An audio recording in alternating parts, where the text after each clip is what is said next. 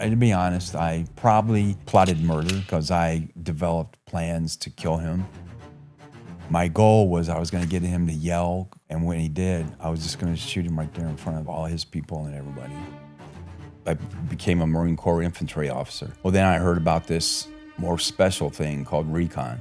And now I'm in Special Forces, which I thought was the most elite. But after I got in Special Forces, I started hearing about this thing called Delta. I got word when I was in Afghanistan that the agency had asked for me by name to be loaned to them to do some preparatory work before the war with Iraq. I was now known as the guy that had a lot of military experience, a lot of our war zone experience, but I was also now being accepted as one of them. Yeah, we got up, immediately started calling in fire, day, night, all the time. Anything flying that had any bombs on it. Everybody by now thought bin Laden's here. We wanted to take part in killing him, so we were in the closest OP to the mountain where bin Laden was. I laugh about this. My instructions were, don't get anybody killed, don't get caught by the UN, and don't accidentally start the war before the president is ready. And we walked out just before Al-Qaeda initiated an ambush on us. They found out through SIGINT that they were surrounding us. And after we're coming through the embassy security gate, suddenly, the ground shakes, there's a deafening explosion. I was standing there literally 2 minutes before that explosion, looking, and there were two dudes in it. I said, if you hadn't found enough yet, there were two guys in it, and we looked at each other.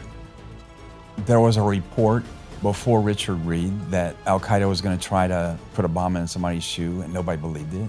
Again, that's a report that what happened to that.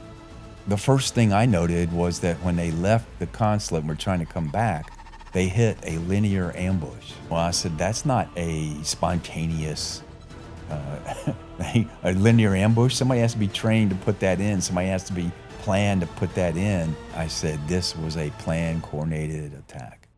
I started thinking something's wrong. I convinced myself that that was my purpose. Yeah, I used to think all those years that that was God's purpose for me. Now I'm older and wiser, and I look back at my weaknesses, and I realized that it never was God's purpose for me, that it was my purpose. I saw that I was not a unified person, and I'm just a frail human doing the best I can. Amen.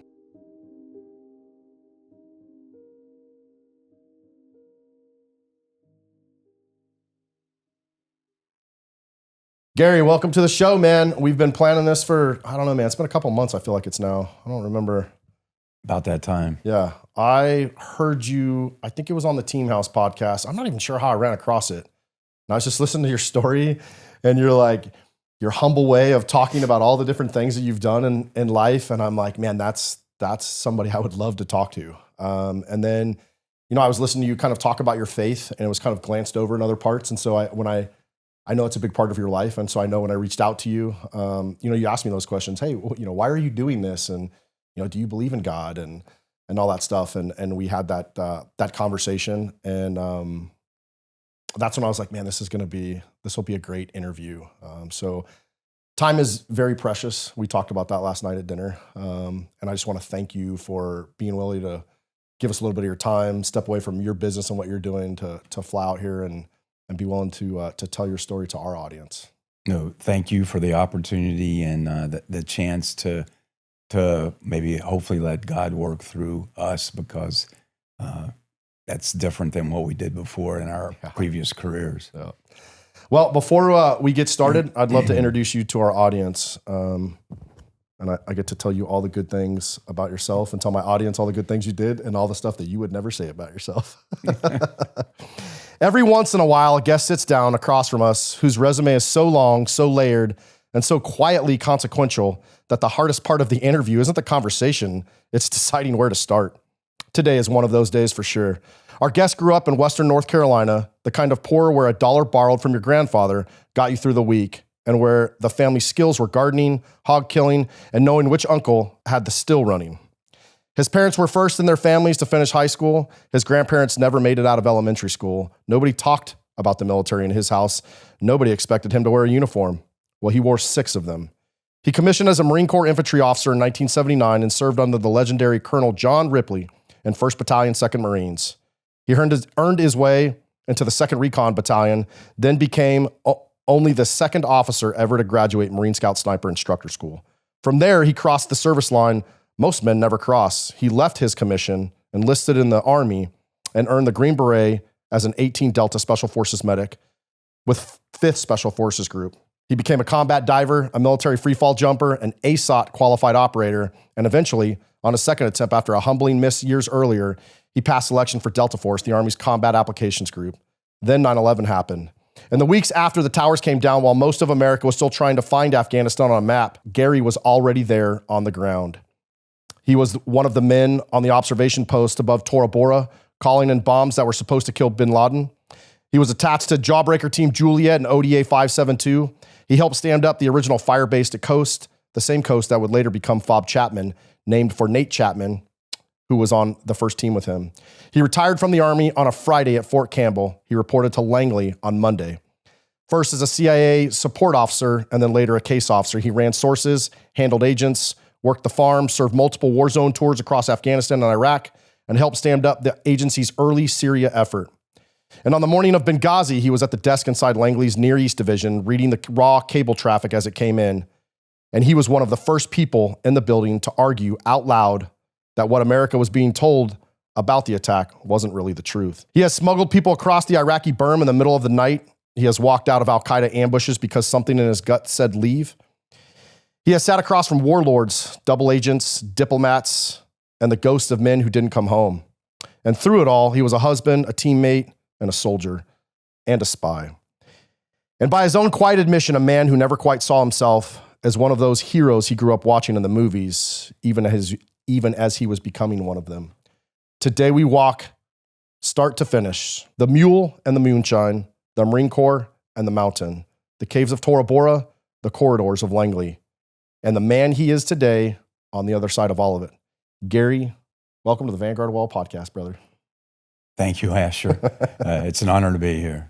Before we dive deep, I want to ask you a question. It was something that you and I talked about in your prep. C.S. Lewis wrote an essay called The Inner Ring. It's in the weight of glory. The whole argument is that one of the most powerful drives in human life is the desire to be inside the elite group, whatever that group is. Not for money, not for power exactly, but for that feeling of belonging to something that most men can't get into. Can you kind of break that down and kind of what that means to you? I think especially for people that have been in elite units, it's a strong driving part of your character and who you are. That desire to, like, for me, I became a Marine Corps infantry officer. Well, then I heard about this more special thing called Recon. Like, oh, okay, I need to give that a try. So I went there, and I went to the Army, and now I'm in Special Forces, which I thought was the most elite. But after I got in Special Forces, I started hearing about this thing called Delta.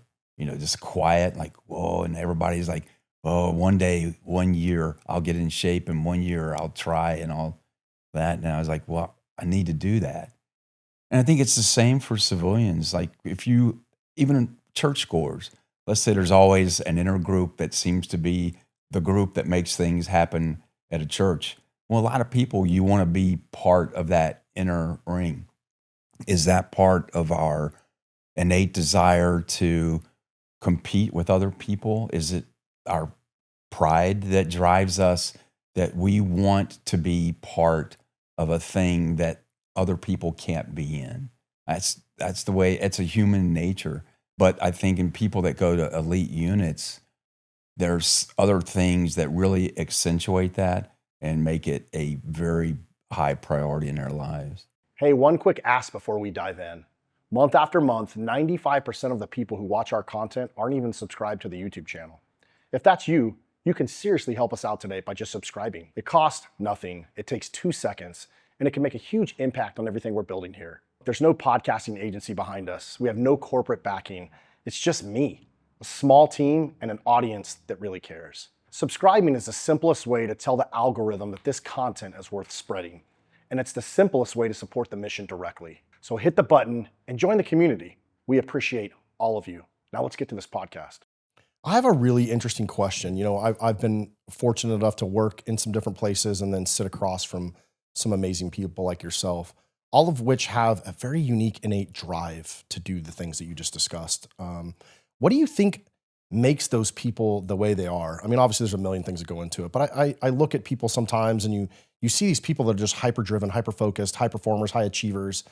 And then, you know, these people that just really don't want much for themselves, or maybe they do, they don't know how to get it, or I don't know, they don't have the driving force. What do you attribute some of your personal driving force? I mean, you've accomplished so much. My personal driving force probably goes back to some stuff we'll talk about later. Childhood, brought up low self-worth, some anxiety issues and stuff like that. So to counter that, so you can look yourself in the mirror, you know, as guys tend to do, we overcompensate, and it can become a drive. And then to do things where people pat you on the back and say, you know, damn, you know, that was something. Those things drive you. But then there's other people, like there's a guy that was in Delta when I was, named Terry. And he just seemed happy. He was driven and a good performer, but he was just like happy. Nothing stressed him out. He was like, I'm here. I'm having a good time. It's just a ball.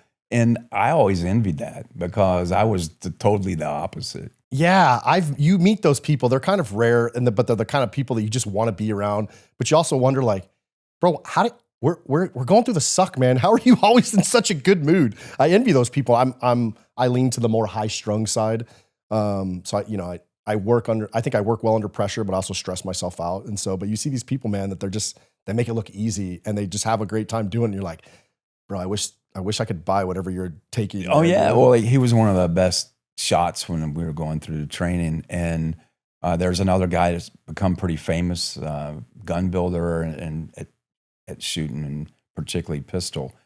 But, you know, the two of them were always running neck and neck for who's the best. Mm-hmm. But the other guy, you know, one guy spent, like me, shooting thousands of rounds a day, but spending my weekends shooting, mm-hmm. working really hard and intensely. And then the other guy just shows up when it's contest time and he smokes it. Hey, and I guess it just goes back to my original question. You know, I think some people are born with certain skills and then learn other skills. And, you know, I don't know. I would love to, I guess, someday analyze, you know, like high performers, high achievers. And I'm sure somebody out there somewhere has done it, but it's just a super interesting conversation. Well, now there's research saying there's a part of your brain that willpower actually helps you fight off the mental effects of aging if you exercise your willpower over something you don't want to do. And people myself, most of my life, that maybe don't feel you have the natural skills or inclination, your things don't come easy, but you overcome that by having a stronger willpower than the people around you. That's great advice, dude. That's great advice. Well, let's get started on your life story. You grew up in Western North Carolina, and what you kind of explained to me, I mean, it was real poverty. Some people come talk about poverty, but I mean, you guys were borrowing a mule to plow the garden. You had relatives that still had an outhouse. What does a kid understand about that at that time, and what do you understand about it now? So I grew up, you know, you're kids, right? I've been in third world countries a lot now. Everywhere where you see kids, doesn't matter, in a trash pile or whatever, they're happy, they're playing. And we were. My family was not, we always had something to eat. Now, my dad worked a full-time job, and he went to that job, but we had to have a garden. We had to share, like with my grandfather, you know, we would either share or take care of a cow and a hog and a garden. And, you know, he had the mule, and we didn't have tractors or anything. Nobody had a tractor in my family. So if we needed to plow the garden, or my dad needed to plow the garden, he'd borrow my grandfather's mule, because he only lived like a half a mile down the road. Mm-hmm. And we only lived that way. I grew up in various places. My parents moved a lot. So I only had like 3 years where we full-time lived on a little tiny farm there close to some land that my parents owned next to my grandfather's. What was it like growing up in those times? Was your family like really strict? Was there like a early morning rise and everybody had things to do to get, to make the house run and to be able to eat and, take care of all these things? My dad drove a long way to get to work. So it was the typical childhood you hear of somebody in my age when it wasn't school time, you got up in the morning, you ate breakfast, you went outside and played, and you could go off down the road to the mountain and stay gone all day. As long as you came back around supper time, that was good. My brother, my dog, the three of us had our adventures when all over. We've spent some time in Western North Carolina, and I thought this next part was funny. Your grandfather got in trouble supplying moonshiners. And a lot of people don't realize, like, moonshining, pretty much a lot of it started in Western North Carolina, especially near Boone County and, Popcorn, Sutton, and all that. So, there's, speaking of the CIA, I think I'm talking to my watch. But what was that?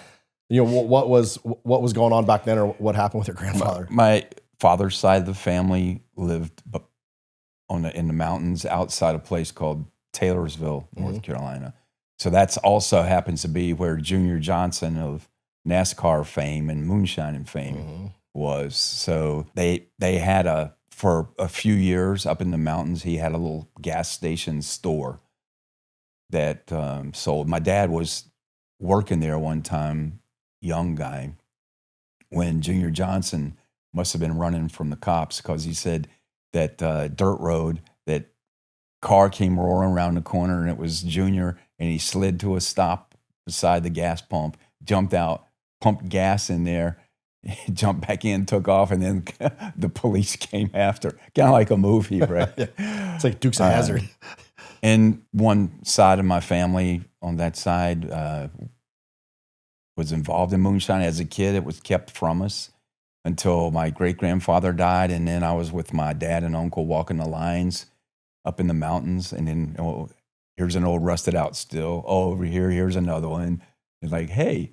And it's like, well, then later I found out that if you grew up around Taylorsville, any of those small towns in North Carolina, and you're come from a poor family like my father, because of the popularity of moonshine and after Prohibition, a young guy like my dad could go to Hickory to the Chevrolet place, and you would get a brand new Chevrolet. My dad at one point had a 52 two-door convertible, and with a balanced and blueprinted engine. And the only thing is that it had a special tank built in it to store moonshine. Oh, really? Now, these poor kids, how are you going to pay that off? You paid it off by making moonshine runs. So my dad did that some. I never knew the extent of it. I know that after he and my mom got married, they were going to drive back to Kansas because he was in the Air Force at the time. And he said, the boys back there want me to bring them some stuff. So she said they were driving in the back of the mountains and went down this dirt road. It was grown up on both sides. And suddenly a guy in a leather jacket and a pistol stepped out and, who are you? And one came on her side of the car and she was scared. And then they looked inside and they go, oh, okay, it's Harrington, let him in. And so she figured my father probably had something a little bit more to do with those folks than he said. But my grandfather, when he ran that store, got to the point that the Burgess boys was the family that kind of were the mafiosos in that little area that ran that he started because he had the store. He could sell them sugar for that to use for the moonshine. And so they got caught in that. I don't know. We don't know what happened with all the court stuff. I knew eventually he got nailed for not paying tax. I was about to say that's all the moonshining ever was about, man. Because you can buy liquor in every corner store, but the problem is, you gotta pay the man, dude. Yeah. We Western North Carolina, for those that you haven't visited, it's really beautiful, but it's an interesting place. That is a place you don't want to end up in the wrong holler or end on somebody's property that doesn't know you. Yeah. They don't always take well to strangers, but it's probably one of the most beautiful places over there in like the Blue Ridge and that part of the. Oh yeah. Well, but I had the advantage for like when you grow up, like, so I, as a 16-year-old, my father said, "Hey, there's some basic skills you need to have." And now my father did not want me to run moonshine, but like he told me to practice, like when it's a lot of moonlight out, practice turning your headlights out and driving without the headlights. He just didn't know you were going to be using that in Afghanistan. Yeah, it's true. Some things do translate into other skills. You describe yourself as kind of like a skinny kid, thick glasses, anxious, and you covered it all up, with a kind of a loud personality. When did you first notice that gap between like who you look like on the outside and what you actually had going on the inside? I grew up, like my grandfather ran away from home at age 13, was a hobo, worked, rode the trains all over the U.S. back in the early 1900s, and worked. So the stories I heard were of big, strong men, and the people admired were people that had physical strength and worked hard. And, I was this really scrawny, blonde-headed kid, and I felt I didn't fit up to those things. So, yeah, that was a gap. So I was always really active, pretty quick with my wit and stuff. So I tried to compensate that way. And then I was a daredevil, so I wanted to. And if anybody said this can't be done, well, then I'm the guy that's going to try it. Just maybe to compensate for not being what I figured people viewed, at least in my family, as a manly guy. Yeah, you failed 11th grade. You clearly weren't stupid. You're pretty smart. Like, what was actually going on, you think, in your life back then? I had. Now I know it as ADHD and anxiety issues. And it got to a point in 10th grade where it started happening, maybe the end of 10th, certainly in 11th, that I would start to go into a class, whichever class it was, and suddenly waves of terror would start coming over. My heart would start pounding. My breathing would get shallow. I would feel like my heart was going to come out. I would be a sharp pain in my stomach. And, then one day, as I got closer to the door, it would get worse and worse. One day I made a right turn and didn't go to class. And as soon as I walked away from the class, relief started coming and it felt good.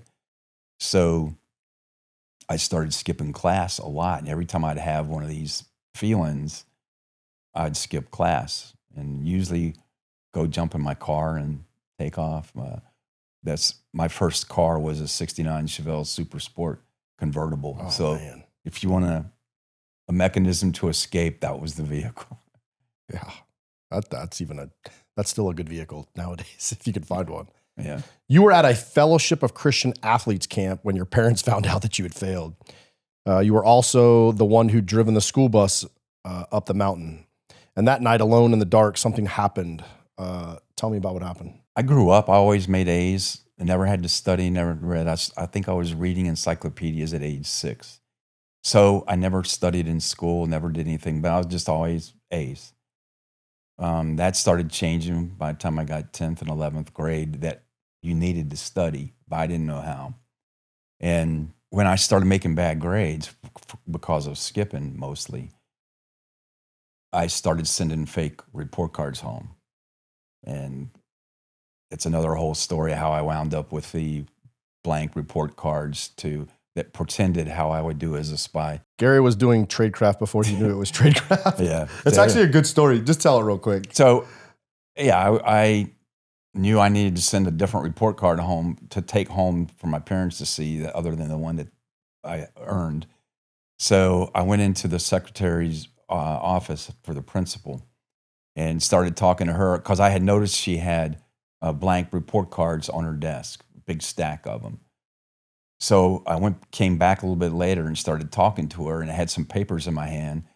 And as I was just, engaging her eye to eye, I threw my papers on top of the blank report cards. And I talked to her a little bit and said, well, thank you so much for helping me. And I picked up my papers and I picked up a few of the blank report cards when I did that and took those back and stashed them somewhere. And then for the rest of that year on the quarterly report card time, I would fill out the report card my parents expected to get and take it home. And then I would forge their signature on the real report card to turn back in school. What I didn't plan on was at the end of school and you're gone and you're out of school, that they take the report card and send the report card that shows all the grades from the year, and they mail it to your home. And they happened to mail it while I was up at a Fellowship of Christian Athletes camp in Black Mountain, North Carolina. And yeah, I had driven the bus. Back in the day when I was in high school, you actually had high schoolers driving other high schoolers in the bus. Can you imagine nowadays? Yes. 17 years old, I'm driving the school bus. And they got an old activity bus to go to this camp. And since I was the licensed bus driver, I'm the guy that drove it up there. But yeah, my parents got that report card. And this is before cell phones, so they can't call me on the cell phone to have that discussion. So I got told, that I needed to come to the camp, the office of the camp down there. And I got on there and took a call from my parents. And it was, in my family, you got, belt whippings and worse and stuff were real common for very minor infractions. So I knew I was cruising.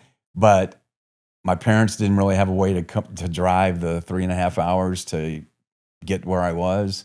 And since I had driven the bus, they had to leave me there, or they had to pull me out. And, it was said, we'll come back and when you come back home, we'll deal with this. Anything else happened that night? Well, so I'm not sure if it was that night or the next night, but that was a big wake-up call for me. I was like, okay, I've been deceiving people. I've been lying. I still never told anybody about those feelings and walking away from class. That's not the kind of thing that men talked about the way I was brought up. Oh yeah. So, you hit all that. So you just had to deal with it. And you're at this camp and I was a believer in Christ and faith, but I'm just not a practicer. Mm-hmm. But you're up there, it's intense. It's the Fellowship of Christian Athletes. We're going through gospel message, and I'm hearing that, and I'm feeling, frankly, I'm feeling really bad about myself and how bad I am. And yeah, probably if we think religiously, I probably thought I'm not redeemable. How horrible am I that I've done this to my parents and all the lying and stuff. So during a night session up there, I was pretty emotional, despondent, probably, to be perfectly honest, probably thinking first thoughts of maybe self-harm, like, why am I here? I've got nothing. There's nothing that really brings me joy. I'm not bringing joy to anybody else. I don't need to be here. And I walked out of the building during a break to a little grove of woods, and I just wanted to be alone there. And I was thinking those kind of thoughts. And I was very distraught. And then, I'm out. I can't remember if there was much moonlight or not. It was just dark in the woods. And I feel at home in the woods at night, And then out of the corner of my eye, like up over here on the left and higher, I saw this little thing that looked like kind of like a bubble, glowing bubble, small. And I was like, huh. How far away do you remember No, it being? you know what? Because of the size, I'm trying to guess when I first saw it, I would say maybe like 30, 20 yards away. something like maybe a little bit closer, 15. But it was small, and it was like, oh, okay. And I was like, well, that's interesting. Why is this bubble here? And I saw it start moving kind of down, and then it seems like started getting a little bit closer. And I was like, well, that's really curious. And I'm thinking, well, okay, how would a bubble be up here on the side of a mountain at night? I went through, is it swamp gas?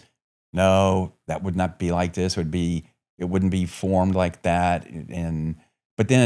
But something about that bubble kind of brought a feeling of peace and maybe some of it was curiosity, because I was like, it distracted me from the thoughts I was having. And I was like, oh.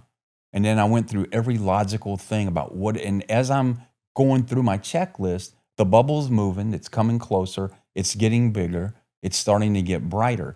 And now I'm really curious. It has my attention. And it's still getting bigger, and it's still getting brighter, and it's still coming lower on the ground. Till suddenly, after I realized there is no way I can explain this, and I'm not asleep, I'm awake outside, and I'm not a wacko person.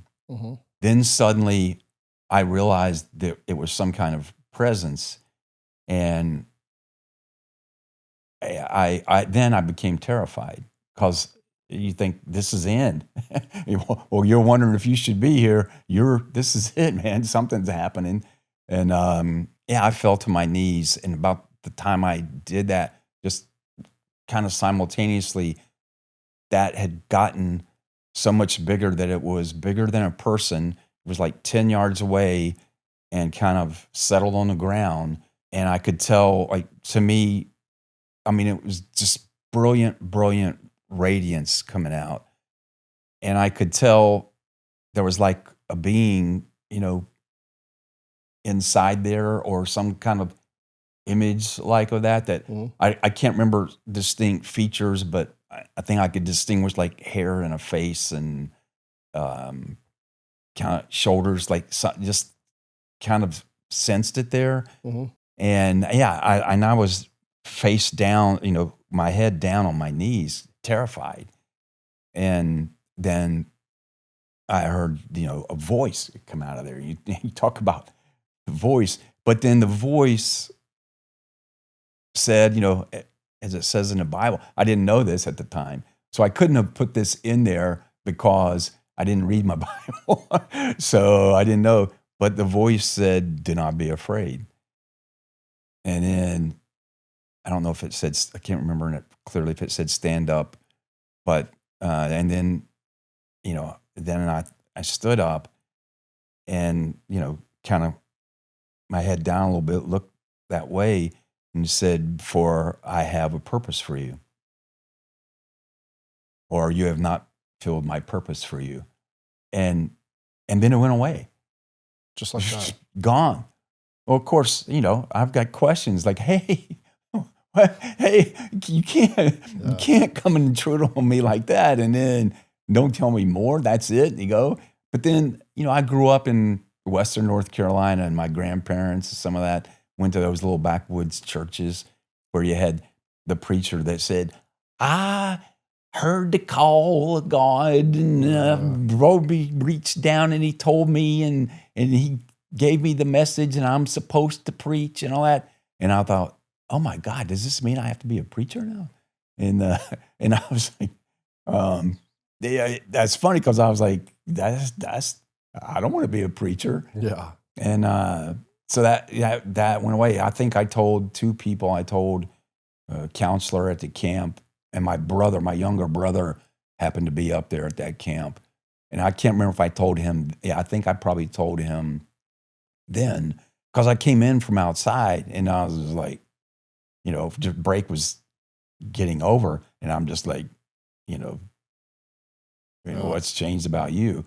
And I would have to say, it'd be nice if I could say from that point, I didn't curse, I didn't think about sex, and I was a good Christian from that moment on. Oh, hell no. The only thing that changed was I decided I can't lie like that, and that I have fears. I have to face my fears. But the rest of me still went on the same way I'd been. Yeah, but that's going to come up later. I mean, that experience obviously has stayed with you for, whatever, 50 plus years. Yeah. And we talked about it on the podcast prep, and that's going to be interesting to watch that play out later on in your life. You wrestled and played football in high school. You were great in practice, kind of struggled sometimes when it counted. Now that you've spent decades thinking about performance under pressure, what was actually happening, you think, in those early years of your life? So that was the anxiety stuff. And then I had some issues. Like, my dad was a loving man, didn't know how to express it. And he couldn't ever compliment my brother and I, so he could only criticize you. So it gets to the point, hey, Dad, don't come to my football game. You just pray he's not, because he's just going to criticize you. And I was really too light to go anywhere playing football, but my skills were good. And so in practice, I did really well. But the time, like, I know I ran halfback for a little bit, they handed me the ball, all that anxiety and performance of people in the stand, and now it's on me and the ball's to me. I was mechanical. I was so afraid of screwing up that I would say, on this play, I need to run 3 steps to my right and then dive to my left. And so I'd be like, so mechanical. And in practice, I was loosey-goosey, slip, slide, could do that. But in there, I was so afraid of screwing up that I was very mechanical. And that's how I was, just initially when I was growing up in like fights I got in. I tried to think my way through and do that. And it wasn't until I, in one fight, just said the heck with it and just reacted that I won. And then, I never lost after that. How did the military kind of come about on your mind? My father served 2 years in the Air Force, but he never really talked about the Air Force. And so military really wasn't on my radar. When I was in college, I was running cross country in college, and some big dude showed up, like 6'4", V-shape, blonde-headed guy. He said, "I'm the officer selection officer, United States Marine Corps."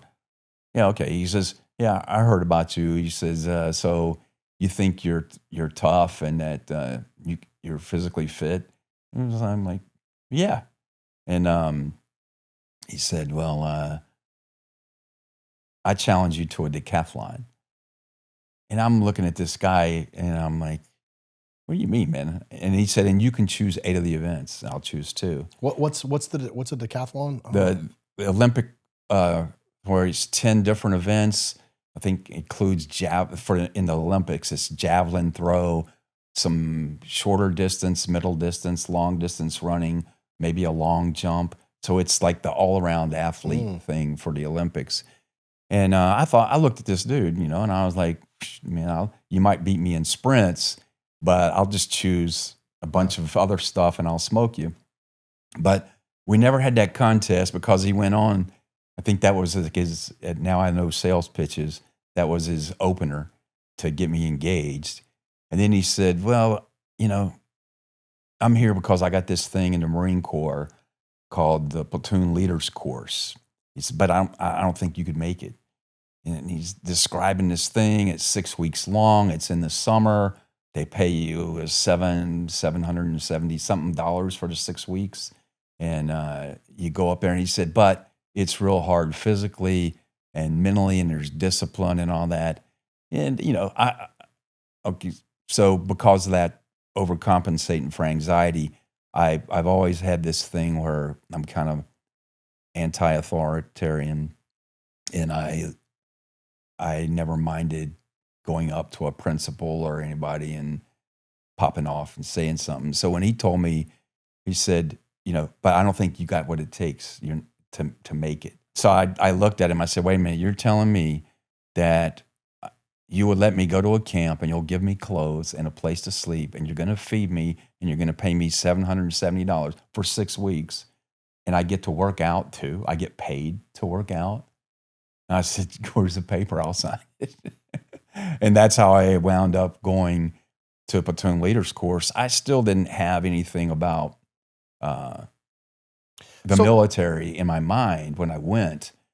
But when I went there, the thing that hit me was, I told you I had self-worth problems with my family and stuff. And when I went up there, one thing I knew how to do was take criticism, verbal abuse, teasing, and physical punishment. We were real good at that. I grew up in that era where when you went to Sunday dinner with the rest of your family, you and your cousins would compare belt whelps on your legs.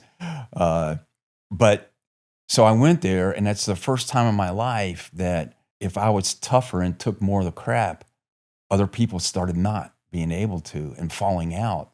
And then, to be honest, it was the first time I could look and say, I'm better than that guy. Oh, I have a worth. And that's when it dawned on me. That's when the whole and then while you're up there, you start hearing about military and about sacrifice and serving. And I loved every bit of it. And then it resonated with me because it goes back to my experience up on the Black Mountain, that I was like, this is it. This is that thing, my purpose, the voice that, because to be a second lieutenant in Marine infantry at that time, beach landings, they told you there's a 52% chance you would die in the first wave. And I was like, see, that's it. This is my purpose, and I can be good at this, and I'm better than people at that. So that's what geared me and motivated me to really, be pro-military. Most veterans have a home loan benefit they've never used. And when they finally go to use it, they get handed off to some slow, out-of-state lender who treats them like a number. The team at New Wave Lending, it's not that. Same-day underwriting, 14-day closings, and they actually pick up the phone when you call. If you're thinking about buying, the link is in our bio. They built a dedicated page for the Vanguard Wall community specifically. Don't leave that benefit on the table. Click the link in our bio and connect with the New Wave team today. That platoon leaders course, I don't know that I've ever heard of like them sending you off and paying you for a couple of weeks. Was that kind of like trying out for the Marine officer program or yeah, so it's kind of like, what's the one called? It's not ROTC, but it's for enlisted to shift to officer. There's a course. Green to gold? That's what we call it. Yeah, like green to gold. So it's 2 6-week things. So I went to PLC Junior 1 the summer of 78 for 6 weeks. And then I passed that. And then I went back the next summer, 79 for 6 weeks and passed that. And if you pass both, then when you graduate school, you can get commissioned as a second lieutenant. So you were you part of ROTC at all as well as this? Yeah, well, I took, because I was undecided when I went to college, and like I dropped out of college for a year. If you were undecided, they urged you to take Army ROTC. So I did. Of course, I was good at what I did. And so ROTC really tried hard to get me, but I've been brainwashed by the Marines, right? Yeah. So the Army's saying, hey, sign up here. We'll make you a second lieutenant now. We'll pay you $100 a month, and we'll help pay for your books and stuff. And we'll send you to airborne school and all that. But I was like, nah. And okay, this was the 70s. So I looked around me at some of the dudes that were in ROTC, and I got to be honest, they were, it was not like what we see now coming back from the global war on terror. But the Marines have always been known for their esprit de corps, and man, those dudes just look sharp. Yeah, and I was like, hell no, I'm sticking with Marine Corps, even though, I mean, the money part and all that sounded really good. Yeah. But I was like, no, Marine through and through.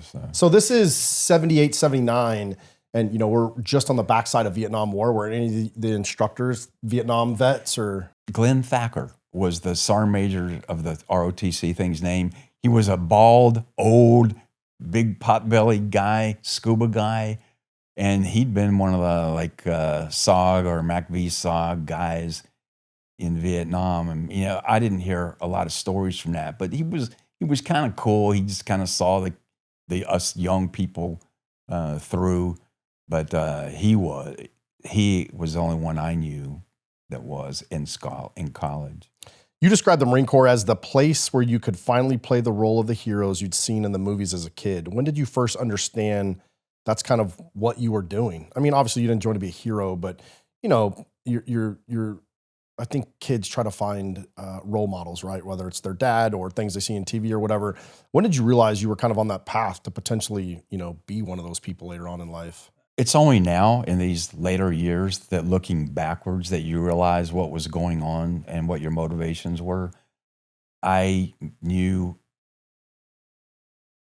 I liked, humility, at first it was being an officer and ready to sacrifice for your country. All those things are the things I heard of all my life. I grew up watching John Wayne and Audie Murphy, and I wanted to be like them. I wanted to be the guy that didn't matter what the odds are, I'll go. I wanted to be the guy that, was the humble, quiet, heroic guy. Now, between the Lone Ranger and Tonto, I preferred Tonto, but my personality probably was more like the Lone Ranger.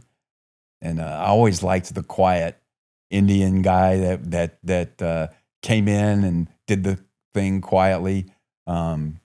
Yeah, but I was a scrawny loudmouth, so I was more like the Lone Ranger. So you got commissioned in December of 1979. You're a second lieutenant in the Marine Corps. What did you think your life was going to look like? Did you have any inclination or? Nah, back then, again, because of the thing in the mountain, I thought my role in life was to go to combat, probably get killed, but I wanted to go out well. And I don't know why I thought that. So when you think that, it kind of gives you license. So yeah, I took chances. I didn't mind going against authority, even in the Marine Corps, which really does not like it. So yeah, but the career thing, I didn't think about getting older, retirement, and those things. It never crossed my mind. I lived for the next few months, the next year at most. That was it. The Marine Corps sent you somewhere most young officers never saw, and what you witnessed there stayed with you for the rest of your career. Talk about kind of your first couple years in the Marine Corps. Second lieutenant in the infantry. It was the old days. This is the days that the 82nd was known as the jumping junkies. Everybody was smoking pot. The military was looked down on. It was a pretty dark time for military, but I was brainwashed. I wanted that pristine, what I learned in Marine Corps training, discipline and kind of atmosphere, and I pushed that. I read as a young lieutenant the book called Yoni. It's about Yonatan Netanyahu, who was the hero of Entebbe, the guy that led the raid. Benjamin Netanyahu's older brother. Mm-hmm. And he got killed, right? He was the only one that got killed by a lucky shot as they were coming off the objective of the Entebbe airport. And, the way he drove his people in platoon, that was me. I was hard. I drove people hard, but I lived with them. I lived for my job. I motivated people. Sometimes I did some sort of odd things, and pushed people.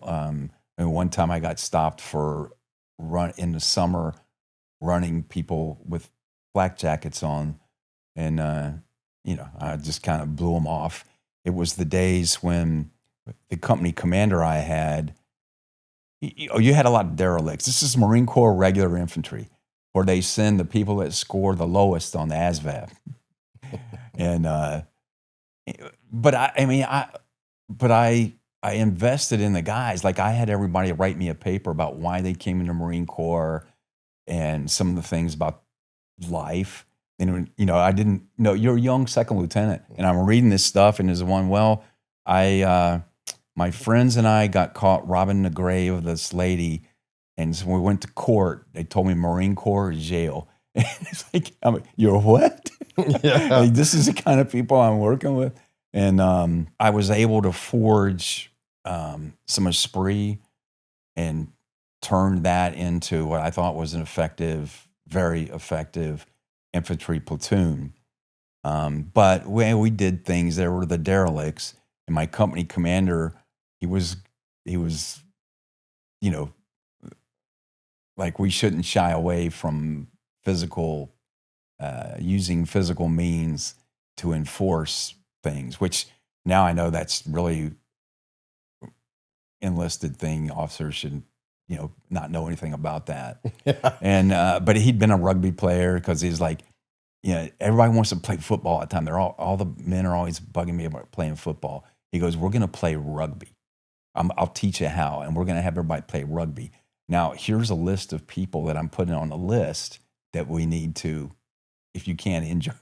And he had people that he wanted to drum out of the, force out of the military. And we, so they were going to use rugby to hurt people? Well, it was a way to, No, I get it. This is the 70s and 80s, man. It was a different world. That's when drill sergeants this is like 81. I think that's when drill sergeants could still put their hands on yeah, but that's what I thought, right? That's in the Marine Corps.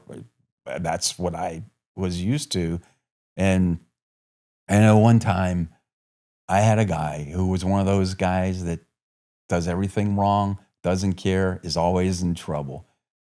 And we came back from a PT formation, I think it was. Everybody's showering. And I remember he was a kind of vocal, didn't hide his anger much, my company commander. And he called for me to come in there. So, I run in there, and he's just come out of the shower. He's got a towel wrapped around him. And he comes at me, and he's angry. He's been thinking about, because that guy did something stupid on the run. And he's like, I think I won't say the name, but he grabbed off his desk a machete, and he held it up to me like this, and he goes, blankety blank, Lieutenant Harrington. He goes, don't come back in here until you can tell me Private so-and-so is dead. And like, okay, what do you do with that? Yeah. What do you do with that? So, okay, I walked out of there. I'm like, daggum, you know what? So I went and hunted down that guy, and I said, you're going to go on a remedial run with me. And we went on a remedial run. And, during there, I used physical means to, it turns out in those days, like, I think the stuff that happened when I was in Marine Corps training, the physical stuff, it's not that you're beating somebody up, right? But you do physical things that humiliates them. And, so. Yeah, humiliation's it's a big tactic. I'll tell too many my own personal stories, but when I first got to my first unit in the Army, I was 18. I was in my first unit. I was going to have my first formation the next day. Checked into my barracks room. I actually went to sleep with my PT gear and my shoes on so I could just get out of bed and go straight to formation. Well, I woke up to somebody knocking on my door, which happened to be my first sergeant. I had overslept. I got paraded in front of the entire company, berated, and then I had to wear a wall clock around my neck for 2 weeks in uniform. I looked like Flava Flav. And I can promise you, I have never been late to anything again in my life. So, whether it works and whether it's, cruel and unusual, that cemented something in my life forever. It does. Well, that incident turned out later because that guy came back. So a lot of those guys, didn't like the fact that I pushed them really hard. And I guess that guy came back and was telling some people in the barracks that night about what had happened. And so he got some barracks lawyers to tell him that he needed to lay in the bed and start saying that he was having hallucinations and his neck was hurting and all that. So then they filed, somebody goes to get help, and then the duty officer of the night gets summoned and comes to the barracks, and they go, well, he's mumbling this stuff about Lieutenant Harrington, like that. And so, it turned into a thing, and the battalion commander it got referred up to the battalion commander, Lieutenant Colonel Ripley, hears of it. And eventually I get told that, you got to go see him. And now I'm realizing that, okay, this could be career ending. But, I'm not going to say that, I'm not going to repeat what the captain told me. I'm just going to take whatever it is. And as I'm getting ready to go there, my first sergeant, who was our company first sergeant, Vietnam vet, and Colonel Ripley's battalion sergeant major, another one of those tall, leather-necked, cropped hair, silver Marine sergeant majors.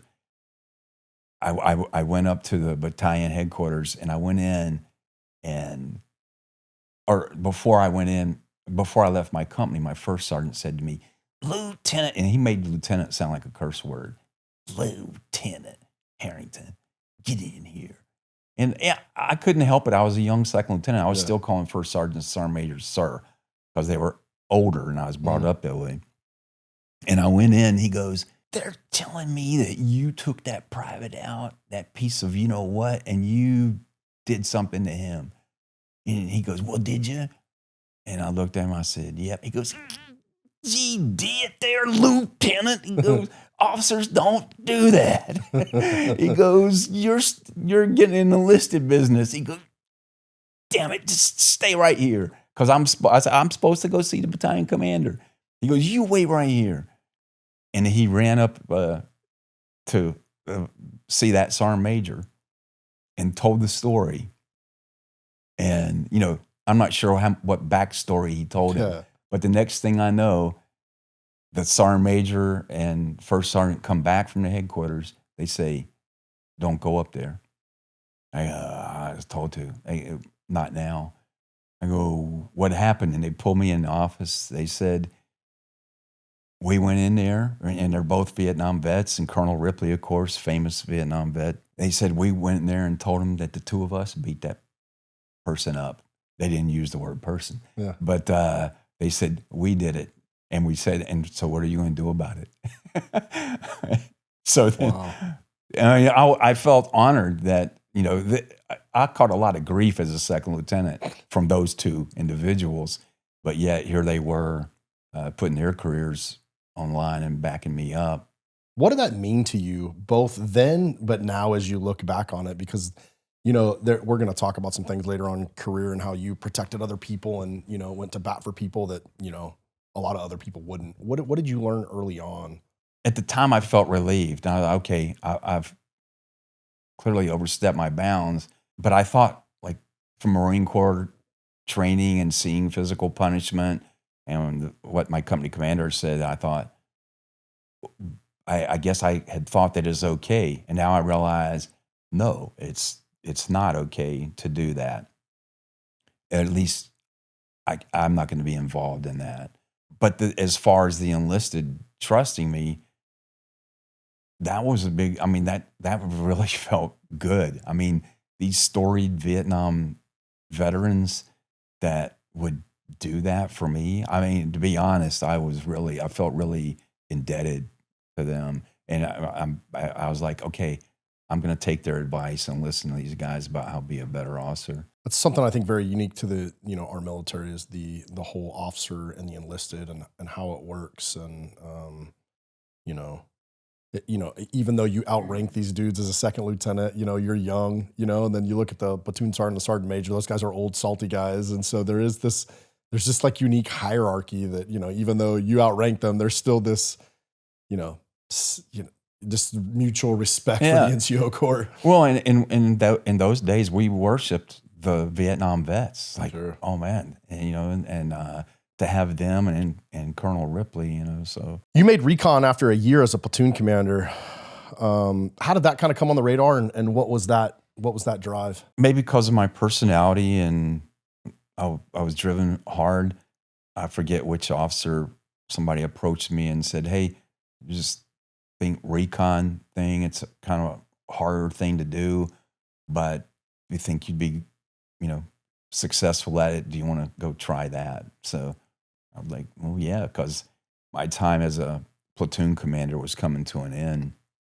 And it's like, get to go be a platoon commander again and do something again that's now more elite, more special. So I was like, okay.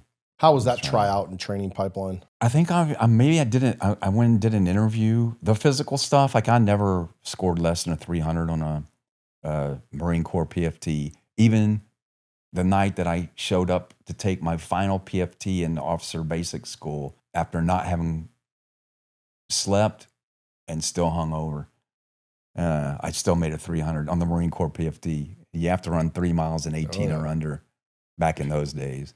But what was the original question? Oh, I mean, just, what was the drive to get to Recon? How did it come across your radar? And yeah, so I was physically fit, just say that way, and really fit. And I'd still running long distance repeatedly. And so I think I did an interview. I can't remember if I did a PT test or not. And then they took you. So I was assigned to 2nd Recon Battalion and then almost immediately sent off to Amphib Recon School up at Fort Story, Virginia. And again, that was, now I go to that school and it's Major Crockett, another, I think, Navy Cross guy, Recon guy from Vietnam. And the instructors, most of them were Recon in Vietnam. So it was a really, really hard school, really tough physically, PT-wise, where you really learned in-depth patrolling, basic call for fire. It built a lot more on top of the tactics that I learned at the infantry officers school. You're, you get back and, your first assignment, I think on Recon was you guys are doing a med float, right? Yeah, after I got back from there, shortly thereafter, we got designated to be the float platoon to go do a Mediterranean float. And that's when somebody said, oh, wow, because you're supposed to be combat ready, and the Marines are supposed to be able to do, at least some of them do combat diving, but they have to have a dive qualified officer in order to do that. So they looked at me and said, you need to go to scuba school. And as hard-headed as I was back then, they said, well, there's 2. We just got to get you qualified. There's 2. There's one in Groton, Connecticut that's run by the Navy. It's pretty easy there. And then you have this 3-week thing in Special Forces down in Key West. And I remember saying, yeah, I heard they got a pretty good PT program down there in Key West. I'll just go there. And the truth was, it was known as brutal, extremely brutal PT down there, and a real hard course. I think dive school, even to this day, is still one of the toughest special operations courses there is. Back then, you did every morning a 2-mile run, and to finish with the leaders, which I always did, that means it's 2 miles in 12 minutes. And then all the other stuff. And back in those days, we still did crossovers, which later became illegal because while you're doing it, people are passing out and they're reviving people on the side, and everybody comes really close to passing out. Eventually, they stopped that. So it was a tough course. What's a crossover? And a crossover. So on a crossover, to get half the people are on one side of the pool, half on the other. You got full scuba tanks on the old twin 72s, heavy as hell. A weight, 16-pound, probably weight belt on. But the air is turned off and the regulator's stuffed behind your buoyancy compensator. So when they blow the whistle, if you're on one side, you're going high. The other side, you go low. You put your face in the water, you push off from the wall, and you swim underwater. The one half is supposed to swim under while the other half swims over. But you cannot break surface until you get to the other wall. And the instructors are surface swimming in the middle, and anybody that starts to pop their head up before, they take them back under. And you talk about the whole panic. It's done to bring on that feeling of panic. So you start feeling that darkness close in, tunnel vision closing in. So you know what that feels like. And it's tough. Diving, scuba diving it's very unique. Me and my best friends, we dive once a year. And so I really, and we normally do like 3 or 4 dives on the trip. But that first dive every year, we get under, I get adjusted, and it's like my body's fighting, and my brain's like, "You're not supposed to be underwater, dude." And then we dove in Cozumel a couple of years, and we dove near this reef where you can look down, and it's the abyss. You can't see it, and I've never had a panic attack in my entire life, but I had a panic attack on that dive and had to surface. And we ended up diving. I was really frustrated at myself, and I actually ascended too quick and almost had a medical issue. And I remember the dive master was, it was stupid. I dove with my contacts on, and the water got in my eyes. It was dumb. But I remember being super frustrated, so I got on the boat and we dove back. But to your point, like, you can panic real easy under the water, especially like your brain can do because you're underwater and you can't hear anything, and it's a completely different world under there. So I always listen to these guys like you that have been to scuba school, and just I can't, you're battling for people, and like you have to really put your body in almost a zen state. Or you have, and it's learning to control that, which wasn't that different than controlling anxiety or trying to. But later in life, I started having issues on that. I've never in my life been claustrophobic. And to be honest, the older I get, the more now I'm like, why would this bother me?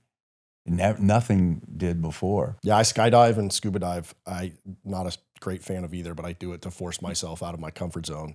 It's the best 2 places to do it. Talk to me about that. You guys are doing the Mediterranean float, and Beirut kind of kicked off. Kind of walk me through, your first arrival and getting your guys on the ground and kind of what you were doing. Med float's supposed to be a 6-month float on a ship when we're the embarked Marines on LSD 34, the Hermitage. And we, you do a few Liberty ports where you go, you do an exercise, get some Liberty there. So that's what the 6 months normally happens. When we were in Rota, Spain, is when Israel was attacking Lebanon back in 1982. It's funny, here we are in 2026, and that still seems to be a still thing. going on, right? So we were asked, they steamed us. We pulled out a rotor real quick and steamed towards Beirut to assist. And we did what they call mod locks. So the ship's just doing squares off the coast of Lebanon for a while. Then the mission came up to do a non-combatant evacuation of U.S., French, and British citizens out of Beirut. Our ship was one of the ships because we were equipped to handle people that went in and brought the civilians on board. That was the first time I went into Beirut. The second time, after we took those civilians to Crete or Cyprus, I can't remember which, we went to Rome and went to Naples, Italy. And then while we were there, we got pulled out short notice to go back to Beirut. And this time it was to evacuate the PLO. Now this time we went ashore and established a presence on shore and manned checkpoints where,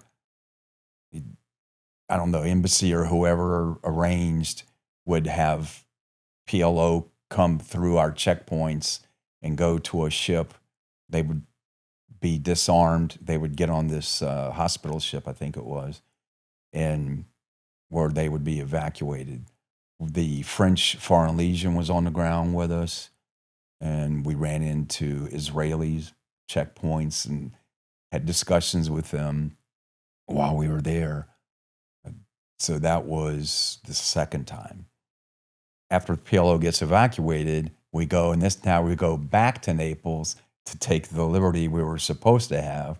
We were there a few days, and as the officer, I was going to wait till towards the end and take my vacation. I was going to go see Rome.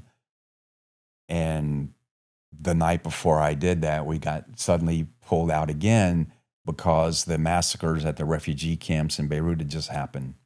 We went back and actually and our guys were like the first ones to go ashore to establish what became the multinational force in Beirut, and which ended sometime after the bombing in 1983. Yeah, you were telling me the story is, I don't know if it was your second or third time going back. They were trying to put you guys in barracks in Lebanon. Yeah, that was when we started the multinational force, is when they took that building over and started moving everybody in there. And that was strong because everybody staying like around the airport in tents and sandbag bunkers. My job at that time, the Recon guys, because we had rubber boats, we were assigned to the beach landing area, just north of the airport. And it was the place where all the resupply boats would come in from the Navy ships to bring supplies. And we lived there. While I was there and they were moving everybody in that barracks, I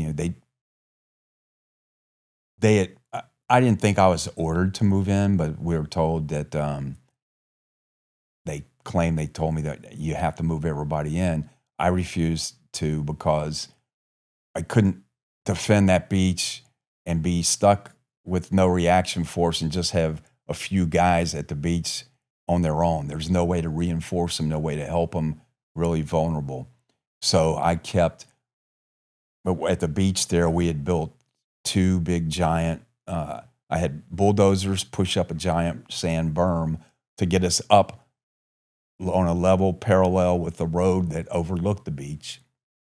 And then on each end, we built giant sandbag machine gun positions so that I could have the M60s face, enflating fire down the road. And when they told me to move in, I'm like, we stayed in a tent down on the beach. I'm not doing that. And I got called on that. But then when I explained to the commander why I hadn't done it, he let us stay. During that time, though, an interesting story that goes along with my history of not caring too much about authority. We're there one time and somebody comes and gets me and says, "Lieutenant Harrington, somebody up there wants to talk to you." And I look up on the road and by one of my machine gun positions, and there's like a limo or Suburban there. And there's some dude in a suit and some guys around him. What's this? And I go, as an American or a Westerner, I go up there and this guy's all, he's upset. And he says, "What is that wood in there?" And sure, we had taken a big giant shipping container made of thick plywood that came in from the ship and put that in our sandbag position, because then we could lift with using 2x4s, lift the lid up and put layers of sandbags on top. So now I've got sandbags on the outside, sandbags on top to protect from overhead fire, RPGs, grenades, basic military tactics. And that guy said, "That's wood?" I said, "Yes, sir." He goes, "Take it down." I go, "What?" He goes, "I'm the U.S. ambassador. And that makes it appear that we want to have a long-term presence here. You take that down." And I looked at him, I said, "You ain't in my chain of command. I'm not taking that down." He goes, "I am the president's representative. You take that down now." And I don't know. I guess I thought I was doing the right thing. I said, I looked at him and I said, "I'll take that down when somebody in my proper chain of command gives me the order to. Until then, no." So, of course, he jumps in his limo. Yeah, he jumps in his limo and they go away. About 20 minutes later, over the radio, I get this thing and it's Lieutenant Harrington. Get that wood down now. One of the many times that, politicians just don't understand. There's always just been that gap, of just politicians and then war fighters. And, that ambassador's getting involved with something based on optics. And that's when you realize the people aren't important. And, and that's going to play on here in just a minute because, you guys were relieved by the unit that was there for the October 1983 bombing. You knew those men. What was that day like when that news broke? This is before GWOT, so the U.S. had not been taking casualties. And for those in the audience that don't know, because there's a lot of younger people, in 1983 there was 271 Marines, I believe. 243. Yeah, you're right. 243 Marines were killed, and it was a suicide. It was a suicide big truck. Like I'm not sure it was a dump truck or delivery truck, but that went through the barracks. They didn't have it set. We were new in the war on terror, so they had guards. But then the word had come, like they stopped letting the guards even have live ammo or magazine in their weapon. First, it was you can't have one in the chamber. Then it was you can't have a magazine in your weapon. So you had guys out front guarding that had to load a magazine. People weren't aware of vehicle-borne improvised explosive devices back then. So that I'm not sure it would have done anything, but that truck went, detonated, and it just collapsed the whole building, killed the 243. There were some survivors. Later, it was learned that the order for that attack came from Iran. Shocker.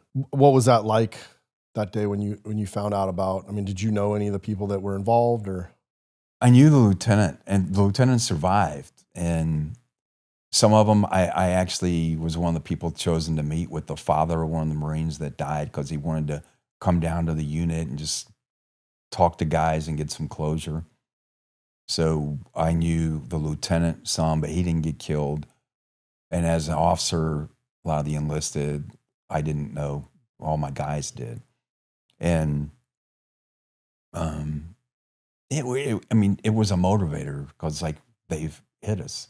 They've hurt us. You wanted to be involved in paying back. And that's the first time where I started, really wanting to, having that desire that I want to be involved in whatever fight we're in. I mean, while you were at Recon, I mean, you went to Marine Recon School, you went to scuba school, mountain climbing school, amphibious recon school. You went to sniper school. You ended up becoming a Scout Sniper Instructor, right? Yeah, so I didn't go to regular sniper school. I went straight to Scout Sniper Instructor school. And it's funny, I shouldn't have gone.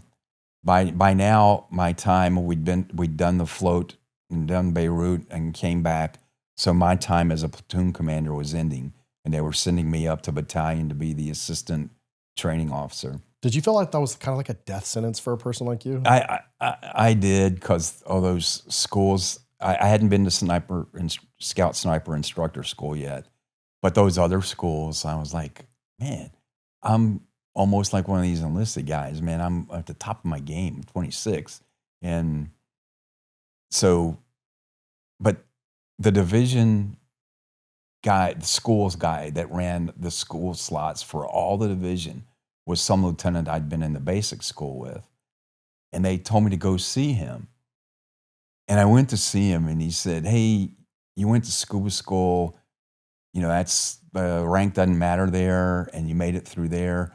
You went to Amphib Recon School, which is not really good for officers, but the reports came back good from you going to that school. And he said, what about Scout Sniper Instructor School? We've not been able to get an officer to pass it. And I said, well, okay. I said, what's the requirements? He said, do you wear glasses? I wore really thick glasses.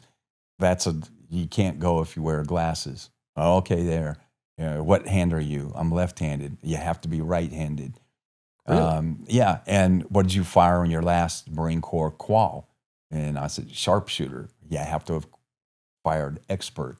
So I had all those three things against me why I shouldn't go. He said, but it seemed like we can't get the qualified people to pass, and you have some way of passing stuff, so you're going. And I went to Scout Sniper Instructor School. How long was that course? 12 weeks, 1983. I know Scout Sniper, that's a tough school, and I would imagine you going straight to the instructor course. Were you required to have a level of knowledge? Were you expected to have a level of like? No. Oh, really? It was everything. And I got to meet, as a second lieutenant, when I went through basic rifle training, I actually met Gunny Hathcock. Oh, really? They had him give a speech to us. Yeah, that was cool. So you make captain. The Marine Corps offers you Adak, Alaska, or Guam. And you pretty much decided you were done. Marine barracks duty, Adak or Guam. And I'm like, what? And I just couldn't see life going on. I had done before that a deployment, a really short deployment to Honduras with the Marine Corps. Jumped on a ship, went down there. While I was down in Honduras, we were near what had been a CIA special ops base where they were probably running like expeditionary airfield where they were running planes. Probably running drugs. Yeah. Running resupply into, I guess, Nicaragua. Yeah. And stuff with Nicaraguas. And I ran into some of the people that were associated with the fighters and spent a night out drinking with all these Honduran guys and, maybe some El Sals.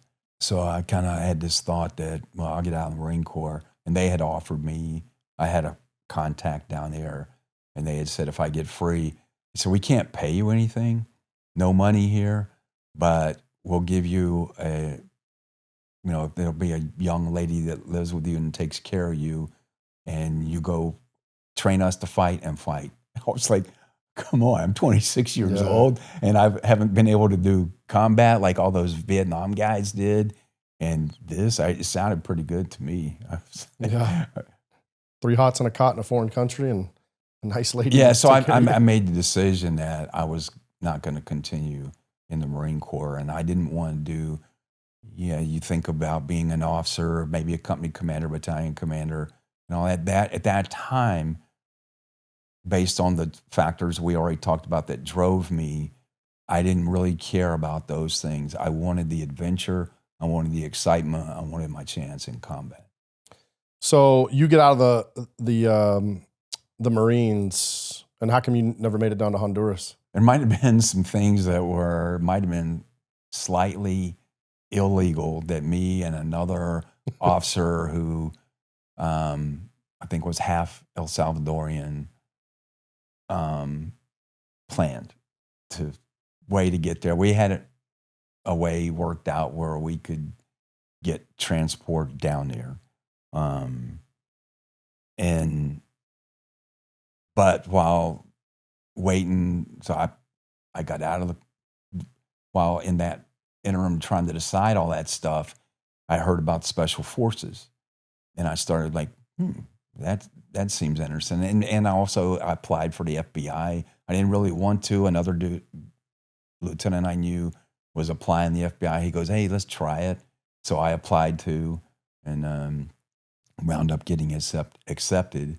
And then when I realized the same reasons I was getting, not going to pursue being an officer, I decided I did not, want to go in the FBI. So I called them and asked to get out of that commitment. And then this Army Special Forces thing, and I was like, wait a second, those are the only guys down in South America that are actually doing anything in the military that resembles combat. Did you run into any SF guys when you were there on that quick Honduran trip? I did not, but the people I were dealing with had been with them, right? So I wanted that. I said, well, that's where the action is, so I want to do that. So I decided to enlist in the Army and Special Forces. That's a unique story we were talking about last night. So because you had been an officer in the Marine Corps, there was some what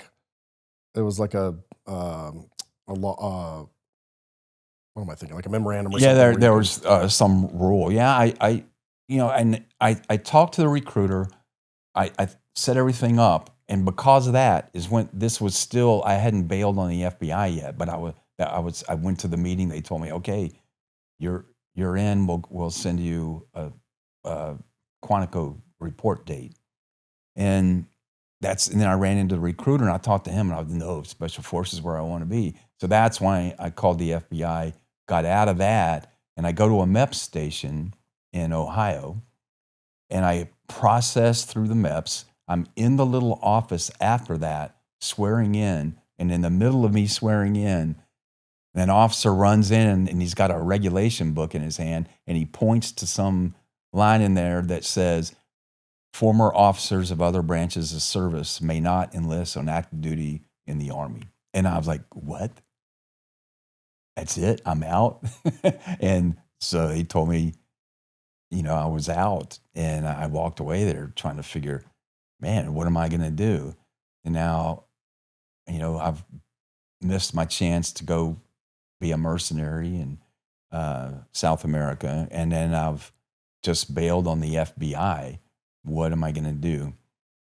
And then I ran across, I don't know if he had been a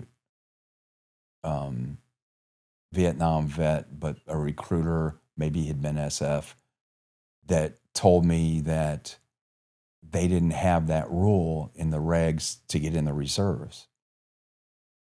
So I went through MEPS again, I went to 11th Special Forces Group, which was up in Ohio, where I was staying with my parents that year. And while I was there, I go to the MEPS again. When I go to the MEPS, I'm in processing, and the Army Reserve said, no, you can just join the reserves and join for Special Forces and then go to training. As a reservist, you just go on active duty to go to training. And if you get qualified, you're going to get the tab and everything. So I did all that, and they sent me to airborne school. Then they said, what do you want to be? Which MOS do you want to be in Special Forces? I want to be a weapons guy or a demo guy. And you go, yeah, we got all them. Everybody's one of them. What we don't have are medics and commo guys. And I did not want to hump a radio. So I said, I'll be a medic. And they sent me to 91B or 91C school, the Army Basic Medical, prepares people to work in hospitals, school. And then I finished that. And then I went up to because you had to get an Army MOS because you weren't in the Army. Yeah, I wasn't in. I didn't think about that. Okay. I had to get a MOS. That way, if you didn't make it through selection. Right. Yep. And so I'll go to selection, and then went to selection, passed that, and then went right down to Texas to the medical course. With all the training that you had done in the Marine Corps, with amphib school and all those other things you'd done, what was SFAS like for you? It wasn't hard. I feel bad saying that because a lot of people talk about how hard that was. And well, but I mean, for clarity, right? I think a lot of people talk about how hard it is because they may have not been exposed to anything. Because I've had a couple people come on here and say it wasn't as hard for them, but those were guys that had already done hard things in their life. So, I guess if you're comparing, 2 or 3 weeks of SFAS to what you'd already done in the Marine Corps, for you, it might not have been as challenging because you already knew how to ruck. You already knew how to land nav. Land nav is the big thing that fails people, rucking. And I was really good at all those things. And I think when I went, it was SFQC, and seemed longer than, it wasn't like a 3-week thing. So, because it was the whole breadth. And then I did that. Well, did you have to go to SFAS first? Like you go to Special Forces? No, I didn't do that. Oh, really? No. Okay. I wonder if that's because of your background. Or being a reserve. I don't know. Or time. Interesting. So I went to that, finished that. And that was for the first time I started hearing people talk about Rangers. And everybody, it's a course. Everybody's trying to game a course. And everybody said, you want to know what to do? Just watch a Ranger. Just watch a Ranger. Follow the Rangers. Be like a Ranger. And all the instructors, in Special Forces is a big deal. And I don't mean to, I'm not trying to cast any dispersion on Rangers. It's a great thing. But to me, Marines and Rangers, kind of the same thing. One says "ooh," the other says "hua," and same haircut, same look. I think one hits a beach, one hits an airfield. But I found I didn't find that true. I found that gosh, the training I've had in Marine Corps officer training and the infantry course, amphib recon school, I'm just as skilled, if not more, than those guys. So that wasn't, SFQC wasn't, you had to do it, but it wasn't that big challenge. How did you take to the medical training?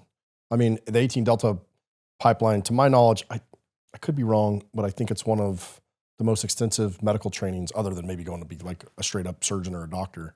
Because I mean, you come out of the 18 Delta course, and all you 18 Deltas out there, you might correct me, but you're pretty close to being a PA. I think you're like a couple classes short, maybe, or I'm not sure how many, but yeah. you're close.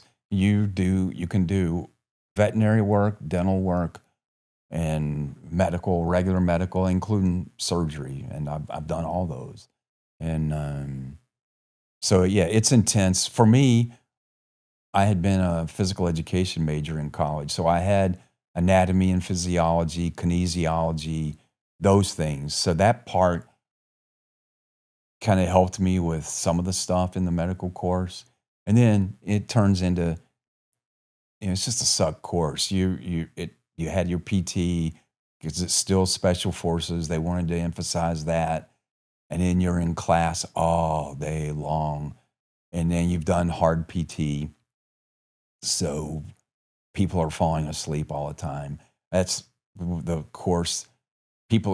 I've fallen asleep in that course standing up on the back of the class and falling forward because you're falling asleep. It was a big test of that. One of the interesting things that happened to me there was that, again, I have this thing about taking dares and not liking authority. And we're there, and one of the instructors, while we'd been going through the course, had been away. They call it ANOC. It's the Advanced NCO Academy for E7s. Yeah, wanting to go to E8. And this guy came back from there. And he was a big, strapping guy. And he showed up, and he said, well, you guys have been having it to lead PT easy while I've been gone. And now I'm here, and I'm going to whip you back into shape, and you this and you're that. And he tried to PT us real hard. And then the next day we were told to show up to PT at whatever time in the morning, that we're going to do a ruck march. And we needed to have, I forget, 55 pounds in our rucksack. And I didn't have any way of weighing it. So, we're not sure. And so while we're in formation waiting, there's gravel where we're in formation. So I just to be sure, I started picking up gravel and putting it in my rucksack. And the guy shows up, and off we go. I'd always been good at rucking. I was, at that time, maybe 165 pounds, lean, but I'd been a distance runner. I was good at rucking. And we went, and I won't say it was easy, but I stayed right. There was a really small group of us that stayed with that instructor, and the rest were behind. And we finished with it. As he marched us in there, where we finished the rucksack, he stopped everybody, wouldn't let them join us. And he was going to write all them in training. You get the good chit and the bad chit. He was going to write all them a negative chit. And the rest of us, he chewed us out, and he said, well, you're lucky because none of you has a ruck as heavy as mine and all. So, but you don't, you can go. And he said, and if there's any of you that thinks you have a ruck as heavy as mine, you can stay here and we'll weigh your rucks. And if my ruck is heavier, you're getting a negative chit. And if yours is heavier, you get a positive chit. And everybody walks away. And I just stood there. And then he looked at me and he goes, and what do you want? And I said, I think I'll take you up on that there challenge. And let's go weigh rucks. And mine weighed more. And he was a big strapping dude. I think people don't realize, a 65-pound ruck on a 180-pound guy is a lot different than a 60-pound ruck on a 220-pound guy. Yeah, one of the things we glanced over, when you got out of the Marine Corps, while you were waiting to go in the Army, you were you were trying to join the agency, and you had kind of like gotten through the process, and you were waiting to actually get a job, and they actually sent you to the 18 Fox course while they were waiting to hire you. Yeah, and going through the SF course and the medical course and all that, at some point, I think somebody I'd been in the Marine Corps with got in the agency and heard about me doing all this SF stuff, and they contacted me in those days. I guess they still do. There was a paramilitary guy from the agency at Fort Bragg, and he contacted me, and I started the process of in process into the agency. Because again, I was like, wait, I'm going to be a reservist. I'll do this agency paramilitary thing and do that. So I went through all that, and that's why I was staying at my parents' house in Ohio, because I was just kind of hanging, getting qualified, waiting for that paperwork to go through.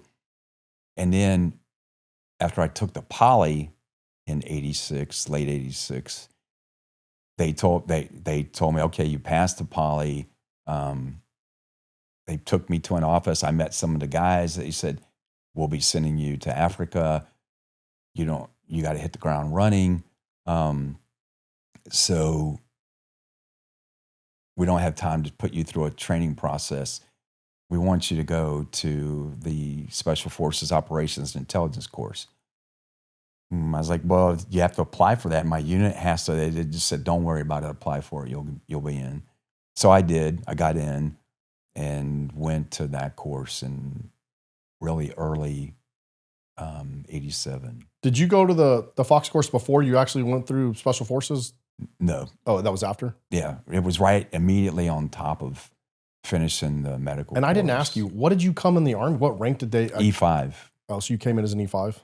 What was that like, going from being an officer to now you're a buck sergeant? I was, okay, I loved it, because the movies I saw, I saw how drill instructors were, and John Wayne in Sands of Iwo Jima. And I thought, I've had all these, my hands tied because I've been an officer. And now I'm enlisted. Now I can be the guy, and I won't be the Long Ranger. I'll be the Tonto. And that kind of didn't do well, because I thought, well, now you're enlisted means you're supposed to use physical stuff. So when I switched and went to the Army, I'm in 91 Charlie School, which is first time I've ever served with women. A bunch of 18, 19-year-old, just graduated basic, coming to their AIT to get their MOS. And I'm expecting Marine Corps type stuff. And now I'm a sergeant, so I actually started out as being second, not in charge of that platoon I was assigned to, but the assistant, because I was a reservist. Mm-hmm. There was another dude that was a Spec 4 that was maybe promotable, that was active duty, that was put in charge. Well, he was, what we would not call a stellar individual. And the platoon was getting in trouble all the time. The instructors were on our ass all the time. And I had enough of that. I was like, now I'm enlisted. So I think now you can do what you need to do. So he stayed in a separate little room from the rest of us. We're all in a big barracks room. And I went to his room and I started giving him a hard time. And he started telling me, because you got to change the way we're doing things. And he started trying to pull rank on me. And I guess, I'm not sure if I lost it or what, but I put him up against the wall, slammed him against the wall a few times, choked him out. And I think I was just wall-to-wall counseling. Well, yeah, wall-to-wall. And then I remember holding his throat and watching as his eyes would glaze when I'd squeeze, and then let it up, and then they'd start coming back and squeeze it again. And I don't know why, but I did that. And then I walked out. And of course, he took himself downstairs and reported to the cadre what had just happened. Next thing you know, I'm getting called down to the cadre, and they're going, Sergeant Harrington, what is going on? And, my language was a bit coarser back then. And I'd been an officer in the Marine Corps. And I was like, well, I'm sick and tired of us doing everything wrong and getting yelled at and nothing being done right. And he can't do anything. And I am, I'm not going to take it anymore. I'm an E5. I should be in charge. So they put me in charge. They told that guy, you're out. He's in charge. And he tried, he threatened to take action or file some kind of papers. And everybody, I was older than these other kids, right? So, and I think kind of some mistakenly started thinking I might have been a Vietnam vet, and that they started thinking like maybe he's a little he's a little off, a little off from his combat time, and they put me in charge, and I ran it like I always wanted to be as a Marine. Man, I first thing I did, we started winning all the marching competitions, and everything was going well. It was like a dream to me. I get to be that NCO now, and I was in airborne school my first time as an NCO, and I can remember, I got in trouble when I ran that platoon a few times because of my means of punishment were swift and physical, and they would try to, look away, and then they'd call me in and, hey, Sergeant Harrington, this is the Army. We can't do that. You can't do that. You can't put somebody at parade rest in a corner and leave them there for an hour facing the wall. And I'm like, it's dehumanized. And I'm like, really? It was a kick for me to be it on the other side. How I always, as an officer, was jealous of the enlisted. And now I got to kind of, do some of that. When did the whole Delta Force thing come on the brain? I think you had told me you ran into 2 Delta Force dudes when you went to the Fox course, and you hadn't. How did that come on your radar, or did you learn about Delta from those dudes, or was that a well-known thing? I hadn't heard. It was 87, and I hadn't personally really heard of Delta. And then while I was in the training, there were a couple guys that stood out in that course, O&I course, a little bit different. And I got to know one of them pretty well, named Ray, and turned out he was a sniper over in Delta. And we didn't talk a lot about it. And he was just, I liked him better than most of the other guys in the course. And in the final exercise, he and I were sent off to do something separate than everybody else. And so got to know him.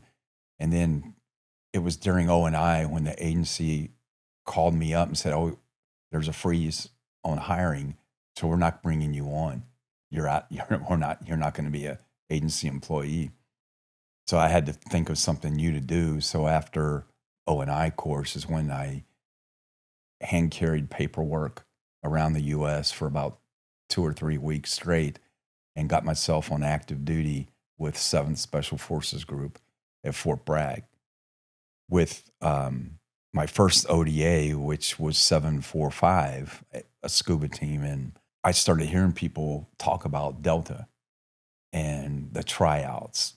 And you're on a team, and guys would say, and we're a scuba team. Scuba teams are the most fit teams of SF teams, particularly when it comes to the running.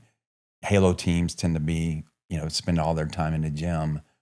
Scuba teams, because scuba school involves a lot of running or quick running, they're known as the best runners, and PT was always a big deal. But yet the guys on the scuba team were, one day I'm going to train and get in shape and go do Delta tryout. I don't know if they still have it in those days at the main gym on Fort Bragg was a running track. And one weekend, maybe a month or every other month, I guess some guys from Delta would be there from recruiters, and you could show up and take a PT test. And if you passed that PT test, then you did some other tests, psychological profiles and stuff, and you could actually apply to go to Delta. I just kept quiet. I'd hear people talk, but I don't like to say something, I'm going to do something, and then it winds up you don't do it. So I never said anything to anybody. And I didn't do any separate training. I didn't know what this PT test involved. I just one day skipped PT, which I never did. Skipped PT with my team and went to that track and showed up and did the Delta tryout thing, did the PT test and the other test, and made it through that part. Then they check your records, I guess, and stuff. And then eventually I got an invite to go to selection. You maxed every PT test you ever took. You were always one of the fastest runners on any team. And the one thing that genuinely humbled you at your first Delta selection was some of the PT stuff. Walk me through that, like first attempt. Yeah, so the PT part wasn't hard. I had always, as a Marine, had to work harder on pull-ups and push-ups than I did sit-ups or running. But I figured out how to max those and did that. In Delta, the mechanisms are, we had PT. The PT, I know there's been a lot of talk on podcasts about what happens at Delta selection, but I'm not going to, I encourage people, hey, go find out for yourself. Sure. Don't game it. Just go and do it. But the PT itself wasn't hard, but the rucking is hard, and you don't know, there's no time standard given. So you're pushing yourself, there's some invisible time standard. You're pushing yourself, against the elements, against the terrain, having to navigate, and it gets harder and harder as time goes. The weights get harder, the lanes vary. And for me up there, I was motivated to go to Delta selection. The first time in my life, I thought that I'm going to train extra hard. I know you have to be ready to ruck. So in the 3 months leading up to that, I teamed up with another guy, and that was going to go. And we were every other day, 6 days a week, we would run every other day on odd days, say 7 miles, and then go lift some weights, and then go to a building on Fort Bragg that had a multi-story building and put a 50-pound ruck on and do stairs for a while. Then the other days, I was rucking with 50 pounds on 13 miles. What I didn't know, because I'm just motivated and pushing myself, what I didn't know or pay attention to was I was already really thin. But now I'm losing body fat. I'm losing muscle mass. And I think I'm really ready. And I show up to selection and go through it. I did well the first few days. Or no, I did not do it. The very first day? First day or second day, I had what you call a bad day. I got dropped off. I started over some rough terrain. I went through and I'm navigating. I've always done really well at land navigation, but I kept having a problem and I couldn't get things on my map to match up. And I would retrace and reshoot and re-go, because this is one of those where it was a leg. I needed to use my compass and couldn't just terrain associate. And it wasn't until I'd been at this now several hours that I stopped and looked and did a circle, and my compass didn't move. I had a broken compass. And I'd never in my life, my military stuff had a compass that was broken.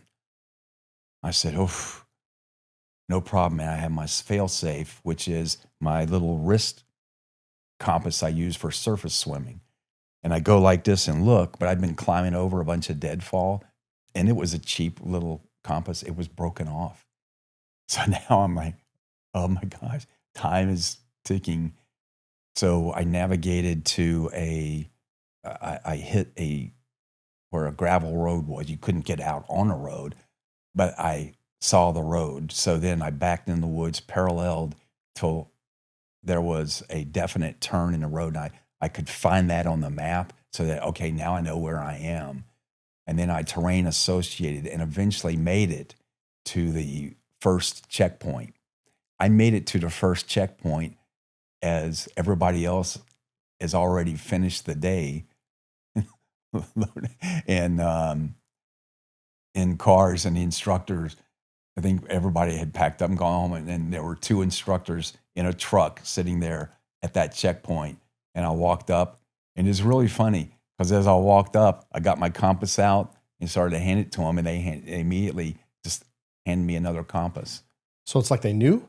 Yeah, and sometimes I wonder, like, no, they wouldn't have. Was that part of the test? They wouldn't have. Yeah, but I don't think so. But I think people by that time knew I could navigate. That's what I'm saying. They knew your jacket, they knew your background, and right. Yeah. So and then I thought, well, I'm done, man. It's over. But they told me, okay, your next point is, and they gave me another point, and I was like, oh, maybe I'm not kicked out. And maybe now I look back on that and go, was that a test of, how much do you have down deep? So I went off and, went to made it to the other checkpoint. And then they put me in a truck, and it wasn't over for me. I'm still in, and I had a really good day the next day, smoked everybody. And, then the next day it was a difficult day for me on navigating. I wasn't at the leader. I was somewhere, I thought, middle of the pack. The way that worked in those days, they put you in little groups, and when enough of you were collected, they put you in the back of a truck, seal it up, and pickup truck, and so you can't see where you're going. They drive around. If the truck stops and you're in the woods at a camp, you're still in it. If they open up the doors and you're back at Camp Dawson, you're out. And I heard us hit pavement, and that wasn't a good sign. And then it opened, and the commander of selection was waiting out by the back of the truck, and they call you out one at a time. Says, for you, Sergeant Harrington, the selection is over. But he said, we saw some good stuff in you and all that, and if you want to come back, you can come back. I say, okay, when's the next one? He said 6 months. I said, I'll see you then. What was that like for a person? I mean, at this point in your career, you haven't failed anything. I mean, you've gone through some really tough courses. How did you take this first setback in your career? It was hard. I was like, what? And then, but I kept going. I tried to, you try to guess, like, well, what's the criteria? Where was it? And I kept going back that day that I had that screw up probably sealed it, and then they let me do more to see what I had. And I don't know, but so I was really determined. But when I got home, I think I didn't learn my lesson. I got home, it was it was Halloween, a couple days after I got back. There is a photo I still have of me and my stepdaughter. I'm helping her do a jack-o'-lantern. And when you look at that, I looked like an Auschwitz victim. My neck was all drawn in. I had still scratches from going through briars all over my arms. And then I started backing up and realizing that I overtrained. And when I looked at that, and there were other guides there, this is before we had the supplements that we have now to choose from. So people were the guys that had some scoop were there. I had see guys mixing Karo syrup and water and drinking it to try to get in enough calories. I determined when I went back the next time. So one, I didn't overtrain because I say I'm going to show up there in shape, healthy, happy, and a little fat. That might not be the case. Most people, I think it's the opposite way. I did, and I knew more, so I had bought some kind of marathoner's supplement back then. It was just a super horrible tasting, high calorie supplement. And I said, okay, I'm going to take this at night and force myself to get those calories in there. Did they allow you guys to have stuff like that, or? Yeah, you could have that. And yeah, so I went through it. I tried to relax more. I've always been good at rucking and enjoy being in the mountains. So I tried to enjoy the scenery. It was spring. So we relaxed, and then I made it this time. And when I finished, the same commander said, what did you do different? How did you train harder between the first time and the second time? I said, I didn't. I trained less. That's not what they wanted to hear. Right? Yeah. But I said, no, and I explained why. But what did he say about your explanation? What did he want? Did he say anything about your explanation when you told him, He said, okay. Yeah. Guess whatever you did worked. Yeah, it worked, right? When you were in OTC, you described firing more rounds than an entire infantry company. What does that volume of repetition do to your relationship with your weapon and your nervous system, as well as, that whole muscle memory thing? I'd learned pistol as a Marine Corps officer and shot 45, but you don't shoot much. So I really learned to shoot pistol in Delta OTC. The first thing you do is just dry fire forever. And then slowly you just build. I tended to be mechanical and really deliberate and slow about my shooting. As much as we shot and as sore as you would be, in those days, you could get rounds to take to a civilian range from the unit. So I would take rounds and go to a civilian range and practice on the weekends. But I really, really wanted to be good at it and master it. And I think for Delta, I was an average shooter. I never, and you get better and better just by the volume of rounds that you're putting out. Rifle wasn't hard. That one comes quicker. But the pistol, I really, really had to work on. What do you think, as a person who had already been through a ton of training, what did OTC give you that you didn't already have, you think? I think one of the things that sets, to me, Delta apart, Special Forces to some extent, but especially at Delta, from everywhere else. Let's go back to the blue light days, that you had a bunch of squared away NCOs, and they were basically turned free to use their imagination to come up with the ways, the techniques to use for to take different objectives, the shooting techniques, some of the equipment, it was just where training, for me, all that stuff I wanted about, hey, we're shooting live rounds beside each other. This is as close as you can get to combat. There's no play it. It's all just like it was real.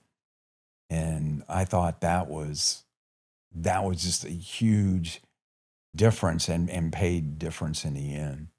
Yeah. Delta has a particular culture. Excellence expected, rank almost irrelevant against demonstrated incompetence. What did that culture do for a man who had been chafing against range structures his entire career? I'm not sure I felt that at first because I was an OTC student. Mm-hmm. The goal as an OTC student is you got to make it through and meet the requirements and get to a squadron. So, and I'm learning new skills. The PSD training for personal security, some of the other training, that was all new to me. And yeah, so I was just focused on that. But, I didn't finish that OTC. Yeah, but once you made it through the second time and you get into the unit, Yeah. what was that culture like for you with all your background? I mean, the Marines are very structured. SF is kind of the other side. I'm not saying SF's not structured, but it is that, it's that different, you're an adult, go be an adult type thing. And then what was it like to get to the unit, which is almost like a hybrid, I think. Everywhere you go, and I think the more elite, the more, when you show up, you should keep your mouth shut and just learn.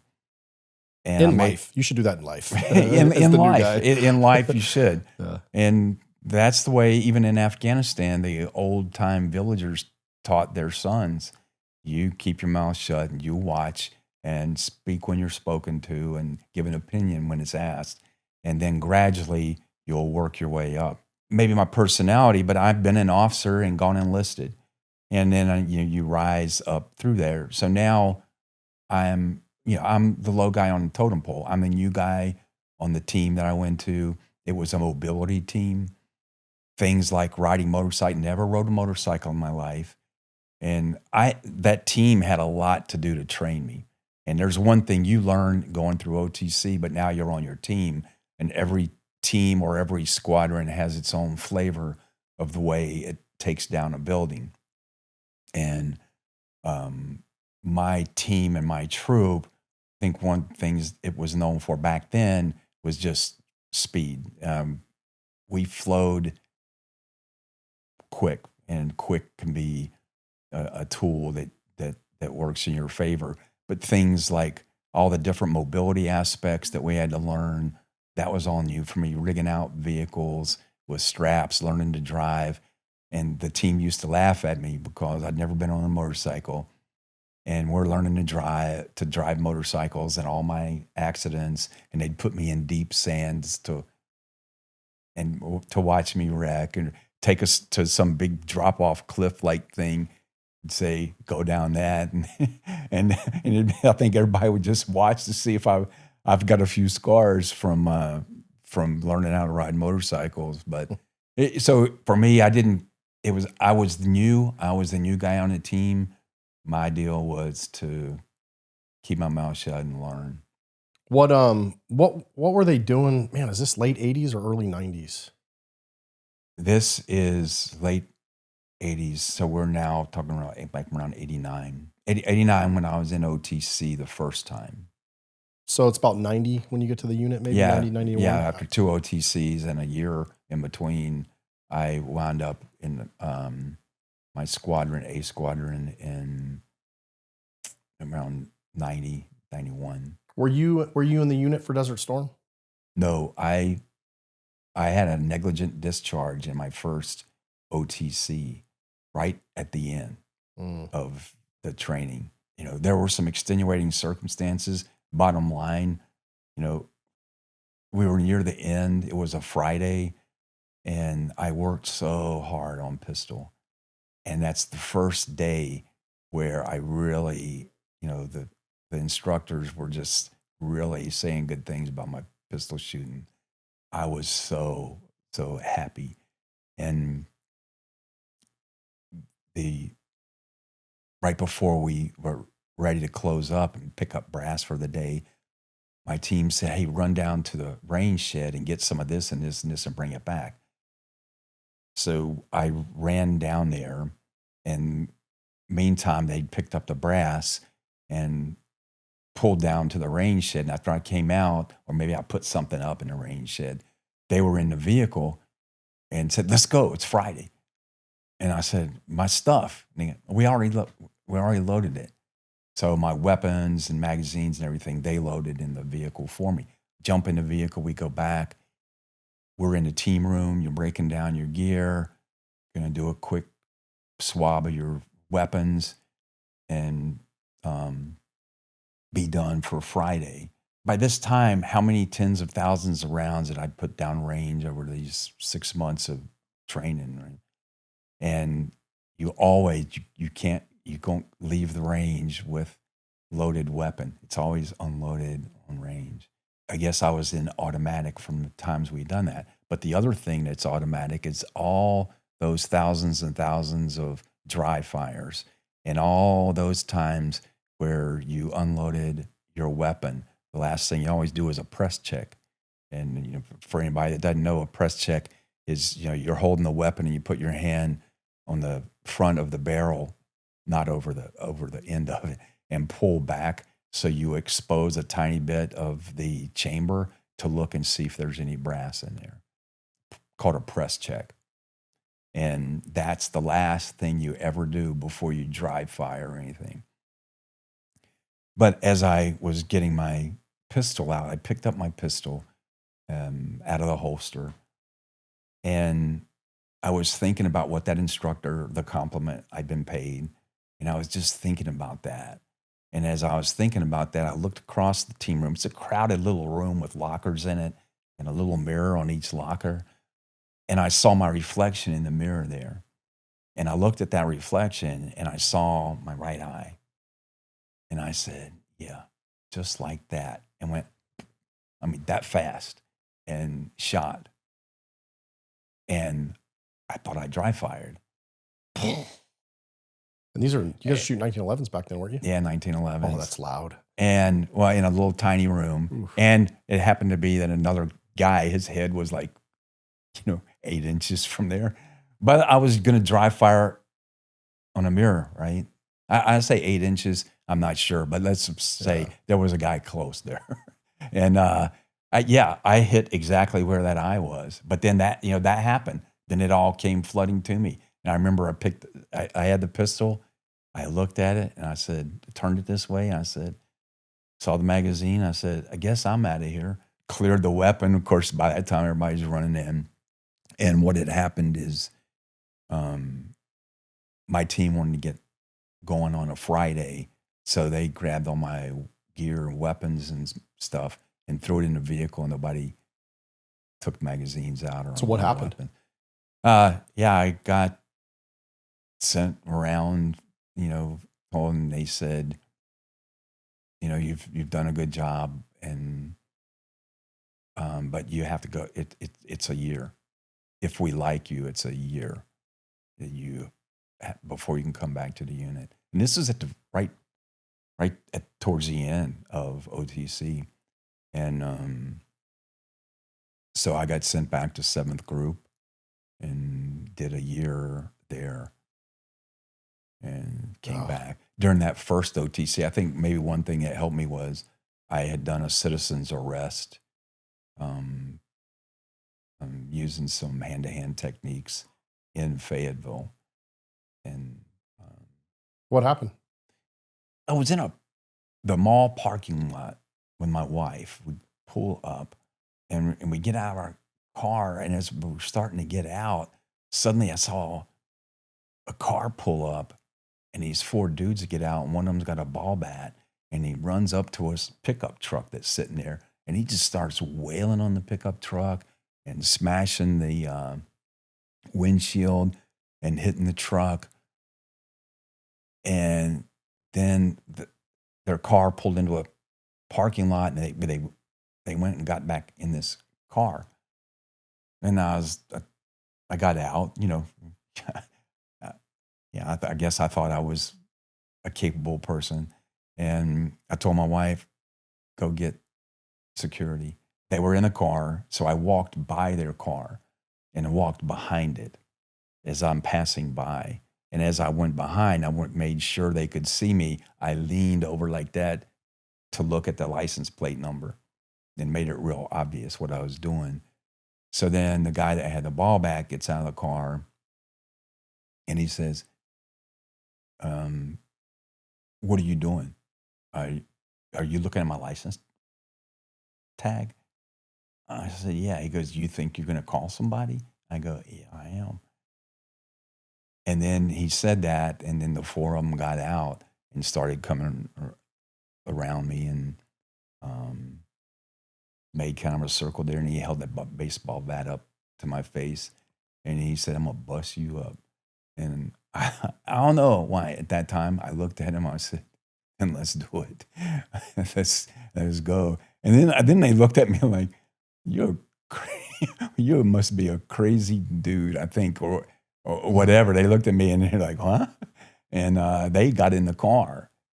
And now they're trying to back out. Now, as they're doing that, up comes a car that says security on it. And 2 security guys get out of the car and go to the side of that car and try to stop it and get the guys out. One of the security guys was a very large, overweight guy, and the other guy was an older guy. And let's put it this way, the guys in the car were trying to get out. They're trying to hold them in. The guys in the car are punching on them. It looks like it's going south. And by now, a little crowd is gathered out in the parking lot. And everybody's watching. And cause I'm in a secret training in this secret unit, I need to meld back in the crowd. But then it looked like the guy couldn't get his bat out of the car yet because the door was jammed, but he was, they were punching on the cops and he was the leader.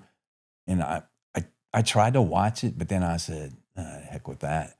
And I said, I'm making a citizen's arrest. I didn't know what that was. Mm-hmm. And so I jumped out and I did one of the, they call it PPCT techniques, the one where you smack somebody upside the head and then you come around and come under their nose and trap their head. And I had the guy that had the bat. He started screaming and yelling, and I controlled him and started applying the pain stuff and told him, when he got still, I'd make it quit hurting. And yeah, then it all goes, and it wound up going to court. Then I got asked, well, will you testify in court? Well, now I have to go to my unit and say, hey, I got involved in this thing, and now they want me to go to court.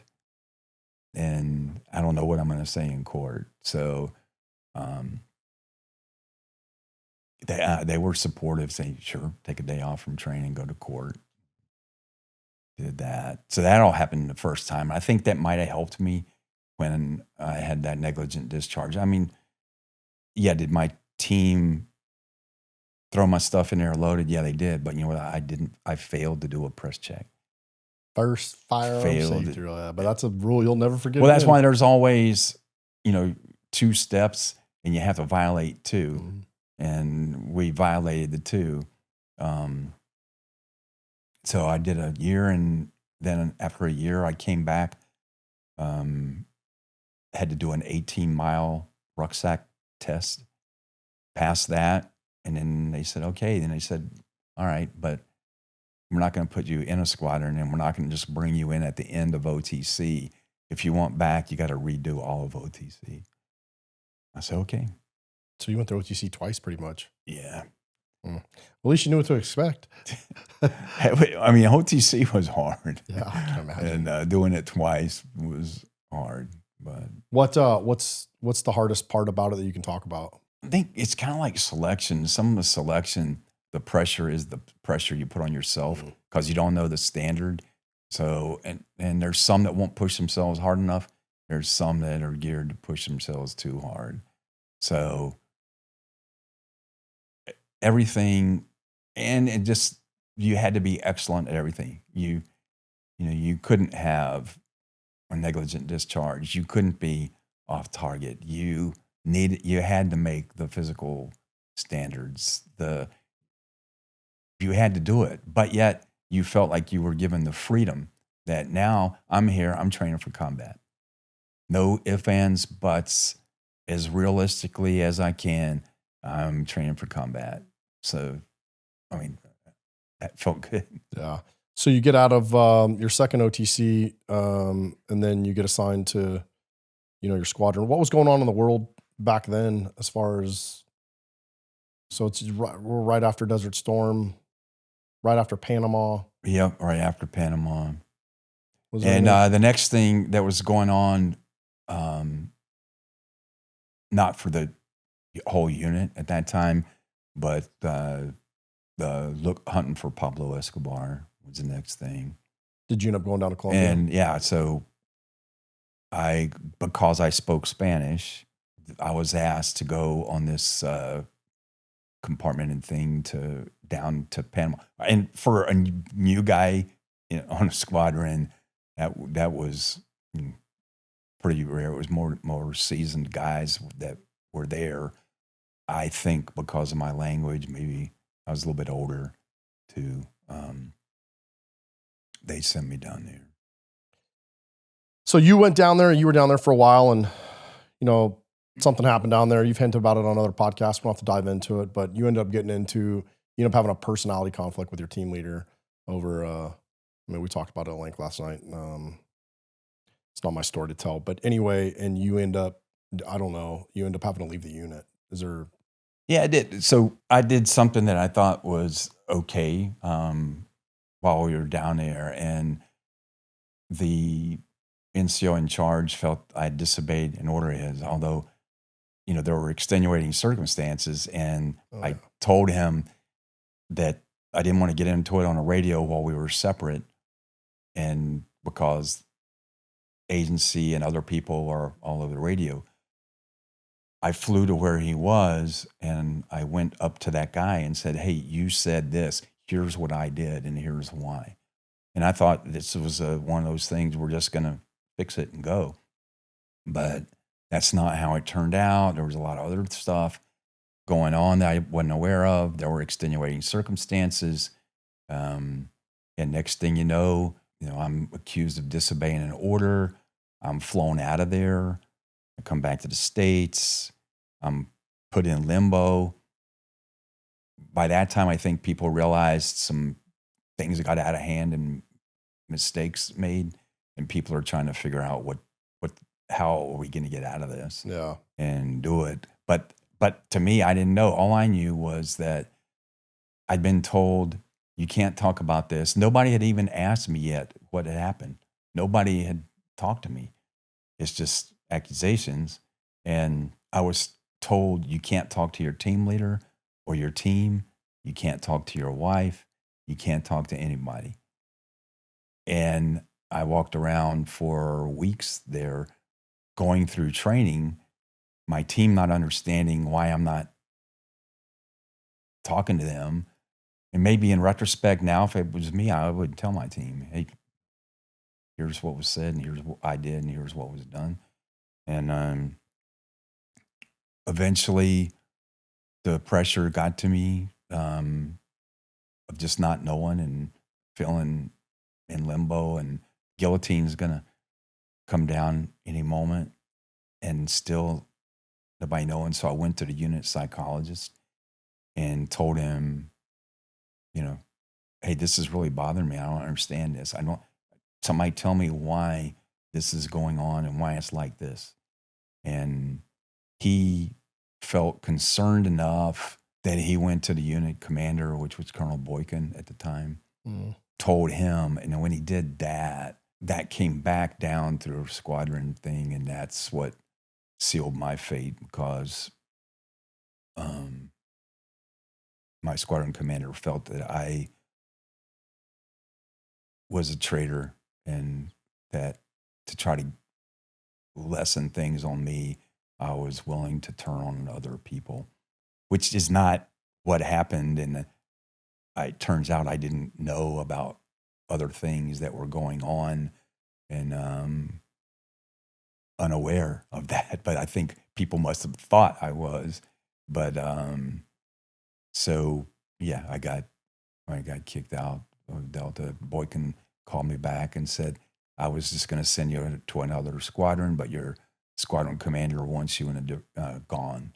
So you have to find a different place to work.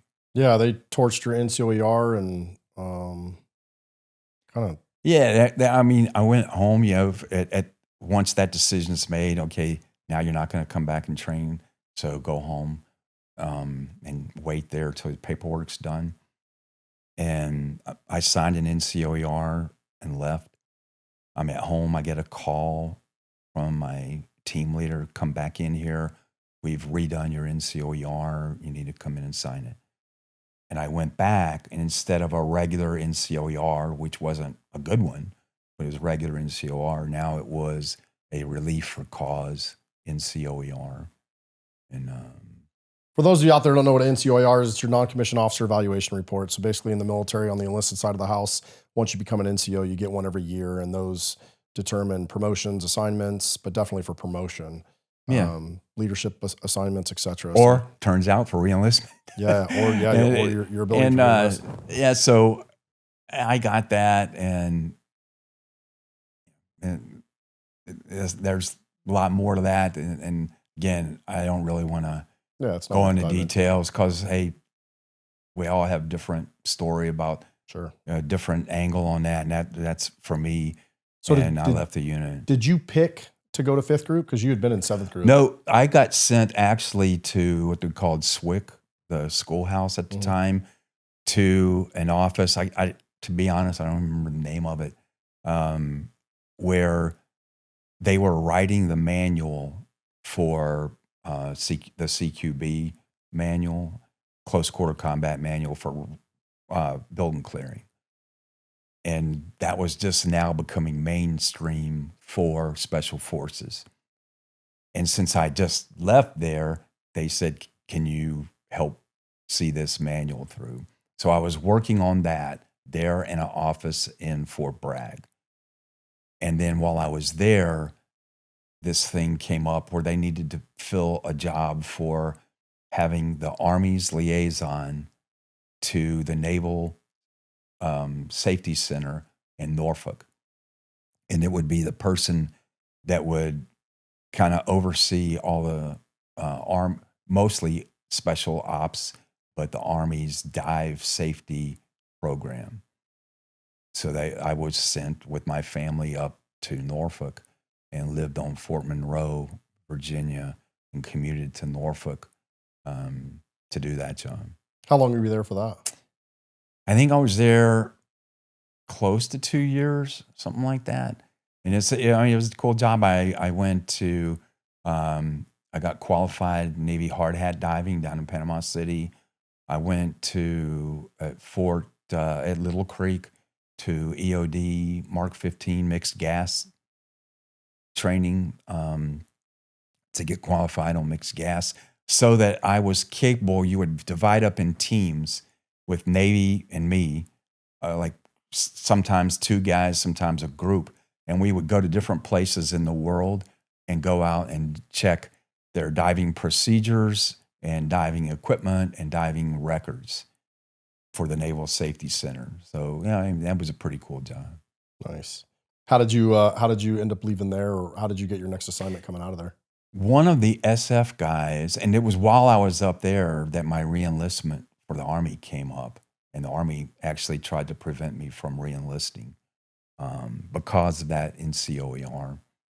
And I got some people at Fort Bragg to write letters. I got a former Marine officer, real senior officer, to write a letter, and an admiral from the Navy wrote a letter to try to keep the Army from barring me from reenlisting. So I stayed in. But while I was doing those inspections in Okinawa, there was a guy that was due to PCS. His time in Okinawa was done. And he was looking for the next job. And when he heard about my job, like, wait a minute, you travel around the world and are doing this? He was buddies with the assignments guy. And now here you have this guy who must be a piece of crap because he got kicked out of Delta. And, I want that job. So he called his buddy. And next thing you know, I know early, you're going to, this is 1996. You are now going to Fort Campbell, Kentucky to 5th Special Forces Group. That's how I got it. Were you looking forward to that, to doing something different, or are you? Well, it was going back operational. I might have been a little gun shy from the whole Delta thing. It's one thing you've done you've killed yourself to get into Delta to make it. Now for somebody like me, you've reached the pinnacle of your career, everything you wanted. We talked about the inner ring to start. Now you're in the middle of the innermost ring. And I based my whole self-worth and being on that. It was more important to me than being a father, being a husband, being a Christian, anything. It was that. And so that's taken away. Now you show up at a new unit, and the first thing they read when they look at your file, oh, wow, Delta, and then they wait a second. And why would you leave Delta? And, well, I got kicked out. Well, explain that. Sir, it's not worth explaining. You just need to look at my record and please judge me on what I do. And so, yeah, I was nervous going back to an operational unit. And then, I think it was then, is when I found out that the squadron commander who wanted me out, whose last words to me before I left the Delta were, after they called me back in to sign that second NCOER, was he says, I am going to F you over and have you kicked out of the Army, and it's going to be done in a way that you can't fight it, you can't beat it, because you are, the worst thing there could be, right? And so he's the commander of 5th Group. So now, okay, to be honest, now I'm as terrified as I ever was as a high schooler when I skipped class.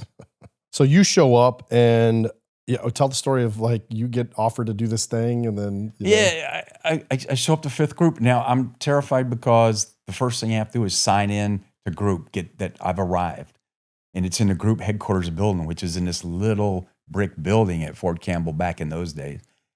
And I'm like, oh, I might run into him, and what's going to happen then? But I go in, I didn't see him. I signed in. I went down to my battalion, and I'm down in my battalion. I'm on scuba team 545 with Team Sergeant Terry Peters. Went on to become quite a well-known Sergeant Major in Special Forces. But I went down. I'm down on my team several months, and our team was designated a UW, or Unconventional Warfare Team. And everybody, of course, wanted to be a direct action team, trains to do assaults. And after I'd been there those months, I don't know if it was, I guess, a phone call or somebody told me, the group commander wants to see you. You need to go up there. Now I'm just, okay, life's over, man. They tried to kick me out of the Army, and I beat it. So now he's going to finish the job. And I went up there, and he greeted me at the door, told me to come in the office and sit down. I sat down, and he just started talking, and he started talking about new direction and Special Forces, and wanted to get back and emphasize UW again, and that we'd lost a lot of that ethos and drive, and that's where we needed to get back to that. And then there were a few guys in group that were kind of on the forefront of that. And then he said, I want you to take a lead role in helping get us there. I looked at him and was like, okay. He goes, do you think you can do that? Yeah, yes, sir. I can. And I'm waiting for the axe, that hammer, yeah, something. And then he finished and left. I left. And I sat down and wondered. It bothered me. I'm like, wait a second. How did we go from last time I saw you here to this? And did he ever acknowledge the fact that you guys had been somewhere previously together, or that's got to be super weird? No. Did you interact with him a bunch when he was your squadron commander? Did I what? Did you interact? No, not much, right? As you interact with your team and your troop. Yeah. But yeah, I eventually sent him an email and said, hey, sir, it's just killing me. I don't understand. You know, have you changed your mind about um, your opinion there? Or do you think I've changed, or what? I just don't understand. Could you please, you know, just explain that to me? And he never answered my email. Super interesting. So you start doing joint personnel recovery projects. You guys were setting up networks in denied areas in Yemen, Kuwait. This is all pre 9/11, kind of shadow style work. What drew you to that mission? And I mean, it would become crucial later on in your career. Well, after that, the 5th Group commander had told me to take a lead role in there. I started meeting with the guys that were trying to lead the way and started learning about guys at USASOC headquarters and down in Special Operations Command Central that were, you know, kind of involved in this. And then because I was interested in that and pushing, because as I'd been instructed to, and it was what my team was told to do, I got sent to the ASOT school. Can you explain briefly what that is? We don't need to go into all the Right. TTPs. ASOT, Advanced Special Operations Techniques, is, and it may have changed a lot since my day. This was 1997 that I went to that school.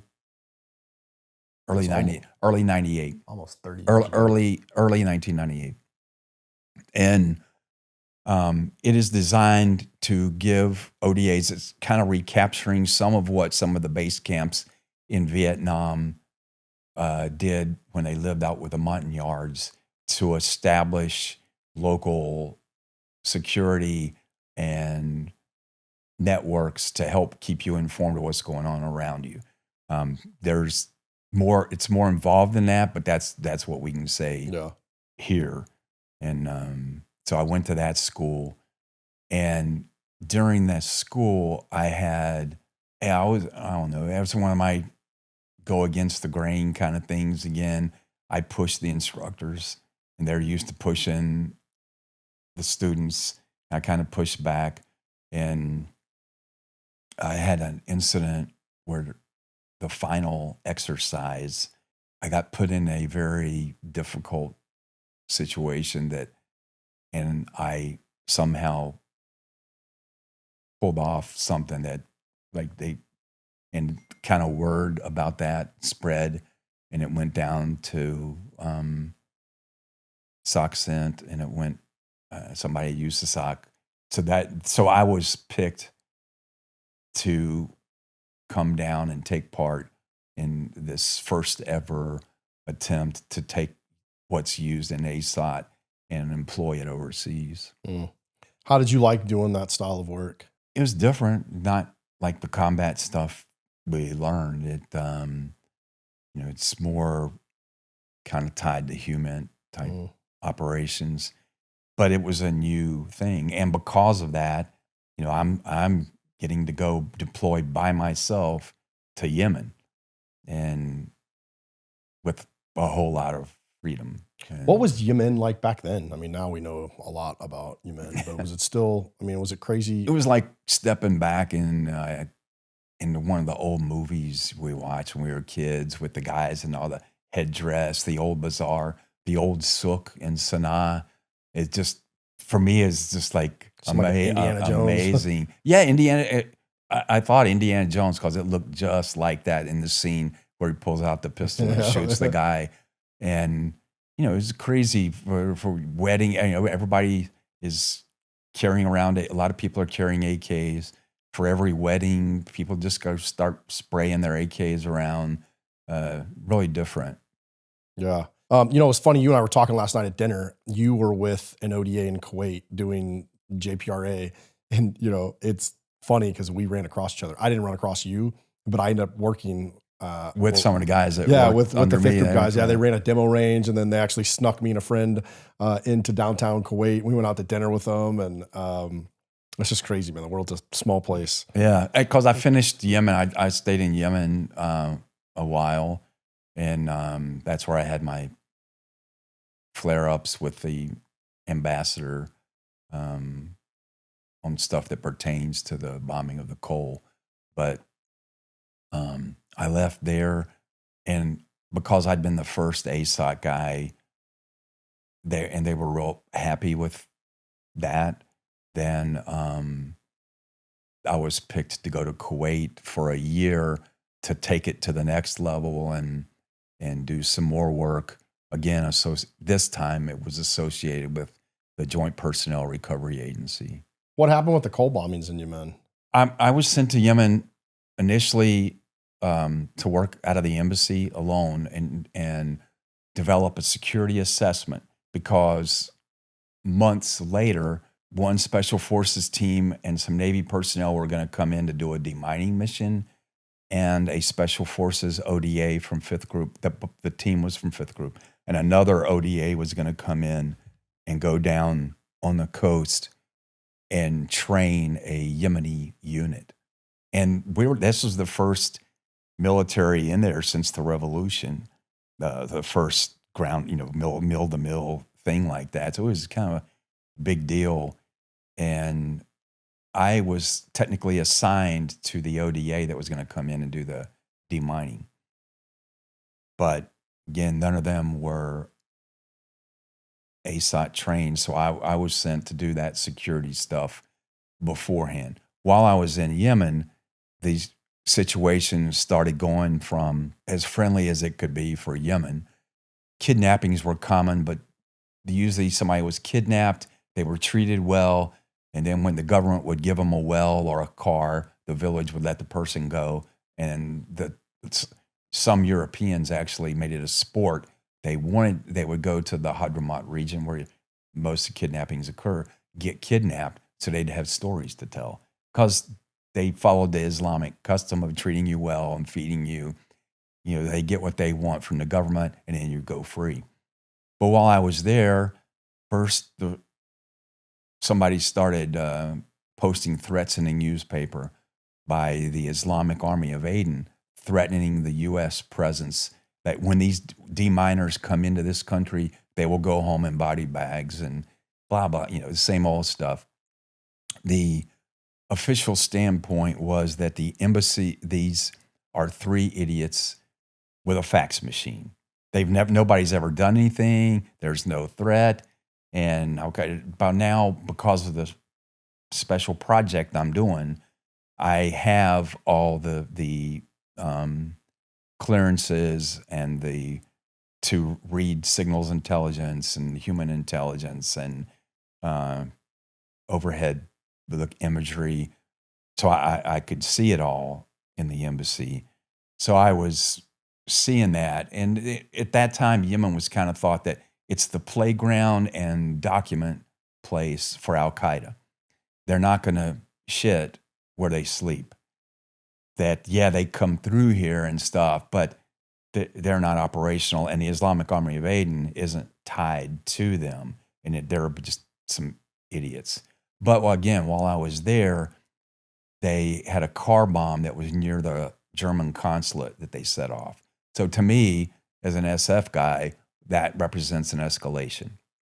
That represents that they are willing to, they didn't kill anybody, but they're willing to take action. They have access to explosives.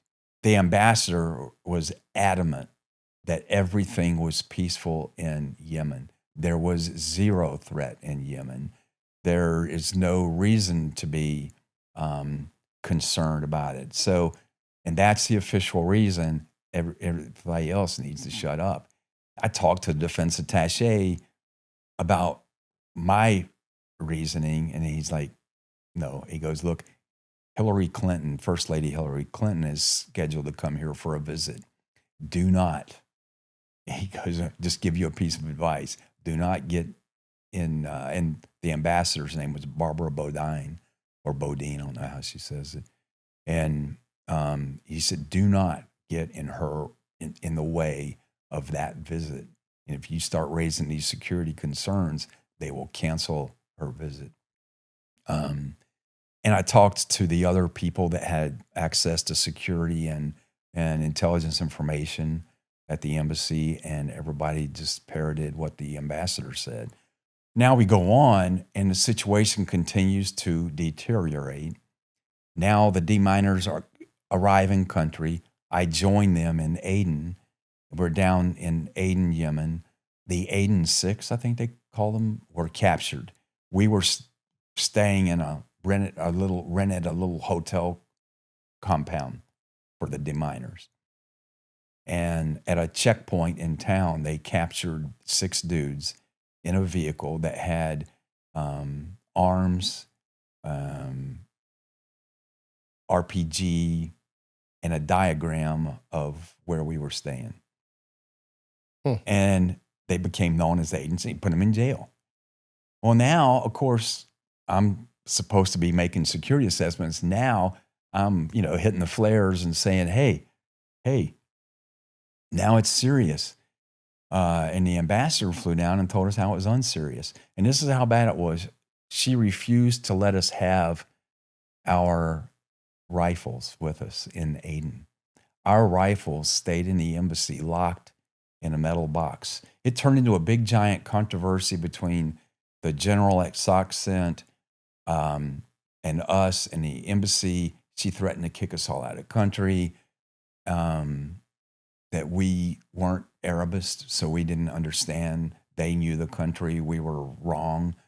And no weapons. And she still insisted after that. And the only thing that changed was that we moved our compound to a more secure compound. And then I instituted some other security measures and control measures for while we were out. But then I pleaded, begged, argued, and still you're not going to get your weapons. And matter of fact, a quote that from the ambassador, when she got in front of all of us down there, and we were making an appeal to at least have and that we would keep them in the metal box, but at least they'd be down there with us, let us have our rifles. She said, I know how you people operate. I would rather run the risk, the very low level risk of one of you getting hurt than the risk that one of you is going to take a rifle and hurt an innocent civilian. Just another example of how politicians have no effing idea sometimes. Well, but this they're not even a politician. She's like an ambassador.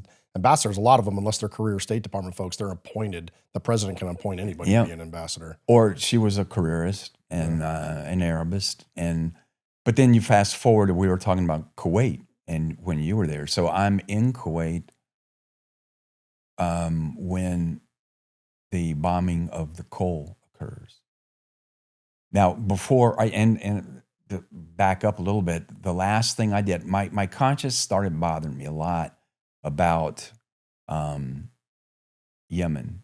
And while I was there is when they made the agreement they're going to start bringing U.S. ships into the port of Aden for refueling. And I was convinced that because now with the Aden 6, not only do I have a group of people that are, I even left that part out, go back to the Aden 6, one of the last straw for me was the Aden 6 were in prison there. The Islamic Army of Aden captured a bunch of citizens, some of them British, in Aden and held them hostage. It ended up in a shootout with Yemeni forces, the bad guys and the hostages in the middle of a circle in low ground, and the other people in the old circular. The outside, I think a couple hostages lost their life, and it was a fiasco, and still the ambassador insisted that it was safe there, and they pointed out that how inept the kidnappers had been, like in their firefight, and how stupid they'd been, and they were incompetent. And there was no definable link between them and Al-Qaeda. For me, I said, now I've got these people that are willing to take action against Americans, have threatened to take action against Americans, have been captured maybe on the way to take action against Americans. And now we've shown that they will take hostages. So are they inept? Yes, they are inept. But to me, and so I ended up writing a report. And my conclusion was that yes, they're inept now. But what happens if A, they accept operational control from Al Qaeda and get trained, or B, they host an Al Qaeda cell? Then they're capable of conducting lethal attacks against U.S. American interests. The ambassador, you're not allowed to send official stuff out. And I thought that meant cable traffic without the ambassador having an opportunity to not only see it, but weigh in on it. And she had crushed every attempt I had and said, you can't say that. So I sent it out over SATCOM through military channels to the military back at SOCCENT. And then after I did it, I told the ambassador and got, of course, paid some costs for that. But my conscience bothered me so much because I said, what if I leave here and Americans get killed and I did nothing? So now fast forward to I'm where you are in Kuwait in 2000 when the USS Cole gets bombed.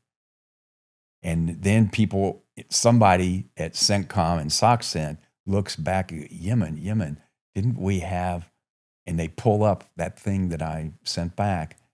And next thing you know, I'm being flown out of Kuwait back to Tampa to explain for a classified annex to the Senate's Cole Commission what I saw that made me say it was one thing when all the other officials were saying something different.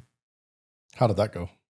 I was used to, in Delta, after you do a hit, a training hit, usually the first one you do cold, and then when you come back and do a hot wash, where you talk about what went right, what went wrong, how can we do it better. It's a very honest, no fingers pointed, they're supposed to be, thing. And I thought when they were doing the Cole Commission, it was going to be the same.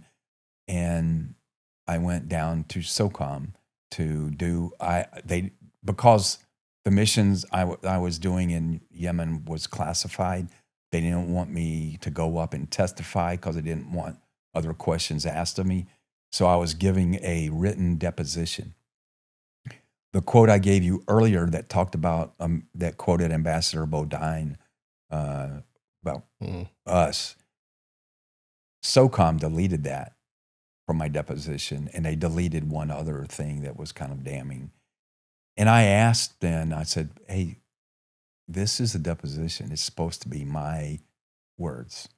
And then the SOCOM told me, said, we rely on the State Department to do everything we do overseas, every JSET, every training, every deployment for all special ops and JSOC has to be State Department approved. And now, if you say that, you're going to put us at war with the State Department, and we're not going to do that. During those years, you were also a husband and a father, 3 kids, a stepdaughter.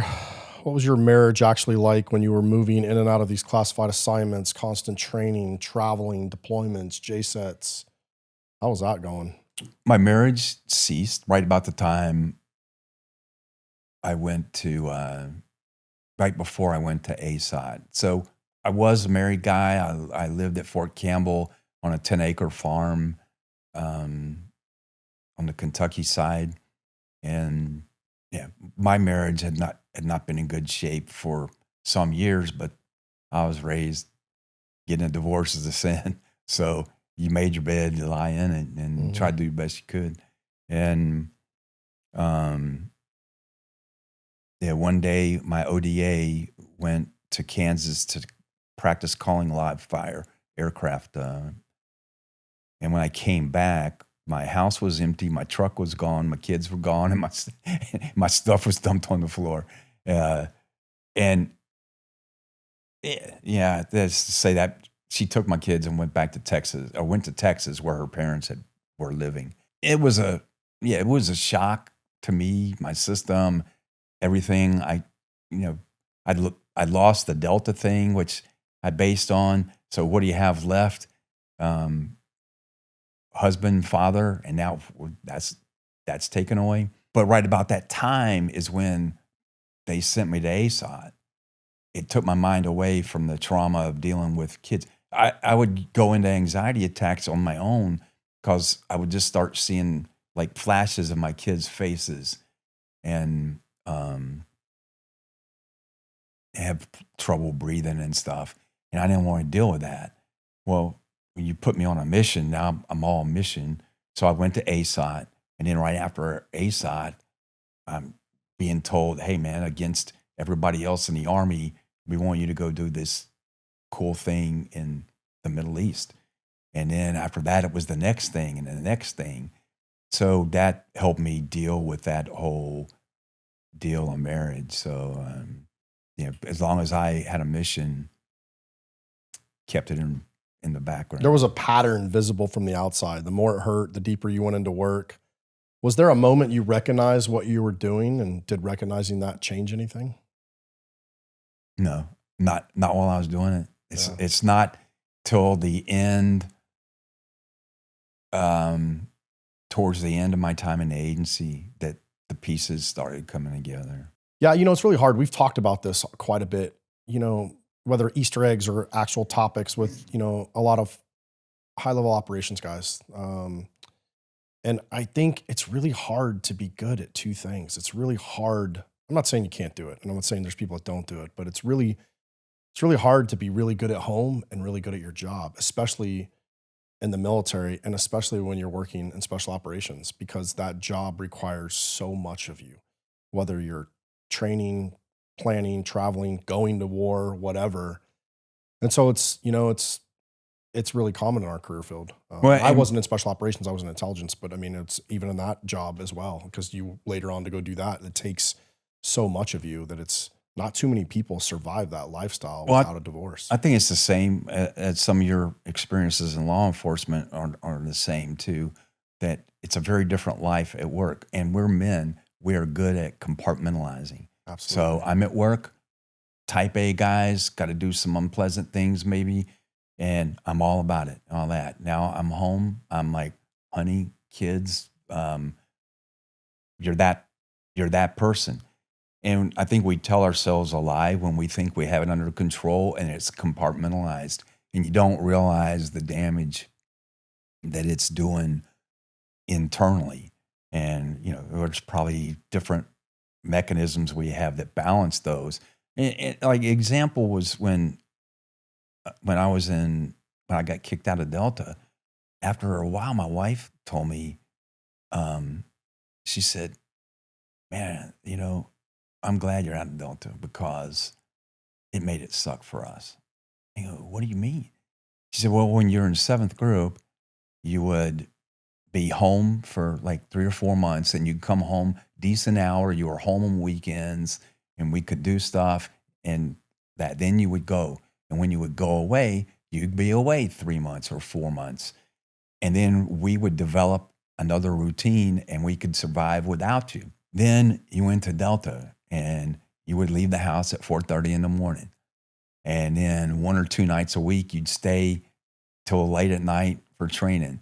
And you'd come home at kind of late hours on a regular day. And then suddenly you might get called away, and now you're gone, but you're gone a week and you're back. And then a few days later, maybe you're gone for this much and you're back. And she said, you kept us off balance. Nobody here could ever get a routine. And it kind of hit me. I was so focused on the mission and me, and thought I was doing my best. Here, I didn't think of that.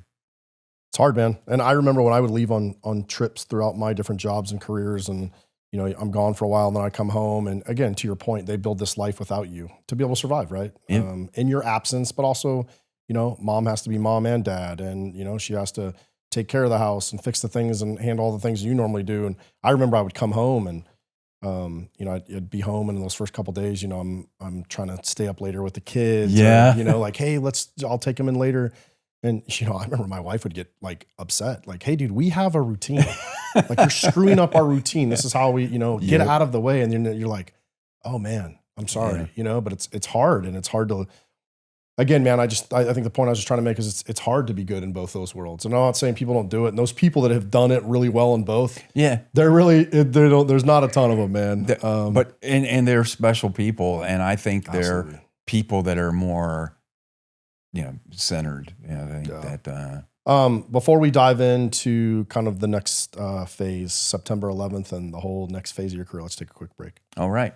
Talk to me about where you were September 11th. September 11th, that morning, I didn't go to work like normal. I worked at 5th Group headquarters at that time. And I left my farm, and I had to drive, but I was not going to work.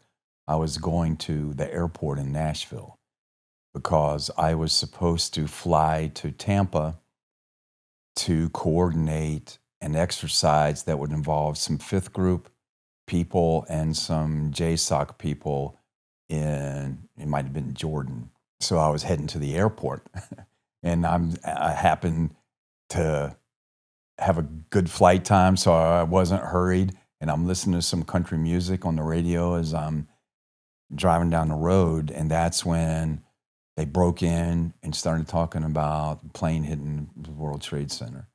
And I started listening, and at that time, you think 2001, not a lot of people knew about terrorism.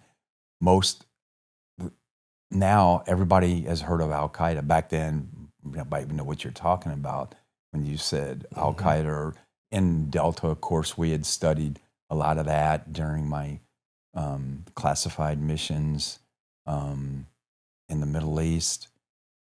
I knew about them. I was in Yemen when Clinton ordered the missile attack on Emirac, the farms in Sudan, I think it was.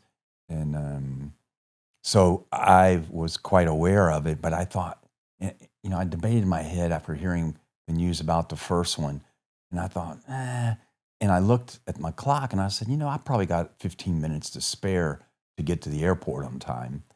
So I pulled into this little diner beside the road. It's right at this road junction. It was just a tiny little country diner thing. And from that store, if I turn right, I go to Fort Campbell. If I go across and get on the highway, I'm going to Highway 24 to Nashville to the airport.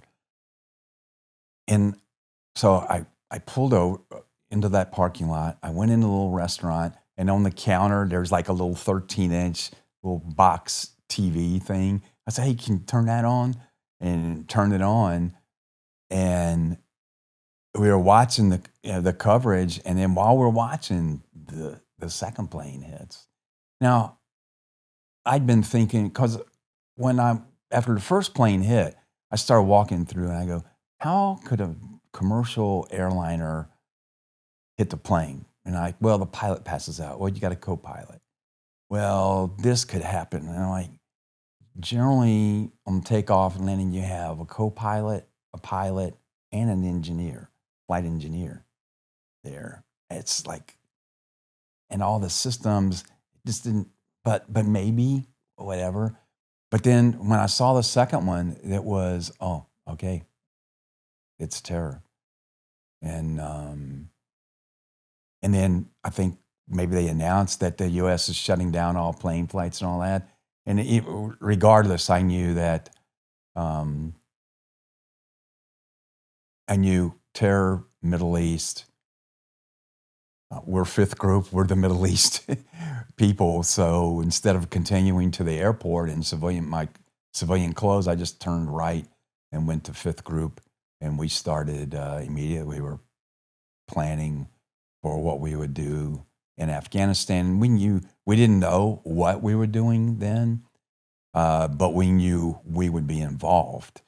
So it's the whole thing of put everybody on alert, start the inventories, load out, start prepping people, gear, equipment and all that stuff. Most supplements are built for guys who work out 3 times a week and want to look good at the beach.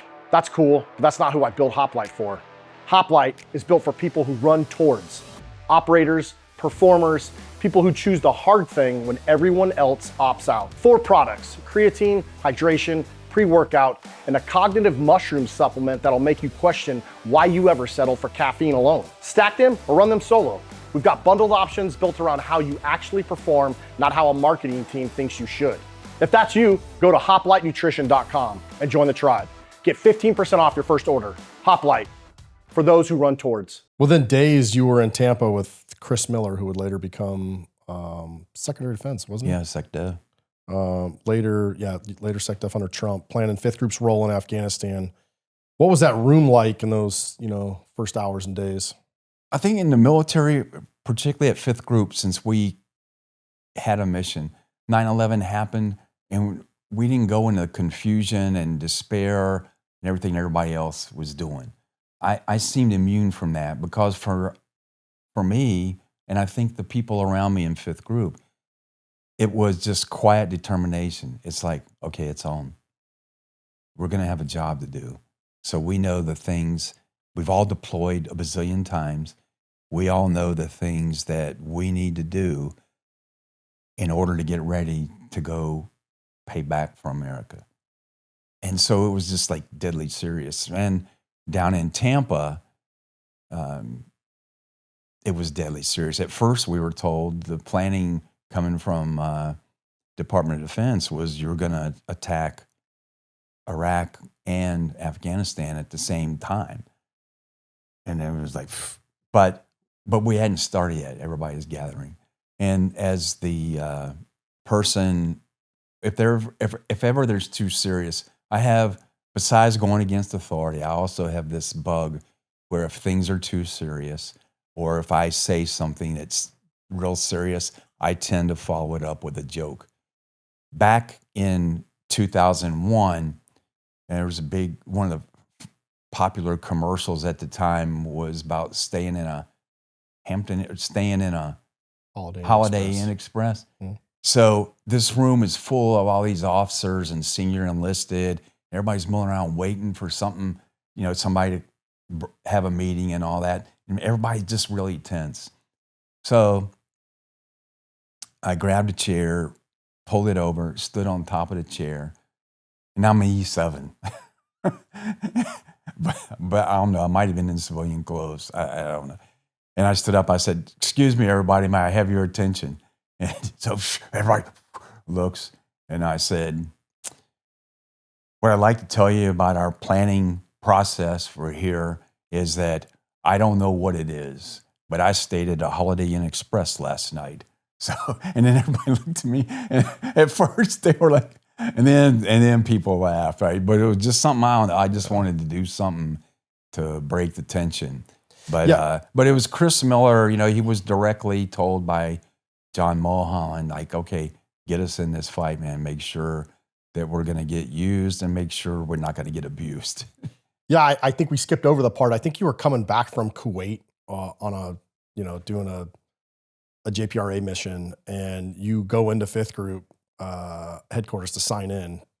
Yeah, John Mulholland. So the things I'd been doing in Kuwait were related to the Joint Personnel Recovery Agency, and some of the employees there were retired sergeant majors that had been in a JSOC unit in Northern Virginia. We'll say it that way. And Colonel Mulholland had commanded that unit. And I came back to 5th Group to sign in from overseas, come back from the airport in civilian clothes, had no idea it was change of command day for the group. And I go to sign in, and which is again in group headquarters, as we talked about earlier. And I run into these retired sergeant majors there. And what are you doing here at Fort Campbell? Hey, we're here for the change of command.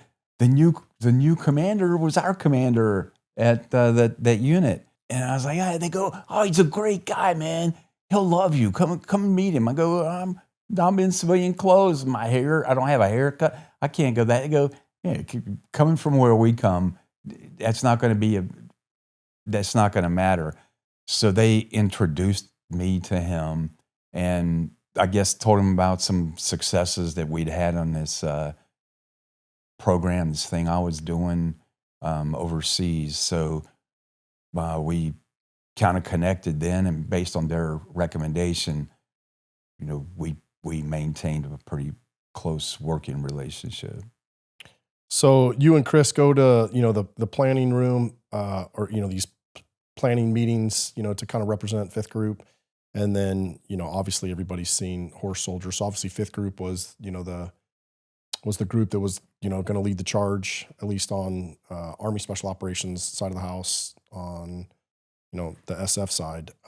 And so, they're going to forward deploy, and you're an intricate part of that planning cycle, and some of that stuff. So kind of walk us through the initial early days of Afghanistan, because you were there before we, formally invaded the country. It was decided that the agency was going to have initial lead because it was still considered a covert activity. It wasn't turned over, going to be openly acknowledged at first. But it was going to be supported by special forces. And so they stood up Task Force Dagger, which John Mulholland commanded. In the preparation to go there, he asked me and some other people to go to be the advon.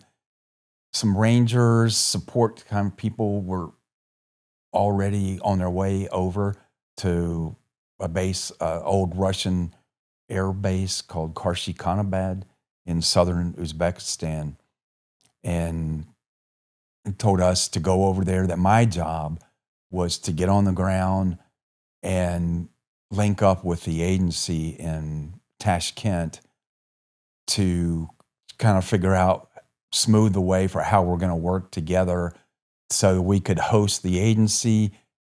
The Army would be responsible for infilling them. We were going to have a joint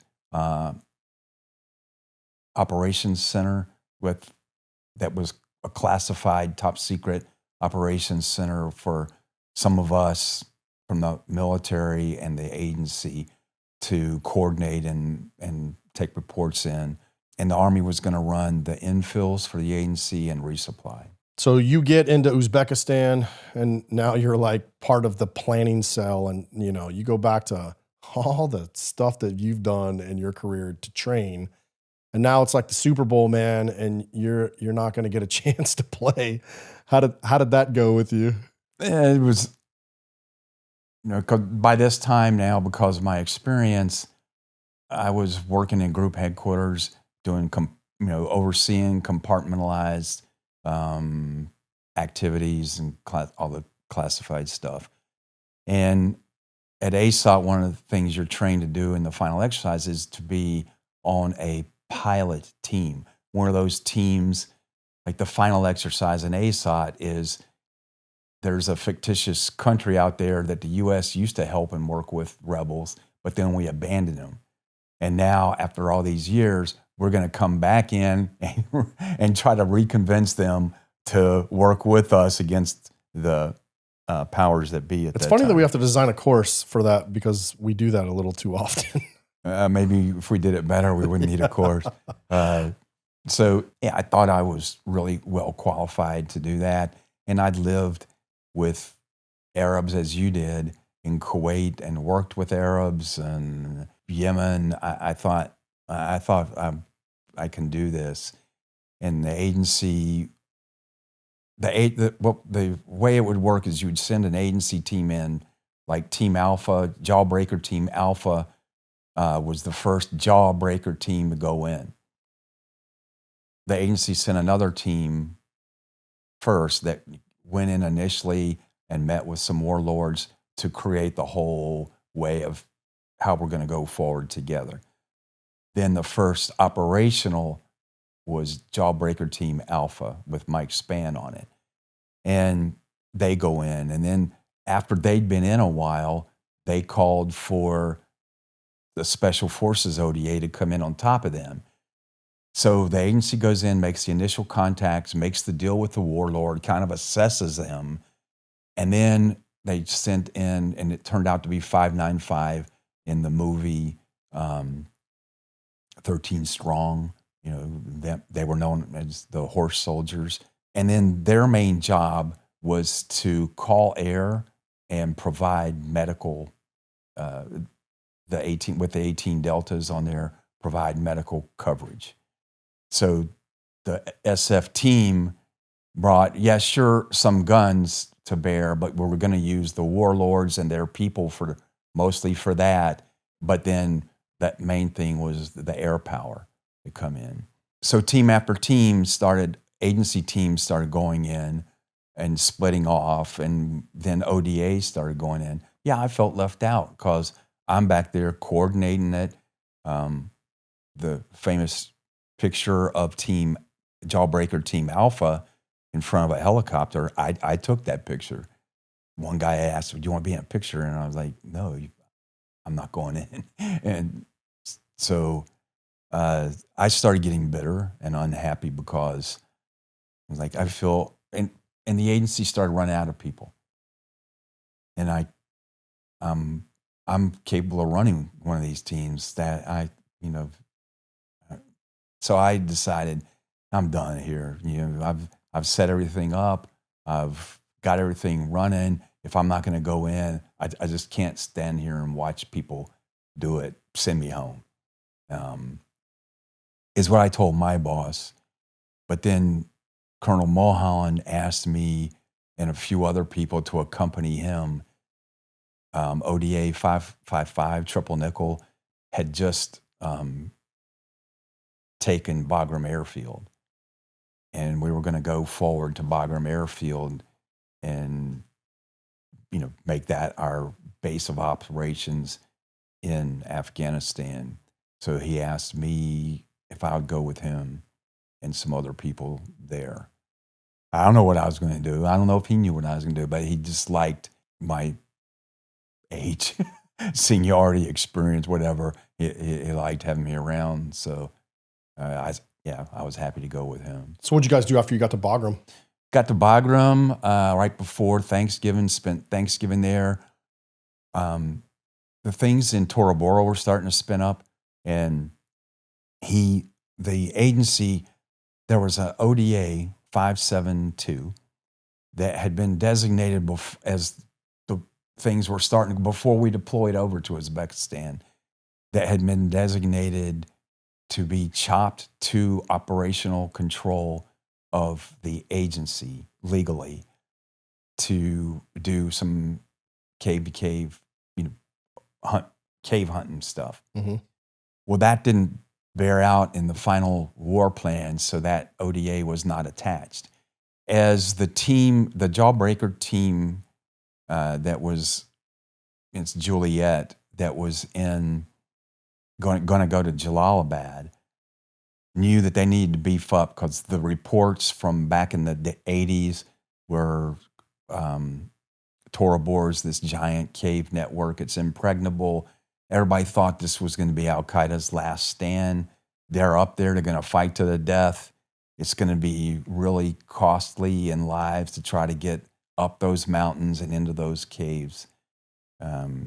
So we're not equipped. So we want that ODA. Colonel Mulholland was reluctant for several reasons. We don't have to go into, I'd rather not go into all of those. One of them was because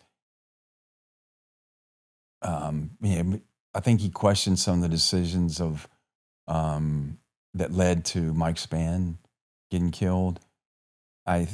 There was some other issues regarding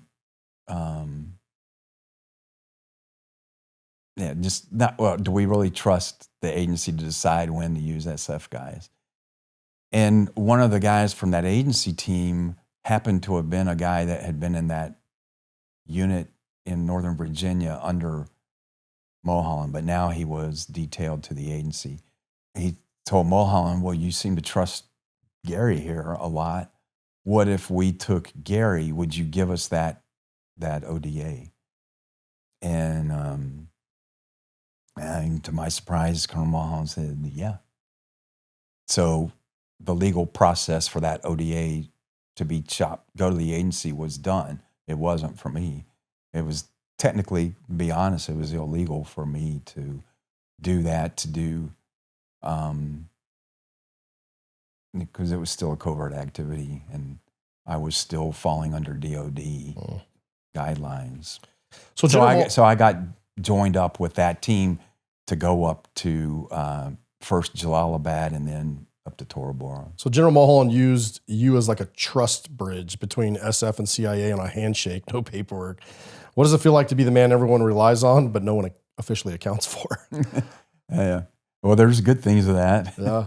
I had a lot of leeway, which I like and seem to do well in. The bad thing is that's bypassing a lot of people. There's things like battalion commanders that are like, hey, what are you doing?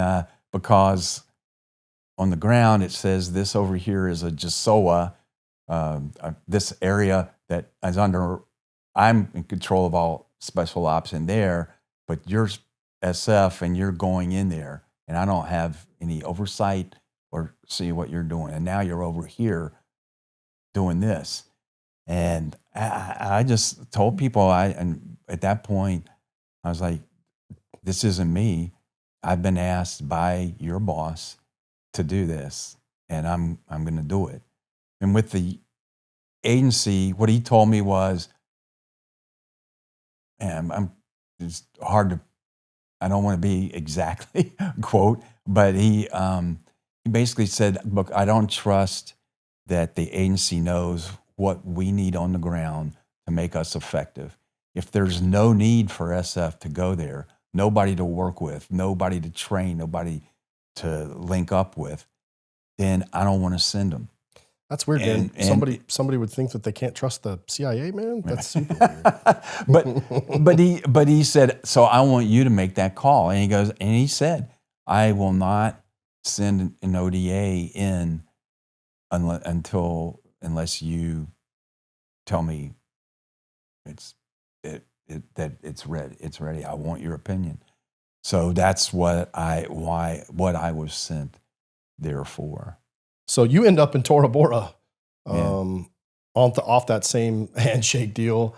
Walk us through what it was like being up in those mountains, man. This is before December, was it 6th or 9th, when they think bin Laden disappeared. The agency team had already put up one OP to start calling in aircraft, dropping bombs.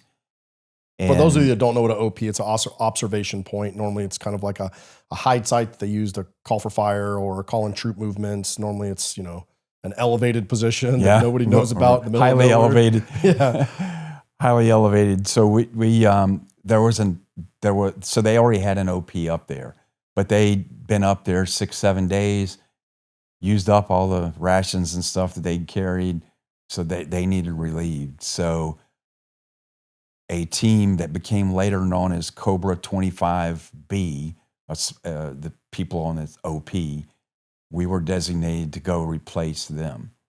And we started at the bottom, had a bunch of donkeys and burros rented and some locals, and climbed up the mountains up to the top there in Tora Bora and took their place and set up OP. What was the elevation you guys were at? I don't know the ultimate elevation. The valleys some of those valleys were, the Florida Valley was 16,000. So we were probably, I'm a guess, Everest is 26. So I don't know, 18, 19, 20, I don't know. And you guys had to walk up the side of that mountain. Full gear. Well, without our rucks, because it had been impossible. And to be honest, with a full combat loadout, and that's my first time. Okay, now I'm actually in combat, so I never carried so much gear. I thought in Delta, I carried a lot of magazines. Now I had, I think, 14 magazines on me. I had some, of course, my IV, everybody carried their own IV. I had some anti-personnel devices to throw out behind us. I had a couple grenades. I had some machine gun or some saw rounds. You know, you had some you have a little bit of everything. And it was, and then even after I got rid of my ruck, my LBE alone was 49 pounds, 40 pounds. And then to climb those mountains was brutal. We went a while before we took the first break, but then we started having to take breaks more and more frequently. And it was just one slow step at a time and then the next, because we were climbing up talus, just big boulders, and you had to walk up kind of like cow paths where everybody else had been up. It was brutal. It sounds brutal. So once you guys get up there and get in your hide site, how long were you guys up there for? I don't know how many days we were up there total. I know we had, my guess is we were up there somewhere about a week, maybe, something like that. Yeah, we got up, took over, immediately start calling in fire. My day, night, all the time, everything flying that had any bombs on it. Everybody by now thought bin Laden's here. We wanted to take part in killing him. So every aircraft was flying over. Most of the time we had constant air power, and we just kept, there were 2 OPs, and the OPs we were just dropping. And this is before any ground element went up and tried to go up the valley. So we arrived probably 2 days before that, and we're dropping bombs. And then after that, and when I had left the ODA and Juliet, the Delta hadn't shown up yet, but they came at whatever point after I left. And so I don't think I knew it at the time, but when I saw, we were in the closest OP to the mountain where bin Laden was, far up, not on the valley that was Tora Bora, the main valley with the caves here, but we were one ridge over on this knife edge, and the bin Laden cave evidently was back here. And so from looking from our position back, the day that the main body came up to approach the valley, we could see him coming across. There was a tank in front, then some locals in their vehicles, and then you could see a mixture of ODA and Juliet, and I didn't know it was Delta guys there or whatever, whoever was in their trucks, just all trucks then. And then behind that, was the big gaggle of press vehicles and all the press people following them. And I'm not sure. I think through the binos I could see that's cameras sticking out of the vehicles. And in a way, I thought it was kind of comical because they were so far away, and that every once in a while the tank would fire, and he's not putting effective fire on anything, and but slowly they came up until we couldn't see him anymore. There's been some accounts by some specific people that I'm not going to name names that have talked about Tora Bora Tier 1 units, of kind of what they saw and what happened. You were there, and you were there before they got there. What did you see different than some of these accounts of people that have said certain things? I think and some of it came from the headquarters, watching from overhead imagery. I think that when you're dropping those bombs, particularly to JDAMs, the 2,000 pounds, and you're doing a whole run of the 19 or 20 JDAMs, it's devastating. It's hard. It's earth-shaking. Up in the mountains, it was quite different because of the rocks and the terrain.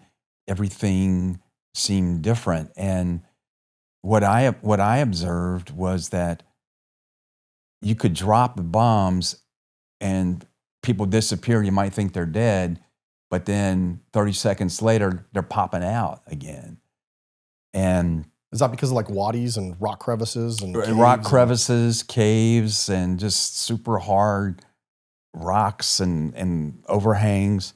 The whole bunker busting thing wasn't worked at thermobaric. Mm-hmm. No, it wasn't worked out then.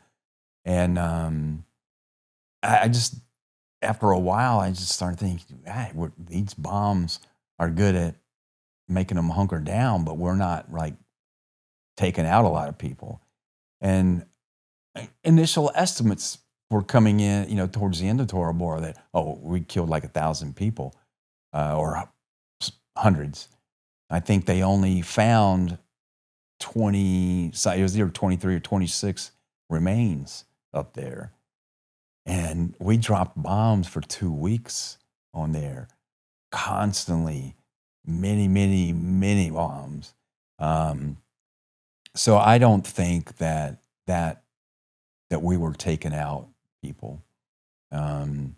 Other people, from their point of view, they were coming up the valley, and maybe it looked like stuff. Again, you see people out there, you drop bombs, you don't see them. You can say they're dead, but did they go out the back way of a cave and come out somewhere else? I don't know. I think. Could you see from your vantage point in your LPOP that you guys are glassing these people?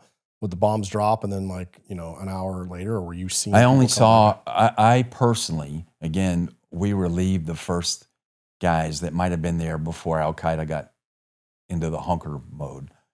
Because I think by the time we got up there, Al Qaeda was hunkering and waiting in during darkness and lulls between the bombing to send groups out squirting through the valleys and through back entrances to escape into Pakistan. Mm. And I only observed fighters once that I could lay my eyes on. The rest of the time, I was trying to hit entrances and exits to cave complexes, or sometimes I'd drop ordnance on a place where I thought they were squirting, just so if they're in the bottom of the valley.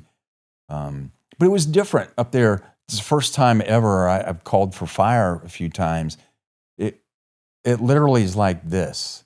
Now, if I have a mountain that's like this, and let's say I'm at 18,000 feet up here, and I'm going to drop in this valley running this way, and I'm going to drop the ordnance up here on the cave where we think bin Laden's going to be.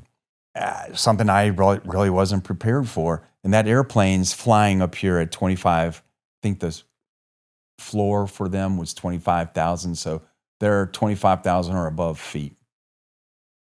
And you're calling for that load of bombs. And you don't realize that plane computer calculates that release point, and it's back here. Now it's going to hit this spot up here. But to get there, I remember the first time on top of that ridge, I'm waiting, and suddenly,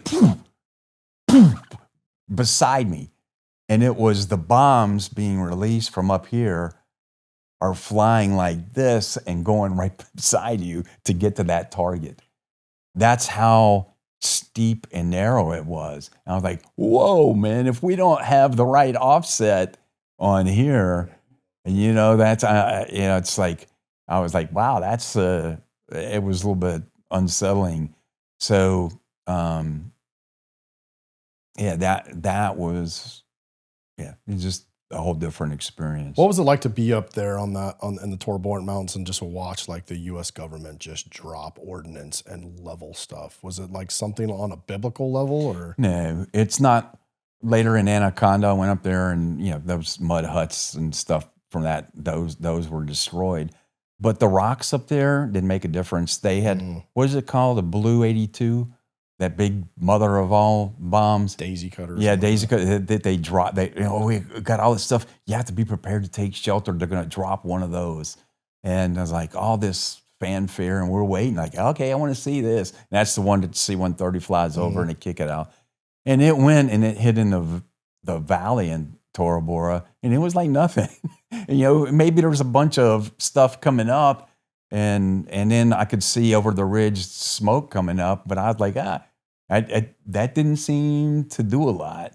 And is it just like thick, hardened rock that it just? yeah, just rock and steep. So, and with all that elevation, there's no leeway for any off, right? And I think it's really hard to pinpoint a target. And the valleys are so narrow and all that if the entrance to a cave is over here, you know, you can't come from over here. It almost required, if they had done a last stand there, it probably would have required flying in. Now, a few years later, when I was in the agency, JSOC wanted to send SEALs up to do a rehash because people were reportedly up in Tora Bora again. And they brought me over to JSOC since I'd been on the ground there before to say, how would you do it? And so I gave them my opinion based on what I saw. Did they go out? Did they end up going out again? I don't think they did it, but they were asking, well, then how can we do it? Because I said those bombs weren't effective. I said they'll keep them in the holes. And so I guess it was it McChrystal asking me? Might have been McChrystal. Mike Flynn was his J2. Yeah, for weeks I was in the agency now, and people, hey, you know, they want you to fly over to Bagram and go see some people of JSOC over there. I go, yeah, because nobody said anything to me. And then a few days later, hey, you know, people are looking for you and they want you to go over to Bagram. I'm like, you think if people wanted me, somebody would tell me. And then one day, I'm over at the agency headquarters at the Ariana Hotel. Somebody came up to me and said, hey, they want you now to go to Bagram and talk to them about Tora Bora. And I went. And so my based off what I saw the first time, my theory was drop bombs. You got to have, first of all, you need to link up with some other people that aren't you that will quietly move in ahead of time to all the little villages and all the little valleys that are around that. And you need to get intel if somebody comes in new into that village. And that's before you ever try to do an assault. And then for the assault, I said, I think you need to be dropping bombs and have less than a 30-second delay between the last bomb hitting and helicopters getting overhead to kick people out. And you're going to have to do fast rope. And he's like, wow. I think McChrystal was like, well, that's a pretty big risk. I mean, the Taliban fought off the Russians. He said, and so you're asking me to do that. I said, well, sir, after being there, that's what I see. I said, tell you what, I said, I volunteered to be in the lead helicopter. So if that's going to be my suggestion, then okay, I'll take the risk and go and do it. But that I don't know if they ever did it. Did you ever get to go in any of the caves when you were up in Tora Bora? I can't remember if I looked in one at Tora Bora or not. I went in some caves and some other places. Were they as complex as people talked about? No, I think we were disappointed. They weren't. They never turned out to be that way. Didn't find hardly much in there. We had some prisoners from Tora Bora, only five. And like I said, they only found 20-something remains. Yeah, because if I go back to kind of what we were hearing back then, they made it seem like those caves were like the Viet Cong tunnels. Yeah, that's how it was pitched to us, and what everybody expected, and it turned out not to be that way, and shocking. It's shocking. You can go back and second guess those calls too, but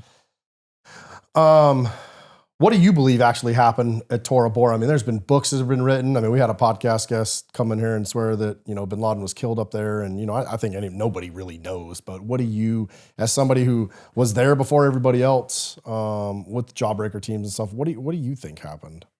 I think that we went up there. The warlord that we were linked up with to do the Tora Bora stuff was called Hazrat Ali, was his name.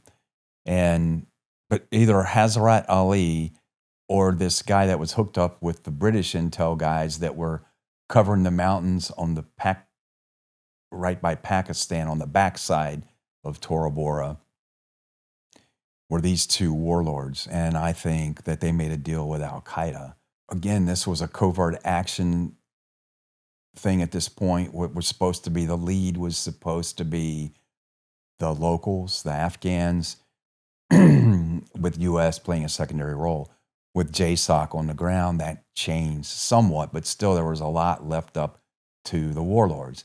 And to be honest, the linguistics, the logistics, and all those things, that was relying on them. And I think, one night, I think bin Laden was last heard on the radio, either 6 December or 9 December, and then he wasn't heard anymore. And as I'm saying, at one time I saw lights down in the valley in the middle of the night, little lights moving.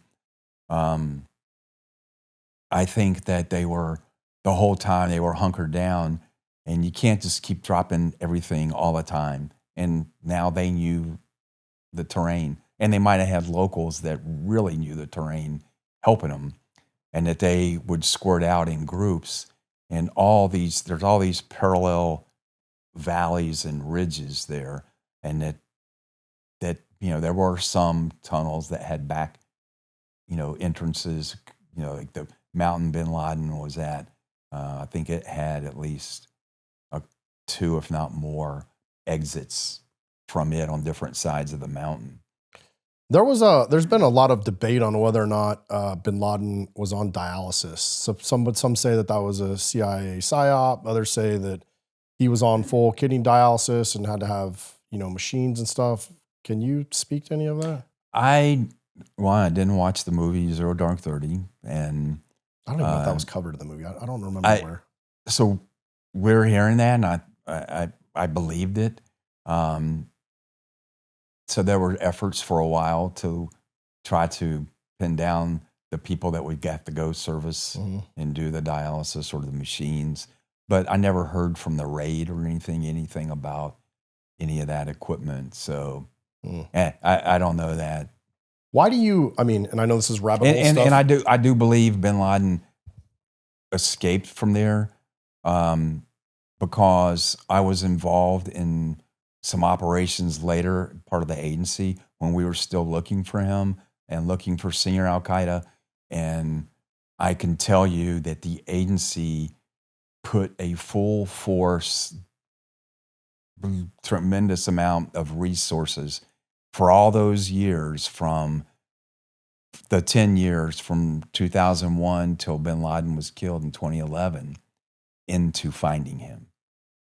And that's one of those things that inside, that word's going to get out eventually, and we're going to know. There were so many people just solely focused on trying to find him. We went from trying to look at, like myself, from telltale signals that where he might be, to, okay, let's examine now and find where there's an absence of signals. So maybe the absence of stuff indicates something. There's all these conspiracy theories too, that bin Laden was an asset, or that his families were CIA assets. Is that something you ever ran across? I didn't, and I don't. Most people I knew would have just been happy if they were all taken off the map. Yeah. You had the one son that allegedly was in Iran at the time, who some people are saying now, right, might be involved with Al-Qaeda again. I think, I don't know. Yeah, I want to say somebody said he's number 1 or number 2 in Al-Qaeda, but you never know it's real. Like, there's a female former CIA person that says quite a bit of stuff on the internet. I don't know how much of that's true. I don't know what people. I don't buy into those, and it's hard to separate. One, we would, as former agency people would get in a lot of trouble if we were specific on what, some of the intel. But then I think it gets hard when you're talking some of this, that it's hard for me to distinguish, like, okay, what do we know intel wise, and what's my opinion based on my experience. And look, my opinion, hey, this whole thing about Tora Bora and all that kind of to me is like the stuff, the 9/11 conspiracy theories. I'm like, okay, look, I am frustrated with my government many, many times. I am angry at politicians and ambassadors many times. Have told 2 of them, to go fly a kite. And but I believe in my country, and I believe in my chain of command in general.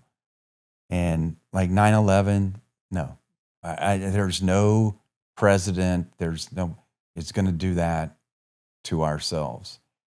And I think then with bin Laden, with all that stuff, and you can say the industrial military complex, how it benefited. Yeah, it did.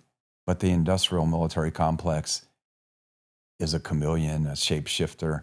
Wherever there's conflict or potential, they shift, and they're gonna make their money. Yeah. And so yeah, did that go on? Yeah, but we were hunting. I'm just say we were going all out to try to find bin Laden. Yeah.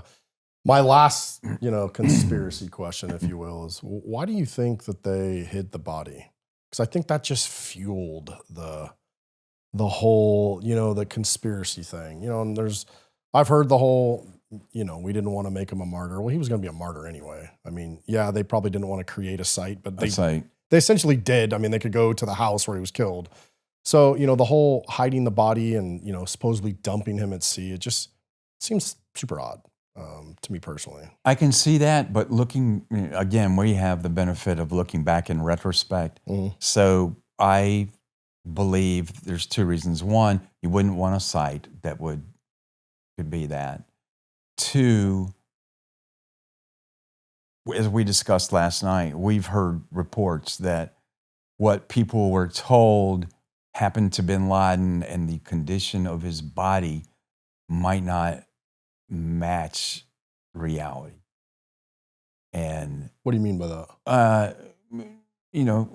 Maybe he was shot gratuitously. Yeah. And so it had been almost unrecognizable, or maybe it was over the top. Or signs of things that we have discussed offline. Yeah.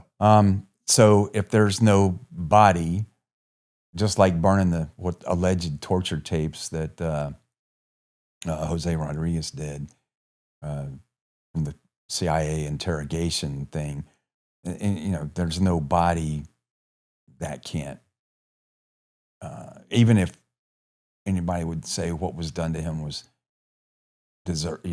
befitting and proper, then still, though, you have the world and all the other people that could incite. So I think it was didn't want to cite. There may have been, we don't need the body here. Yeah, we don't want to show these pictures. I mean, Rob O'Neill said it recently, I think on Andy Stump's podcast. Like, so I thought there was quite a few people that shot him at close range. So I'm sure he might have been indistinguishable to even, I don't know. Yeah, and then, if you have a body, you can do tests, what was done, and then what was done post-mortem, all that kind of stuff. And nobody needs okay, that makes sense. That answers up a lot of questions. We're kind of just going back. Sorry, we kind of rabbit holed on bin Laden.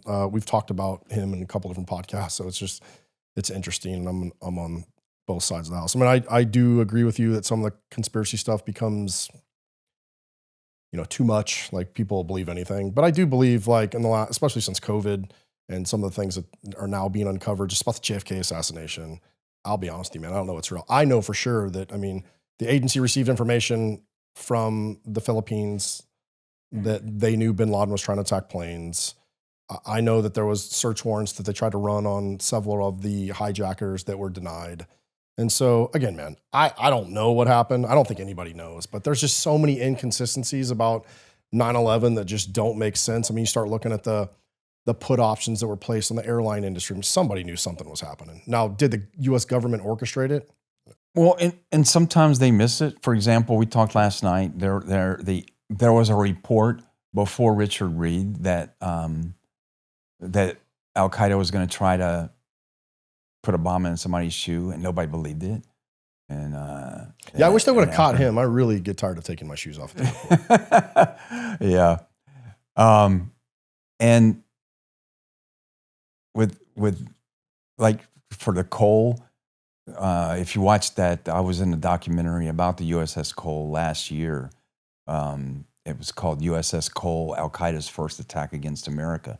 There were FBI dudes that from the Nairobi and Kenya bombings had a guy, an Al Qaeda guy that they interrogated that told them that Al Qaeda was they got him to spill the beans that there was going to be an attack against an American ship in Aden, Yemen. And again, that's a report that what happened to that.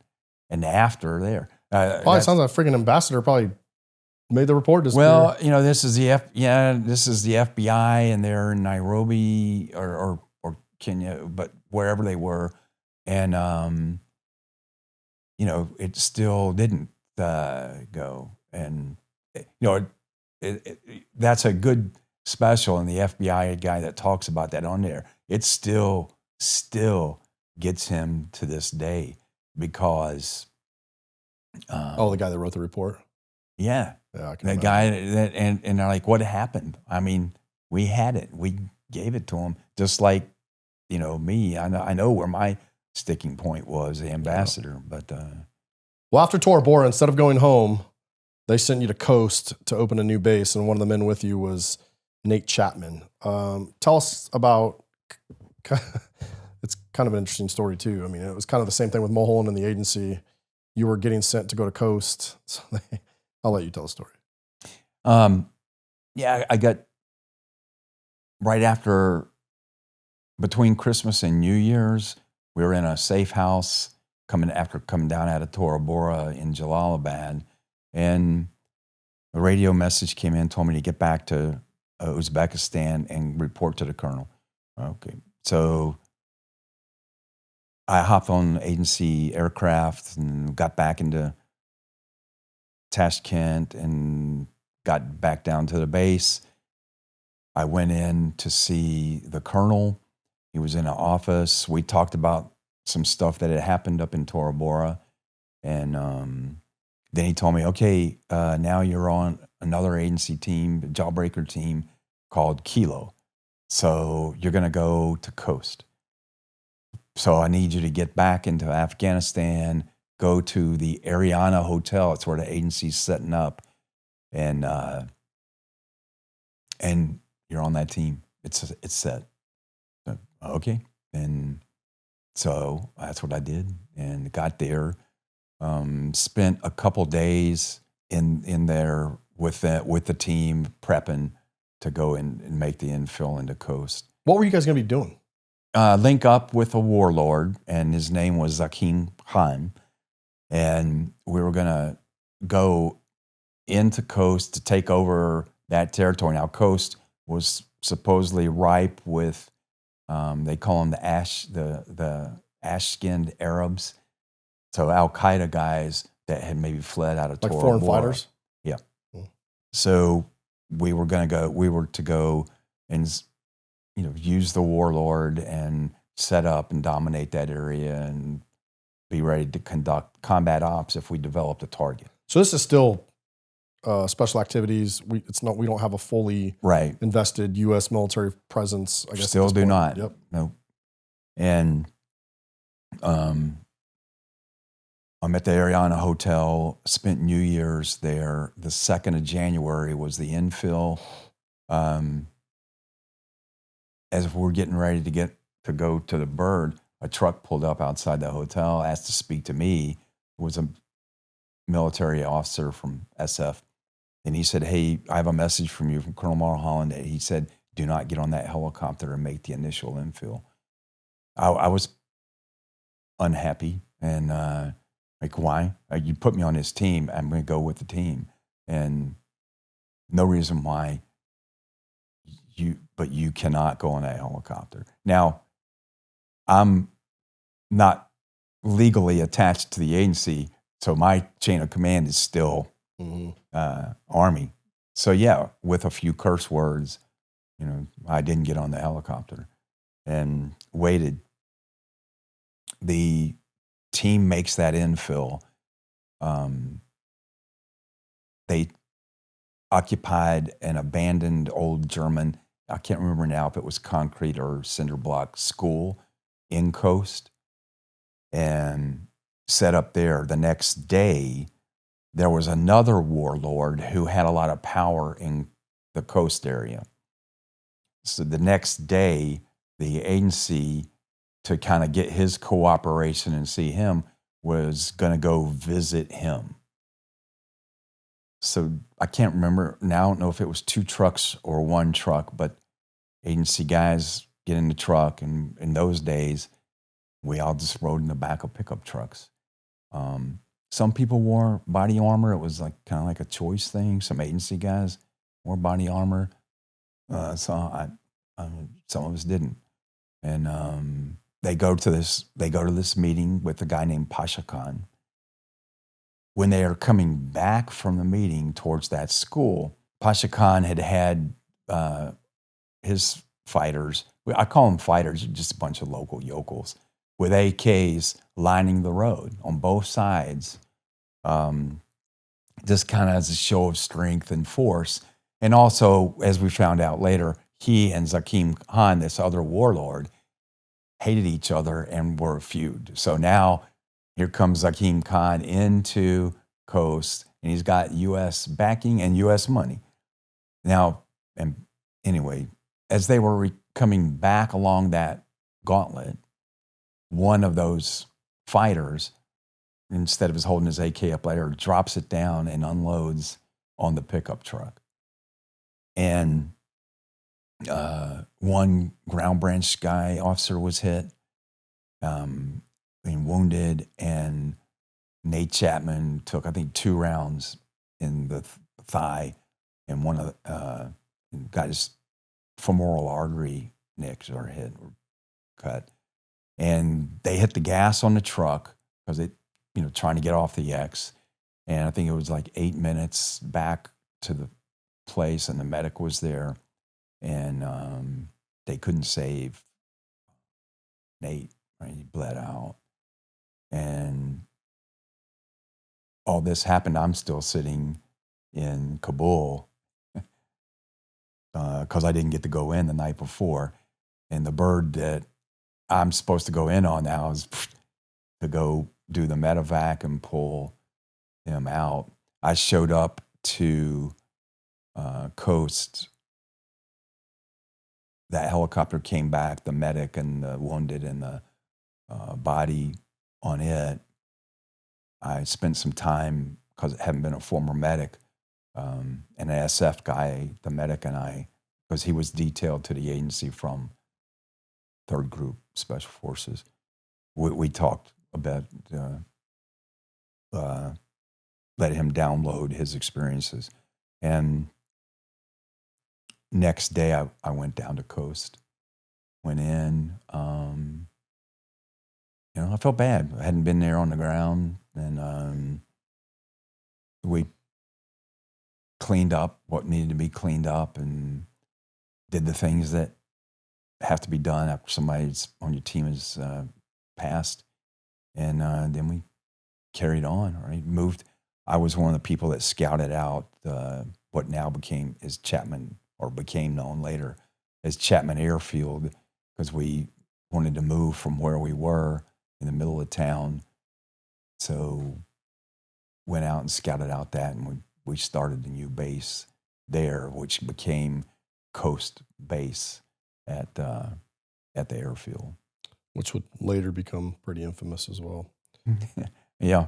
Did the temperature change a little bit once? I mean, I think, Mike Spann dies, and then you have Nate Chapman. Did that kind of change the temperature of what was going on the ground once Americans started dying? I was a little bit divorced from some of that because the group is back there, and I'm sure military has one opinion because my opinion was different. And we're talking about the agency has two sections in it that operate very differently and have very different people with very different temperaments are attracted to each of those. One's the regular case officer side, which I later became, and the other is the paramilitary side, which are usually former special ops or Marines that wind up there. Most of those teams, the jawbreaker teams, were led by regular side case officers. And why? Because that is where generally the language capability is going to come in. And the way the agency just kind of tends to operate is those guys have the leads and the paramilitary side supports tactically and runs all the tactical stuff. And so after Nate was killed, then the big discussion in the agency was that we're the wrong guy. We all thought Pacha Khan ordered that as one of his people. And of course, he's saying it was some rogue that was in there and they can't find him and they're hunting for him and they'll get him. But we all thought, no, he was mad because we're in with his rival and his rival's getting millions from the U.S. and he wants some of that. The way the regular side of the house, the agency started thinking, well, we're backing the wrong horse. Meanwhile, I am telling them, well, let's just kill Pacha Khan. This is war. This is war. There's no, right now, we don't know who the good and who the bad is.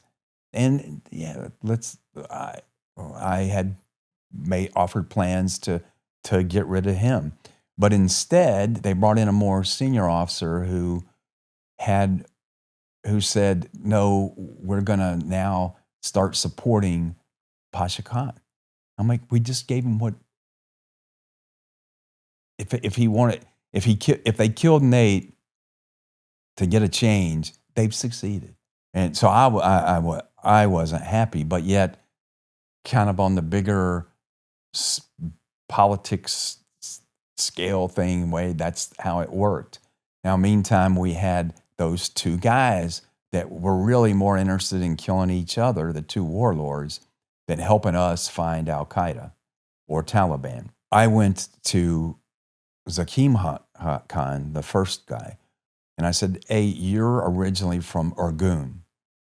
And that was a real bad guy territory, supposedly. So I said, what if you pull out of here and you go back to Urgun, and then if you do that, I will go with you and I will support you and we'll bring in special ops and you'll be there. But it's just that we're separating you two and you can work with us up there. And the agency bought into that. They thought, okay, that sounds like a good plan. We'll buy into that. We'll send people. It'll be an agency op. And so, yeah, we did that. I ran that infill. Because the thing, how it worked with those initial jawbreaker teams would go in, and like with Coast, what Mulholland told me was, don't bring in ODAs until that's set up to do it. And I kept delaying bringing in ODAs because the people on the ground, I said, it's just a gaggle of people. They don't have anything, proper equipment. They don't have any training. There's no command structure. It's just a warlord telling his favorite people, and they're kicking other people in the ass and making them do stuff. So we got to fall in on, we need to set up. And I said, I want to set up a logistics cell. I want to set up an ops cell. One of the things I learned in Tora Bora was it was during Ramadan. So two issues with that. One, we were trying to force people to move up and take ground that had no food and water all day because of Ramadan. And so now as night falls, they haven't eaten all day. Where are they going to go? The food now, because there's no forward kitchen, is back several kilometers that way. So they're all going back that way to get fed. There was no provision to feed in place for the locals. So I'm like, I'm not bringing in ODAs till we resolve this problem. So people don't realize armies don't move without logistics. Yeah, so I mean, just getting pickup trucks and buying, gas canisters and the burners and all the pots. So we had kitchens in the back of trucks that could go forward to provide that. So that's one of the reasons, like I argued with the agency team leader over that, and because he got really upset that I would not tell Mulholland to send in ODAs. And he looked at me, he happened to be a reserve officer and special forces officer too. And he said, so you're basically telling us that everybody here is waiting on you and E7 to approve something before we can move forward. I looked at him and said, yep. You like apples? You like them apples? Well, I didn't say that. No, and I'm nothing against that. It's just that, again, I was sent by the colonel. I was given direction. And my thing was, he trusts me. I am going to do that to the standard he expects, and then I'll do it.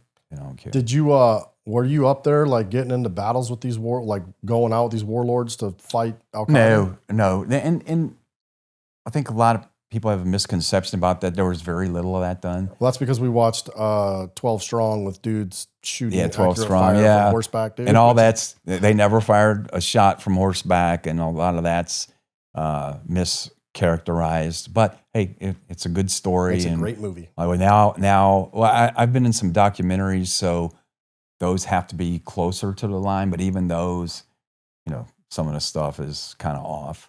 Yeah, there wasn't the big combat. It was mostly with air power.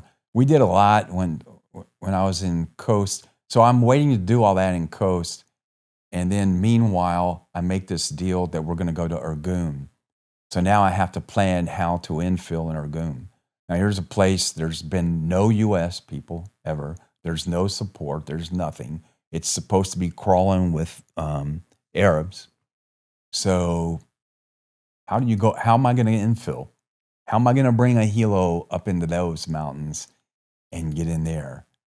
And I've got nobody on the ground and nobody to send in advance. So the way I created for that was the Warlords, Hakim Khan, had a nephew that younger guy. And I taught him how to use a Thuraya. And then I taught him how to use an IR strobe, and I taught him what was required for a landing zone. And I went out and had him practice, with the interpreter, and he would go out and pick a spot. And then, okay, yes, well, no, we can't use this because of that. So then eventually I got him where he could pick out an LZ. And then I taught him how to use the IR strobe. So now, technically, I can send this guy and some people, locals, up to Irgun, and he could find a landing zone, and he can mark a landing zone that we could come in on. But now, what's my security? What's my safety? How am I knowing that I'm not bringing a landing zone into a bunch of Al-Qaeda? So I took, after thinking about it a while, I did two things.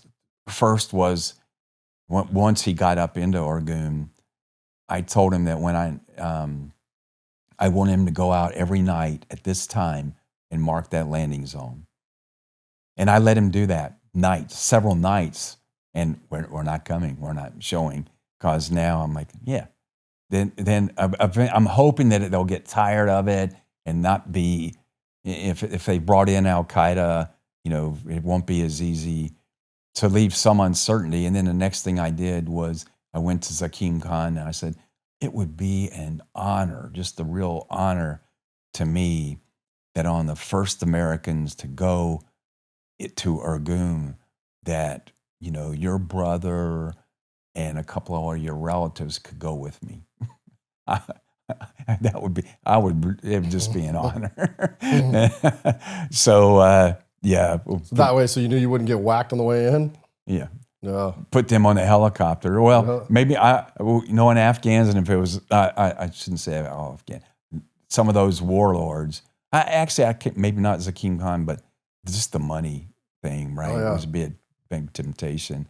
But I put I put them on the helicopter, and we went on like the third or fourth night and made the infill. How much were we paying all these warlords? I mean, I know that there was like suitcases of cash just getting moved around. Yeah, I've carried in duffel bags of cash for the agency, back at Karshi Khanabad. Oh, you're going back to whatever. Hey, can you take this? And it's a duffel bag on wheels. It's got money in it. Yeah, it was hard. I mean, money made everything move. When you find out later, like they would like, we're there because we had no support. So how are we going to move? Well, gosh, we need vehicles. And you turn to the warlord, we need vehicles. Okay, here's $80,000. Excuse me. So U.S. currency was good everywhere in Afghanistan, Pakistan? Oh, yeah, U.S. currency was, the Afghan currency was nothing. Oh, cash is king. And the dollar bill, man, that was. That's just king. But and we found out later, when we said we want this kind of vehicle, they go up to somebody that has that kind of vehicle, and it's either here we're buying your vehicle, or it's no, we're taking your vehicle. Yeah. And like we caught them later, like Hazrat Ali in the bazaar selling some of the cold weather gear that we had parachuted in and gave out to them. And some of them, not all, were cutthroats. Afghans are gonna do Afghan shit, bro. There's no stopping some of that. And we made the infill into Urgun, and this is now going to be my third jawbreaker team. And it's really uncertain. So I did that thing where I kept everybody on the aircraft, and where they could be covered down on that family of the guy. And I said I would go off first. And, I just said, hey, if you see me dive on the ground, just start shooting over my head and, just start. And I'll try to get back to the helicopter. So, and then that kind of gave the threat that if I was shot at, that something might happen to family members. So, so you get to Urgun and get that set up. How long were you there? I was there, I don't know how many weeks, some weeks.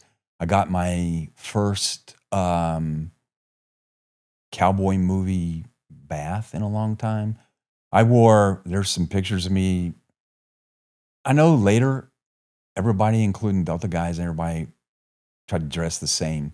I never wanted to do that because there's some point to me where it looks like dime store cowboy playing dress up. Where I went a lot of places by myself with Afghans. And I knew I'm not going to fake them out. That if you're up close, I'm an American. But my goal was that if somebody's further away and I'm with a group, that it'll be harder to spot me. Mm-hmm. So yeah, the beard, and I wore local clothes. And I had a blanket wrapped around me over the top of my rifle. I ditched my military LB, load carrying equipment, and wore an AK vest, to try to blend in somewhat. But while I was there, by this time I'd gotten closer to Zakim Khan. He said, "Your beard needs a trim." You'll see pictures from those early days. Some guys had ZZ Top beards, all stringy and down. But, he said, a warlord and a chieftain needs, a good beard, needs trim. And Urgun was just like the old outpost cowboy deserted village. That's what it was like. And he said, go with me and you can get a haircut, because I wanted a haircut. I've been in country, 4 months? Yeah. Hair. And so we go in this place, and there's a potbelly stove, And the guy sits there with scissors and a razor and cuts my hair. And then he says, do you want to bathe? And I already interpreted him. He asked, do you want to bathe? I'm like what, you guys are all going to watch me? I heard enough stories about Man Love Thursday.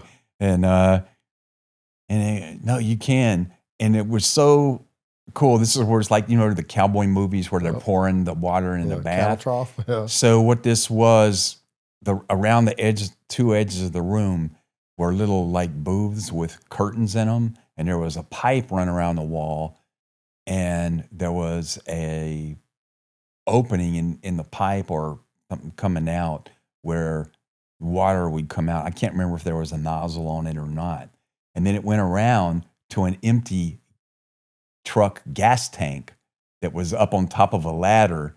And the guy on the potbelly stove was heating water. And then he would go mix the hot water with cold water in there. And if you wanted a bath, some dude's pouring the water up there while you're in this little booth. So I thought, might as well live like the cowboy movies. And and I think people don't understand, like, some people, we had fobs and bases, but when you were there was none of that. And there's no like running water per se, unless you're probably in downtown Kabul. Everywhere else in Afghanistan, it's very primitive. Very primitive. I rotted the pair of jeans I wore into Afghanistan, literally rotted off me one time. And I had to buy off from a local village, procure some kind of green pantaloony pant. There's a picture of me, and it looks like pirate pants. It's a big giant thing at the bottom that bellows out and then comes up. And I was like, oh man, this is bad. But yeah, that's how it was. And I threw away a lot of after it ended up, I stayed in Afghanistan 5 months. And just to be honest, nobody else did. Most of those ODAs went in for 2 weeks and came out, or went back to a fob, or went back to later Bagram or somewhere. And I didn't do that. And I had to throw away. I rotted through a set and had to throw away a bunch of other stuff when I came back. What, were you kind of more in an advisor role the whole time? Or, I mean, did you ever get any like kinetic operations? No, just other than calling for fire. Yeah. I called for fire. And then, I went out to hit arms caches, but I didn't have to use force. I was really, really successful, but I did it the way I think you're taught to. Most of those little tiny villages have stuff from the 80s buried somewhere, and you would never, ever, ever find it. It's so well hidden, so deep, so well cached. And we'd go, and because you have the agency money, I would go with an interpreter and a local, and we would go to the village, and I would have them go up, and me, the white face, stay back and tell them, hey, we're with the Americans, got a report that there's, a cache here, and we're not going to arrest anybody. We're not going to detain anybody. But what we'd like to do to protect you is get the stuff. And then on behind us, I would have one of those big Jenga trucks full of mattresses, blankets, beans, rice, stuff like that. And after the first village cooperated with me, I bring that truck in, and they're happy. Yeah. And then after that, it actually got to the point I would go somewhere and go to one village, but you got to be ready to fight when you go. Once we hit a compound, found a bunch of artillery pieces, but they had abandoned it. But it was a fortress-like thing. So yeah, we did like a regular assault for that, but it was empty. But I was in the one village, and before we could get the stuff out of it, people from the neighboring village were coming. Hey, we have stuff at our village too. Come and help us. You found an Arabic translation of a U.S. military operations manual in a J-Bad safe house that bin Laden had used. Yeah. What do you think about an enemy who studies you that carefully? Well, studies us. The planning for 9/11 showed that they studied us. I think the manual it just goes to show, like the Chinese copy us. Like they take our stuff because they got to train all these guys, and somebody took our manual, easily available, and translated it into Arabic, and maybe made a few tweaks, and they have that. Yeah, I've still got that. Did so after you do your 5 months, you rip out. How long are you home before you go back to Afghanistan? I went in November to Afghanistan from Uzbekistan, and then I stayed till April. I was the last 5th group guy to come out.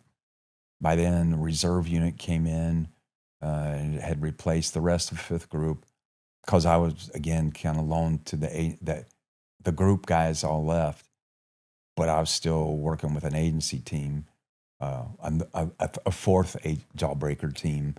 So for Anaconda, most of the rest of 5th group, right after Anaconda pulled out and left. Can you talk about Anaconda at all? And Yeah, what was your involvement? What do you know? Like what happened? I was sent from Argoon to the next jawbreaker team.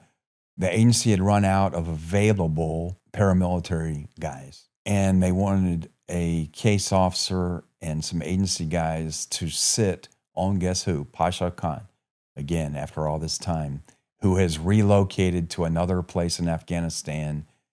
And they wanted to make sure, A, he didn't interfere with ops in Anaconda, B, just keeping tabs on him and sidelining him, because he'd been doing a lot of bad stuff in the interim.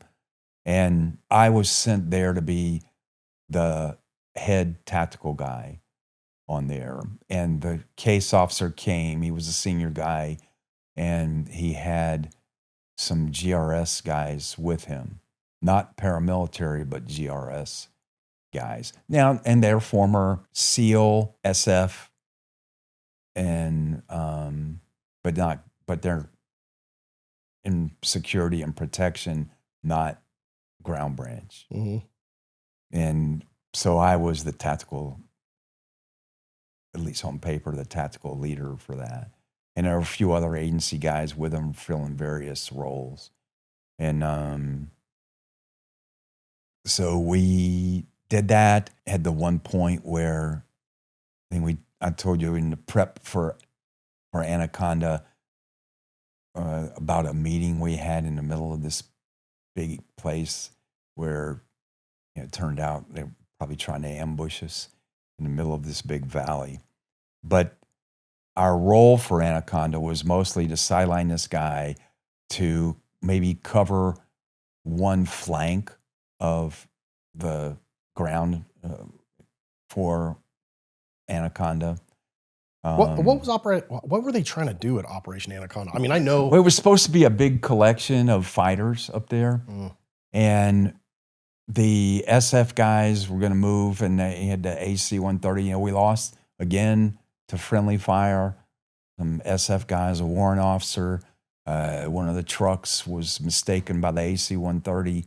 during Anaconda? During Anaconda, we always hear about SEALs, and but the regular 5th group guys were up there. That was the last deal. And so the truck starts, when rounds start coming, and they start trying to evade, but hey, it's a AC-130, and I think they took a 105 round. Who was calling for fire on them? I don't know who was calling for fire. And I'm not sure what boundaries or what leeway they had been given up there. So they're planning to go. So they're doing the planning for Anaconda to snuff out some of the fighters up there. You and your jawbreaker team are sitting on Pacha Khan to keep him from getting involved. Yeah, to keep him from. And again, there was a lot of distrust on him. And to be honest, while I was on Team Kilo, I was still just seething about Nate, and that we didn't kill him. And by this time now, some time has gone by. I've been hearing from agency people, this guy's dirty. We should have killed him then. I've been hearing from senior military people, they got Nate, man. We should kill him. So to be honest, I probably plotted murder because I developed plans to kill him, and I was not gonna wait for an official thing. I was just wanted to kill him, but I kept planning in different ways. Like when he drives, if he drives past on this road, I'll shoot an RPG. And everything came back, well, it's really going to reflect badly on fifth group and all that stuff. And well, maybe you shoot it this way. It didn't work till finally one day it dawned on me that, and we still have the ambush and the setup thing to talk through, but it got to the point that then one day I thought, wait a second, I'm not in the agency. I'm in the Army. Now, what do my rules of engagement say for me in the Army?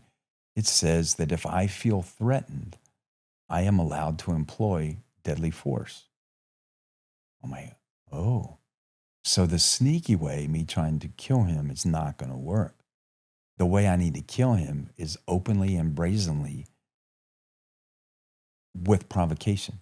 Yeah. So now what I have to do is create that provocation. So there was one time where we're providing security for the senior agency guy at this little outpost up in the mountains. And this Pacha Khan guy, he looked like Jabba the Hutt. He was an ugly man and big. And he had a big voice and a real volatile temper. I got the interpreter off to the side. Okay, to be honest, I didn't tell anybody because I thought this is something I have to keep to myself and I'll just deal with it after. And I told the interpreter, I said, I need you to translate. Don't do that thing you interpreters do, which is try to soften what I say. When I tell you something, I want it literal to him the way I say it. Okay, he's sitting here. I sit beside him. We're on the floor, cross-legged. I lay my carbine across me this way, pointed towards him. And we start going. Now I start hitting him up. I start ridiculing him. I start giving him a hard time. I start raising my voice. I'm trying to antagonize him because I was waiting. He wore a 40, I don't know what kind of pistol it was. He wore a shoulder holster and with a pistol on it. And my goal was I was going to get him to yell because he's a volatile guy and act angry. And when he did, I was just going to shoot him right there in front of all his people and everybody. I'm trying to get him going. And meanwhile, the team leader who speaks the language hears what's going on. And he comes over there and he goes, Gary, what are you doing? I said, getting ready to kill this man. And he said, oh, no, you need to rethink that. So I did. And now I'm glad. We're different people then. But going back to Anaconda. Anaconda. So you guys are on the Jawbreaker team. You're having to deal with Pacha Khan. Yeah. How does the whole Anaconda thing play out from your vantage point? From my vantage point, the night the helicopters came over and the whole Roberts Ridge thing, yeah, those helicopters flew over us on their way up in the Anaconda.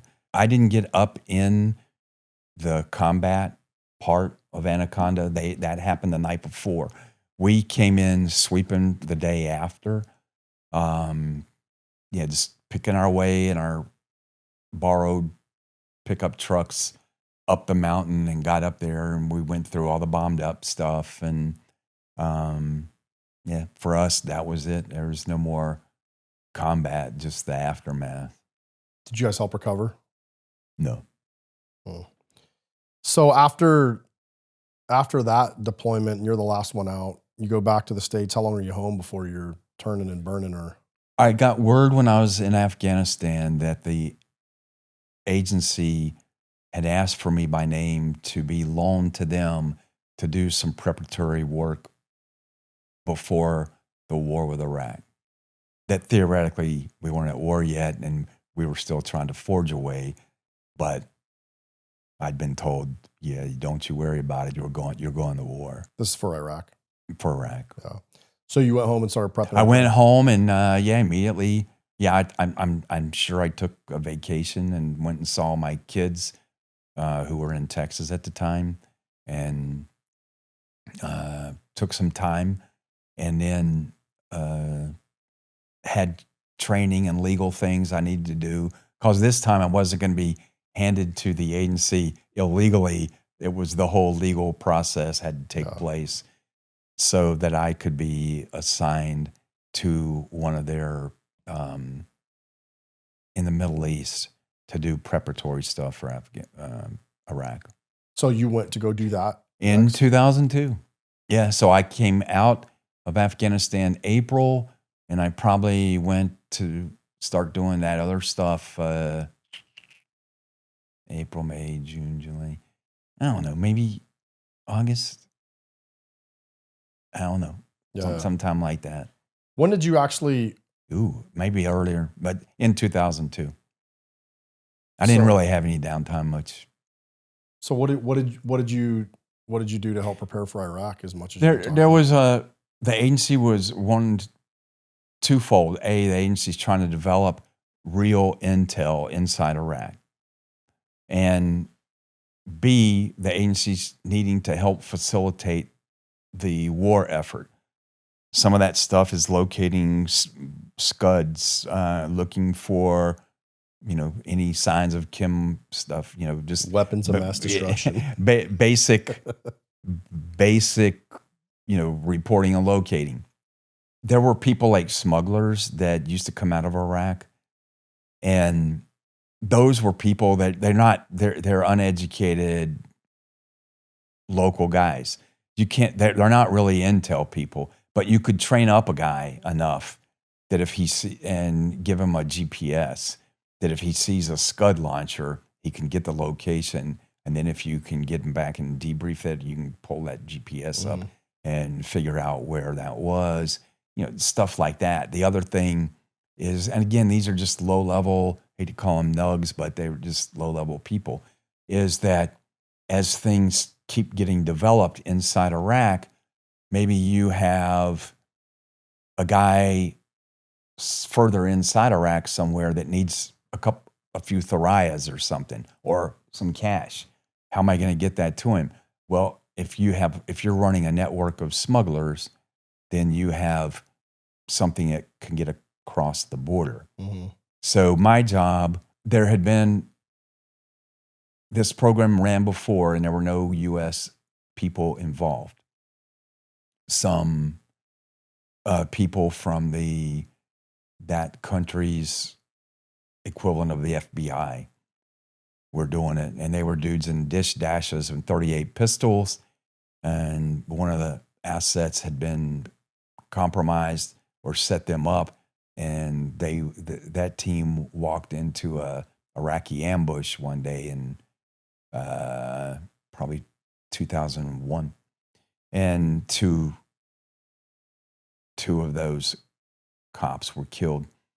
So then it was decided that they needed somebody with tactical experience to come and run that tactical portion.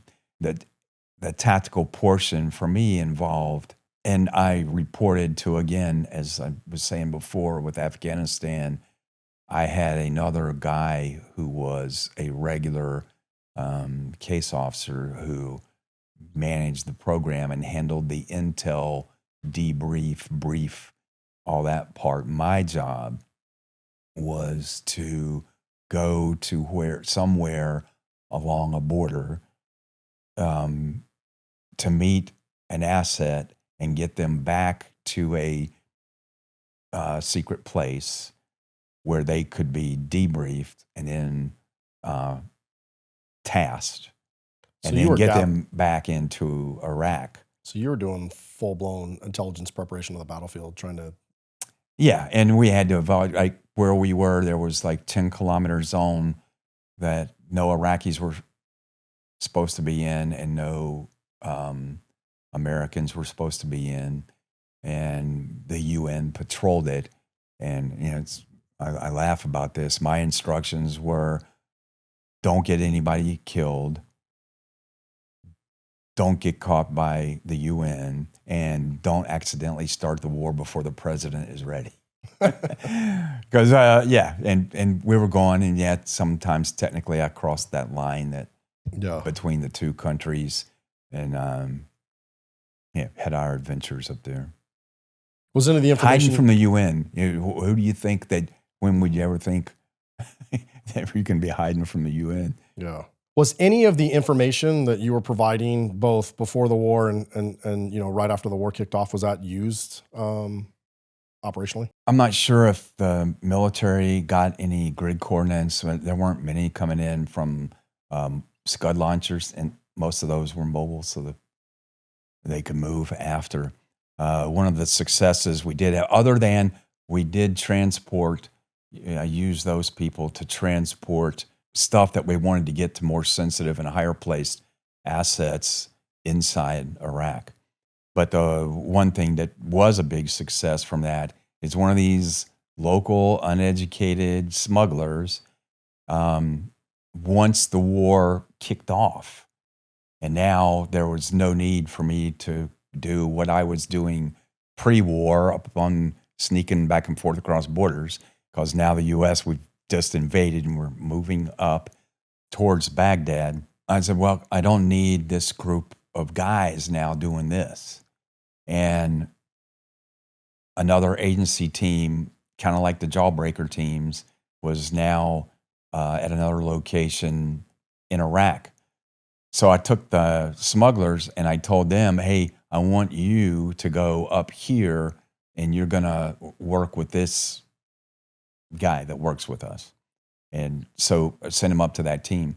And one of those guys happened to be the guy that walked into the hospital where Jessica Lynch was, with the video camera that that confirmed her presence there at the hospital. Nice. And that was the guy that you were running? Yeah, he'd been one of my little smuggler dudes, just a dude. But sometimes those guys, it's the unimportant, that little guy. Sometimes they're more daring, I think. Maybe because they're not smart enough to figure out the danger. But sometimes I think than some of the other higher placed people. So that guy, he went there.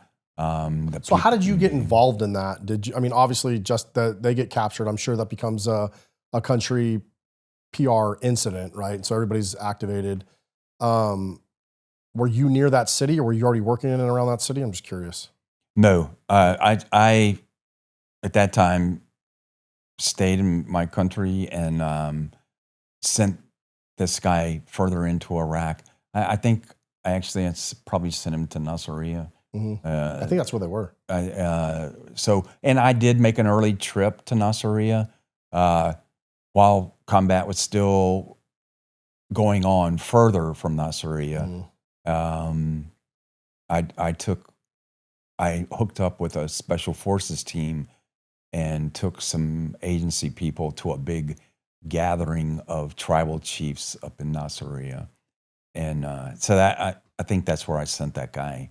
And again, he was the one. And there's a lot of famous stuff about this doctor that they didn't, but I don't know if he may have said she was there or whatever, but the guy that did it was this little smuggler guy. So he went in there and reconned the place and came back, and that's all. They sent him in, and I think it was to confirm, like, is there?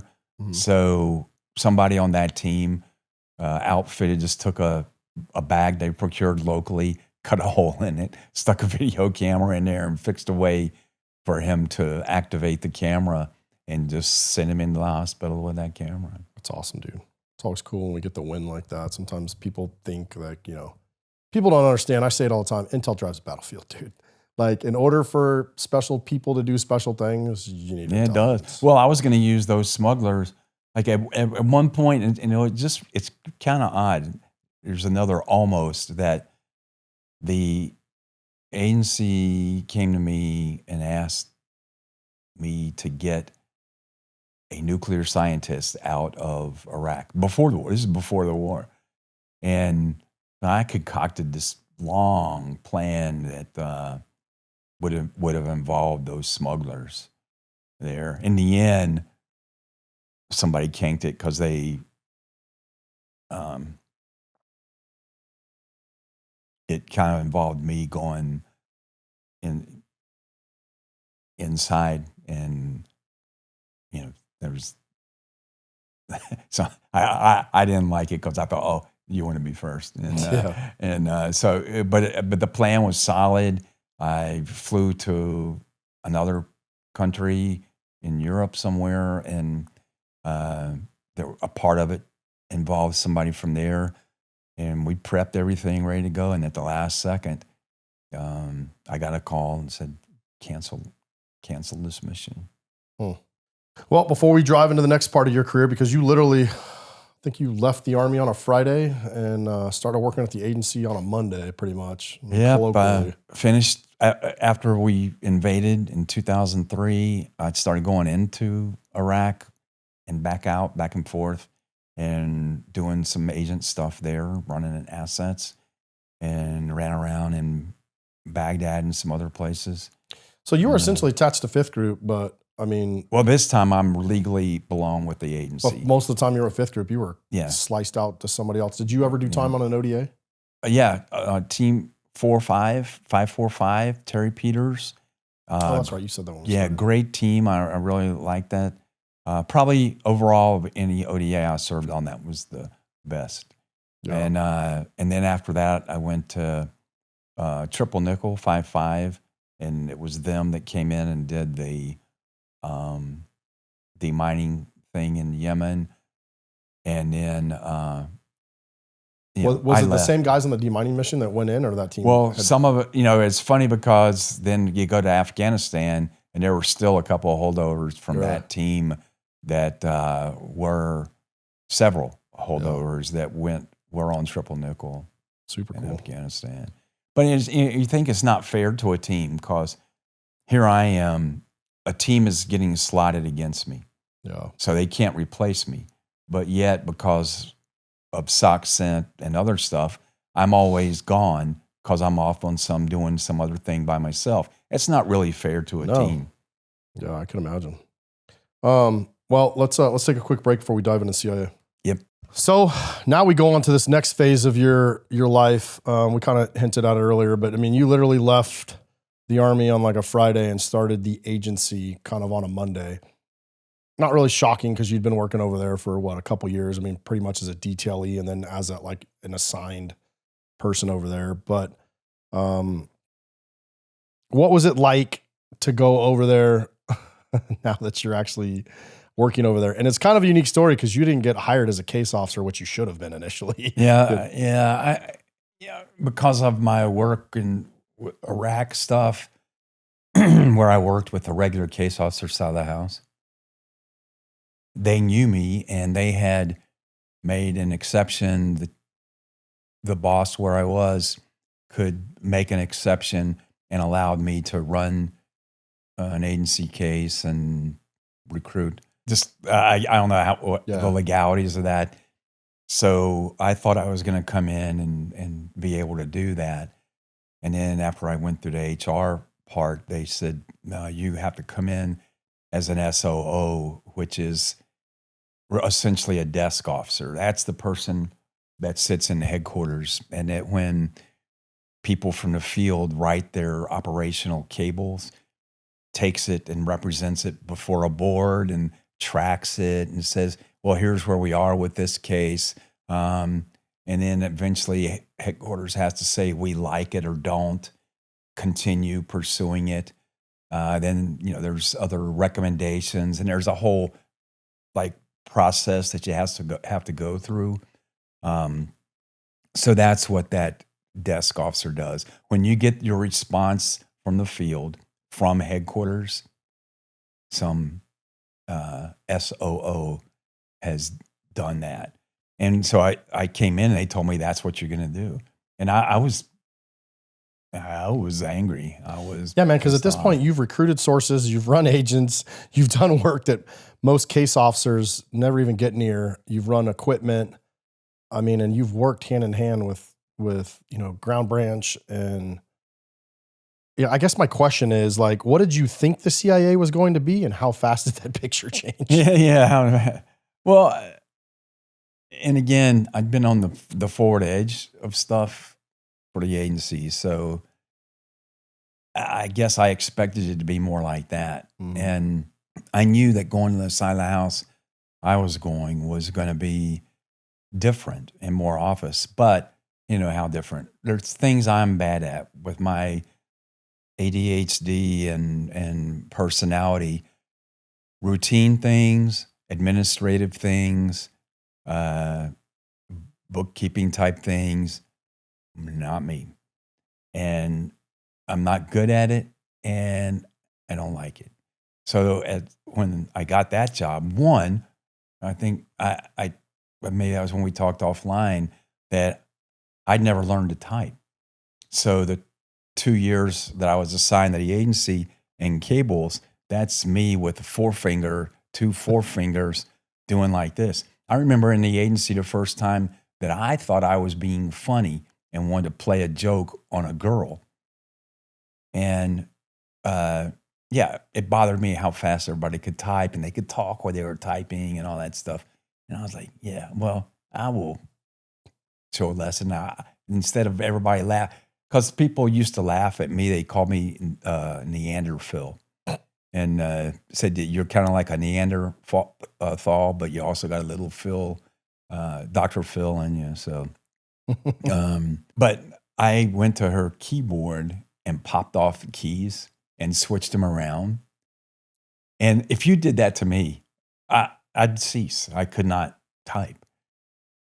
And I remember going back and going, I'm getting even with these agency people now, man. Just wait till she goes and tries to type. And that woman came and sat down and started typing, and she's typing, and she's talking, and she's typing. And I'm like waiting for my big moment. And it never came till it dawned on me that she ain't looking at her fingers. So the job of a SUE, mostly admin, it was hurting me, and it was hard.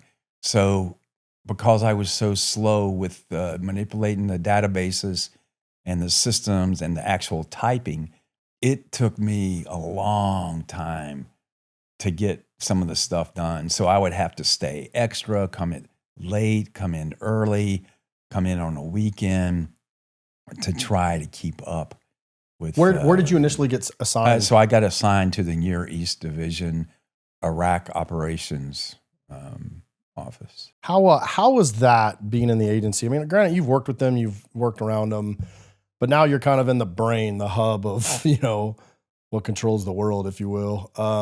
Is it weird to see behind the curtain, or was none of it shocking because you'd already worked with the agency? I think maybe seeing just some of the process part. It's always the thing with any government thing. It's like it's not the tip of the spear. It's all the I hate to call it bureaucracy because not all of it's negative, but just what it takes behind the scenes to make the stuff happen. And some of that, because there's like all these little boards that meet and evaluate and look at things, and you have to manipulate all that stuff. And was there a lot of and like I couldn't even, most of the young people, and doing the job I did, a lot of young people, and like the blue flashing light when somebody is trying to send you an instant message bothered the heck out of me. And like I would have to answer it, but then I take me away from my work. And yet the young people, I'd say they would have like 6 or 7 flashing lights, 6 or 7 conversations, typing away like this, and still could be able to do halfway a conversation. And I'm like, have to, don't bother me. I got to just look at this. And, yes, I'm the fastest 2 or 3 finger typer that I could be, but I've still not progressed past that. Yeah.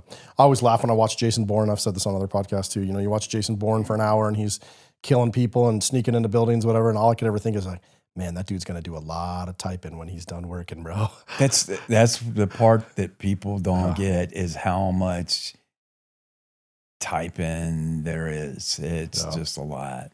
How long were you in SO before you went to the farm? I became that, and so immediately I'm going to my boss and saying, "Hey, I got to get to the training. I got to go to the farm. I can't do that. I was brought in for this. Other people." And it was like, "Yeah, you're new here. You've got other people in this office that have been employees for 8 years, 10 years, and they're waiting for the chance to go." You're like, cool. Did any of them go to Tora Bora? No? Yeah. All right. Well, yeah, you like to say that, but the person I'm talking to hasn't been either, right? So this is early on. You're talking 2004, so it's early in the global war on terror. So the very few people from the agency, other than the paramilitary side, have actually gone forward and served. And I was just despondent. I was like, I can't do this. This is going to kill me. I can't. And I tried to get involved in what I could. I volunteered to do briefings for the chief of Iraqi ops, his daily brief once in a while, to just get my name on his radar and all that kind of stuff. And they painted a dour picture, but I kept pushing. And then that person's boss happened to be somebody that I worked with doing Iraqi ops before, and who I happened to meet in 1998 and 9.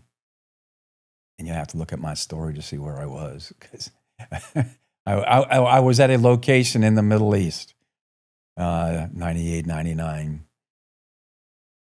And he said, a guy, he saw me and he said, "Hey, Gary, how's it going?" I go, "I think I'm going to swallow a bullet, because, I came here under all this stuff and what I could do. And now I'm told I'm here and I might be doing this years. And I really want to go to the course." And a couple of weeks later, my boss came to me and said, "Well, I don't know who you have and friends you have in what places, but I guess you got bumped up on the list to go." And so I did have to spend 6 months in that job, and then I got to go to what we call the short course, which in ways was a curse, because the farm is longer and teaches you all that stuff. And the short course is designed exactly for who my boss had described: somebody that's been in the agency 8 years, 10 years, 6 years, thoroughly knows all the systems, and just needs to learn the operational aspect, because they don't take time. And so it's a course that was run, I don't know if they still have it, in the Northern Virginia area, that did the same things to certify you. So I was selected for that. Now, the problem is, when I went there, that there was no tolerance as being like at the regular farm that you're a new agency employee. It was like, you got to hit the ground running. And I was hitting the ground walking. So I struggled, not with the ops, but I struggled with keeping up with all the reporting and paperwork. I can and imagine. Me done. You said, transitioning to the short course that you went to, you said it was hard for different reasons than the physical schools. The culture clash with, how they perceived you. Well, talk a little bit about the friction. I mean, you're an operational guy coming from the Army, and now look, man, there's a certain culture at the agency. You and I have talked about it a lot off camera. And I know that was kind of a clash in you. How did that? Part of that clash was I was on the regular side of the house, not the paramilitary side. So these are people that's what they've known out of college. It would be like me as an SF guy saying, and I've got somebody that's been in some totally different career field all their career, show up on my team and say, "Yeah, now I'm here to do the same thing you do." And I might not be too pleased about that. And some was more I think people just unaware. I know I had a clash with instructor. Well, clash, it was internal.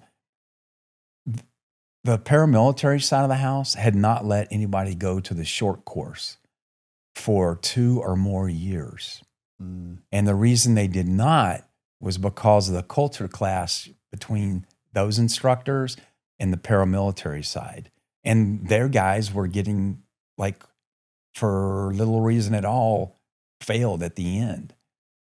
And there was a lot of concern about sending me because I had the same background as those, as how it would resonate with some of these instructors. And a lot of our instructors were retirees that were contracted, that were old school, Russian agent type tradecraft trained.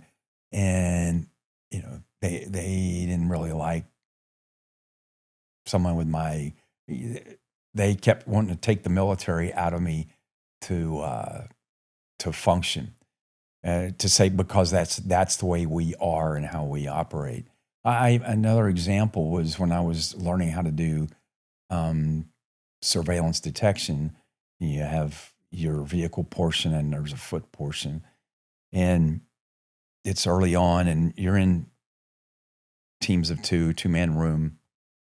Me and my roommate have our primary instructor, and he gave us instructions. And maybe it was on a weekend, people were in there working, the students, and I was talking to a girl or a couple girls that worked for a different instructor, and asked them something about what instructions they were given about this lesson we had all just gotten on vehicle SDRs. And they said, we got this. And I was like, we were told this. And I was trying to resolve why what they were being told and what we were being told were two different things. Meanwhile, their instructor, who was a female instructor, looked at me, and then she said, hey, you know, why are you even worried about this stuff? She said, you have no idea what an SDR is until you're doing one at 90 miles an hour down Route Irish in Baghdad. And I was shocked, because what I learned and what I was advised before I went to this course is keep your mouth shut about your past experience, because they don't want to know that you have done what they've done. And two things struck me. A, yes, I've been on Route Irish. Yes, I've been up and down it. And I've been up and down it, not in an armored car. And I didn't drive 90 miles an hour. And I happened to be there when you were there, and I saw you, and I know about you. But I had to stay silent. And then I got some more talk about how I didn't know anything. And I walked in there, and I'd been catching some of this, like from some of the instructors. I remember I walked back in there to my little 2-man room, and I actually thought, I'm going to have to quit the agency, because I'm either going to blow up or I'm going to hurt somebody or something. I went there, I just started beating my head against the locker. And I was like, I do not know if I can take this, because it's just like taking that and keeping it. So you knew inside. this instructor from a previous life? Yeah. Oh, that's hilarious. I knew them. I had seen them in Baghdad, and I don't guess they knew or had an idea.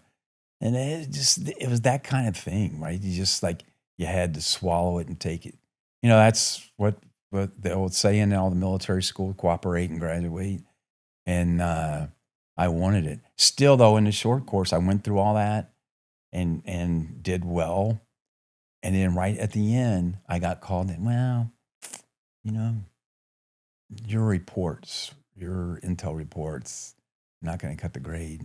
And they were talking about failing me. It turned into a long thing. And actually, I found out later that a group of instructors lined up and went in there and spoke on my behalf and saying, hey, there's some personality stuff here. This is not, we would work with him and trust him overseas, and they were senior people that had done that. So I got the provisional certification, which meant I had to do a year of successful work in the field before it would become permanent. YouTube pulls the leash on this kind of content. You know it, I know it. There are parts of these conversations I'm having with the guest I'm bringing on that don't make it to the main channel the way they should. Things get too unfiltered and too real for YouTube. It's not advertiser friendly, but we refuse to steer away from those discussions. So we launched our Patreon. If you want the full version of our content, no ads, no cuts, the conversations we actually can't put on YouTube, well, that's where it is. Plus, there's early access before anything drops publicly, product releases you won't see anywhere else, and a direct line to me. And you also get behind the scenes access to what we're building. This isn't a tip jar, it's the inner room. Go to patreon.com/The Vanguard Wall and join the members. Everything I can't say here, it's already there waiting for you. Patreon.com/The Vanguard Wall. So you graduate the short course, the short accelerated course at the farm, and August 2005. Man, the war in Iraq's full blown. Where did they send you after that school? Well, I was supposed to go to another Middle Eastern country and work in their embassy. And because I convinced HR, I said, look, I've done Iraq for you guys. I've done Afghanistan with you guys. And I've been in all these other war zones in Middle East. I need the non-war zone experience. But the day I graduated the short course, I got an email from HR, said, please stop by HR regarding your assignment at your earliest convenience, which that means now. So I went there and they said, yeah, about that embassy, no, you're going to Afghanistan. And I was like, Afghanistan? What do you mean going to Afghanistan? You're like, I already got a timeshare there. Yeah. They said that, well, hey, we've had like two people pulled out the last second. There's a critical shortage and you were asked for by name out there. It's like, So I go. At this time, I actually got engaged to somebody that I went through the short course with. Training love. Yeah. And, and it's just like the war thing, because didn't know each other that long. And now we're both going to go off to separate countries. So I got engaged and then off I went to Afghanistan. Well, it turned out after I showed up in Afghanistan that the chief who had asked to get me was a Marine that I'd been a lieutenant with many, many years ago, who I had run into in Afghanistan when he was a senior person on the paramilitary side in 2002, who I had done Iraq ops with side by side in 2002, 3. Yeah, I think he stopped in 2 and 3. So now he is the chief in Kabul. So it was him. So that was a good way to get started on my ops career with him, and I trusted him. He was a good leader. How was your assignment different now that you're a case officer versus what you were doing as an augment working on jawbreaker teams? So now I'm the guy that's going to be that team leader that I used to see and advise. And my job's not to do the tactical part, not to do the shooting. Is not my primary thing. Yeah, you go through weapons training, but it's really so you can just defend yourself. You're not, a week of training on a pistol and a week on rifle does not qualify you to do anything except hopefully safely load and unload a weapon. But hey, as we've seen in multiple places like Benghazi, and even my own experience right in Delta. Um, Accidents and accidental discharges or negligent discharges do happen. And so my job is to do meetings. And there was the GRS, Global Resource Security, I guess you call it. I don't remember. Or I should know that because Bob was here, but I don't know. Yeah, so Bob and those guys. They, in a war zone, are your primary security. So when you go outside the wire, you're going to go in most of the time in a armored vehicle with 2 armed, kitted up guys taking you to that lunch or to go pick up an asset, wherever it is. And they're going to provide your security and they're going to pick you up and bring you in. And that was my job. So it took a little because I was like, sometimes I had a guy who, let's say I had more special ops or combat experience than than a lot of guys, just because I'm old and had been there a while. But I was like, no, that's my job. I chose not to be on that side of the house. I'm on this side. So yeah, I carried my pistol. Usually I'd stick it in my little backpack because I'm like, my job is not to shoot it out. It was funny. Some of my colleagues, other new young case officers, never been in the military. They really loved getting issued a rifle and magazines and bullets and carry it. And they wanted every chance they could to load out with all of it. People used to ask me questions. Hey, Gary, how many magazines you carrying? Well, generally, one, what's in my gun on one. And then, well, what about your rifle? Well, I think I have 5. 5? What are you going to do with 5? I've got 12. I go, yeah, I do. What if you're on an aircraft and it goes down and you have to fight people off? And I was like, well, I got a lot of other things to worry about. I go, 5 is, 5 is a lot. Yeah. But it was that kind of shift in mind. And I grew to where I had a good working relationship with the GRS guys because I let them do their job. They let me do mine. I respected them and their choices and I went way out of my way never to try to boss them around or tell them what to do or not every person treated. I don't know what Bob said about that, but not all of those people were the easiest to work with. Oh no. Yeah, we've actually got a couple more GRS guys coming. They all have some very unique stories. But I mean, you can imagine, right? Like, look, you've worked with the agency. I've worked around the agency. You get a mixed bag when it comes to case officers, man. There's, dudes like you, but I would say you're more of a unicorn. Yeah, I was a unicorn. Than most of the rest of those college kids coming out. I mean, I saw people in Afghanistan wearing Gucci pants and, Italian sunglasses. In my office, we had people wearing Jimmy Choo shoes in Afghanistan. Yeah. Stiletto heels and some of the other stuff. Just a funny story. And, I hope the person this is about either never hears this or will forgive me for saying this, but one of the funniest GRS.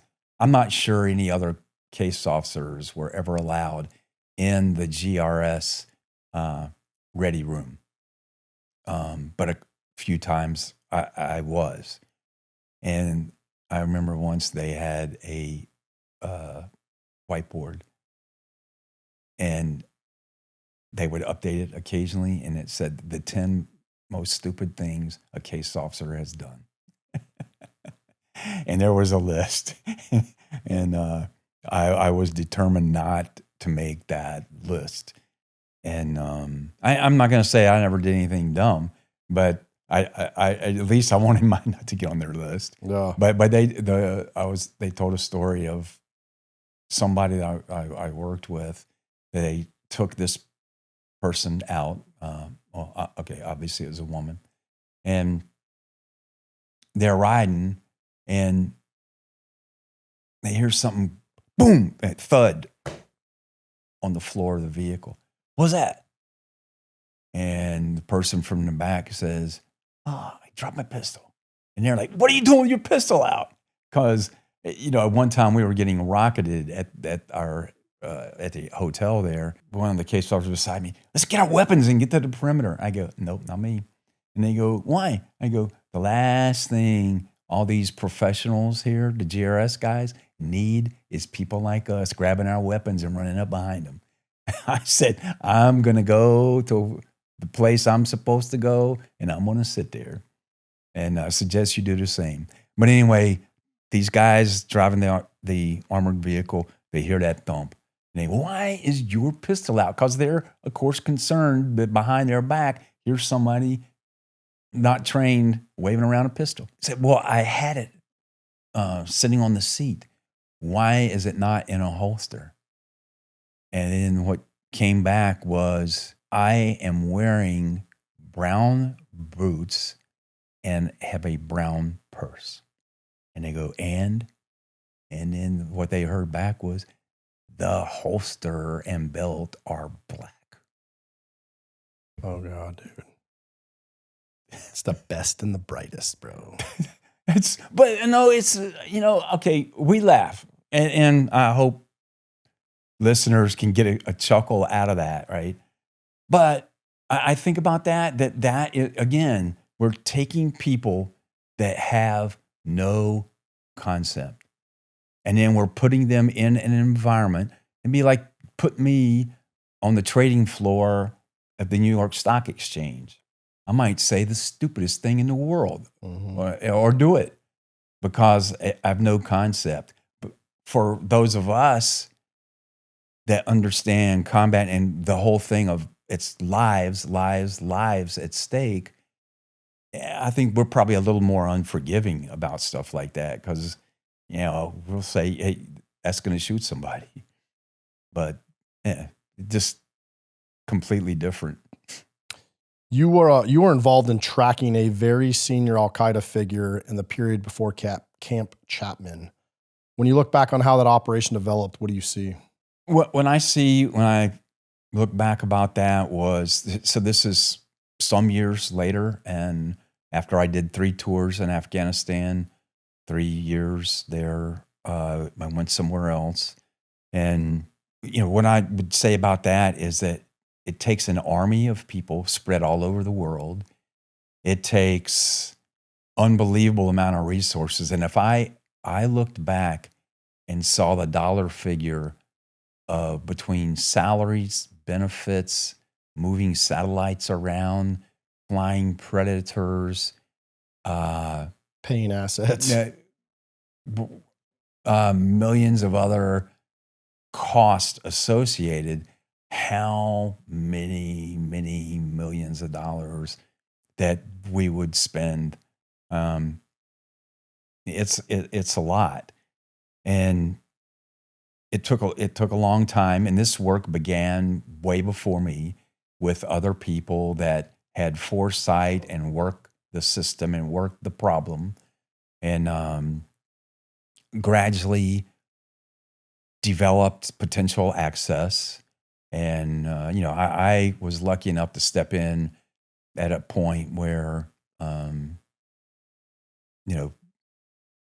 towards the latter half to really make that work. And it ended up one of the most senior Al-Qaeda guys died as a result of that. And there were a lot of Al-Qaeda ops that were in the process and planning and preparation that were disrupted because of that. But it just took a long time and a lot of people. And yeah, I might have been the one that was conceiving the ops stuff. But again, there were a lot of other people in other countries that had little roles that they played that all contributed to that. You ran a whole bunch of successful operations in Iraq and Afghanistan, especially after you became a case officer. Can you tell us a couple, cool stories? We've talked about a lot of stuff offline, and nothing operational, of course, but just to whatever level you can. Well, like synopsis, early on as a case officer there, I got introduced to a guy coming out of Quetta, a low-level mullah, and his job was to carry IED triggering devices in and delivering them to cells. And I started going and meeting the guy when he would come in, and instead of him delivering his IED triggers, I bought them from him. And that's really funny because you get trained as a breacher in Delta, and I'd worked around triggering devices a whole lot, built a whole hell of a lot of them myself. And I'd been doing this now for some time. And at some point, again, in the agency and that side of the house, they had this whole big ops thing. And we had 2 EOD specialists out there that had been all these special schools for disarming bombs and all that kind of stuff. And and when I'd meet this guy, okay, he might be dangerous because A, he's Taliban, B, he's got explosives, and he might be wearing a vest and get me. So, again, the GRS guys were very kind to me that they let me get out of the vehicle and greet them first instead of them getting out and frisking him.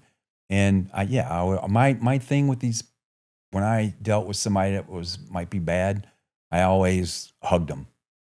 And when I do the man hug and kisses, I'm feeling up and down and checking for vests and stuff. Because I figure it's my op.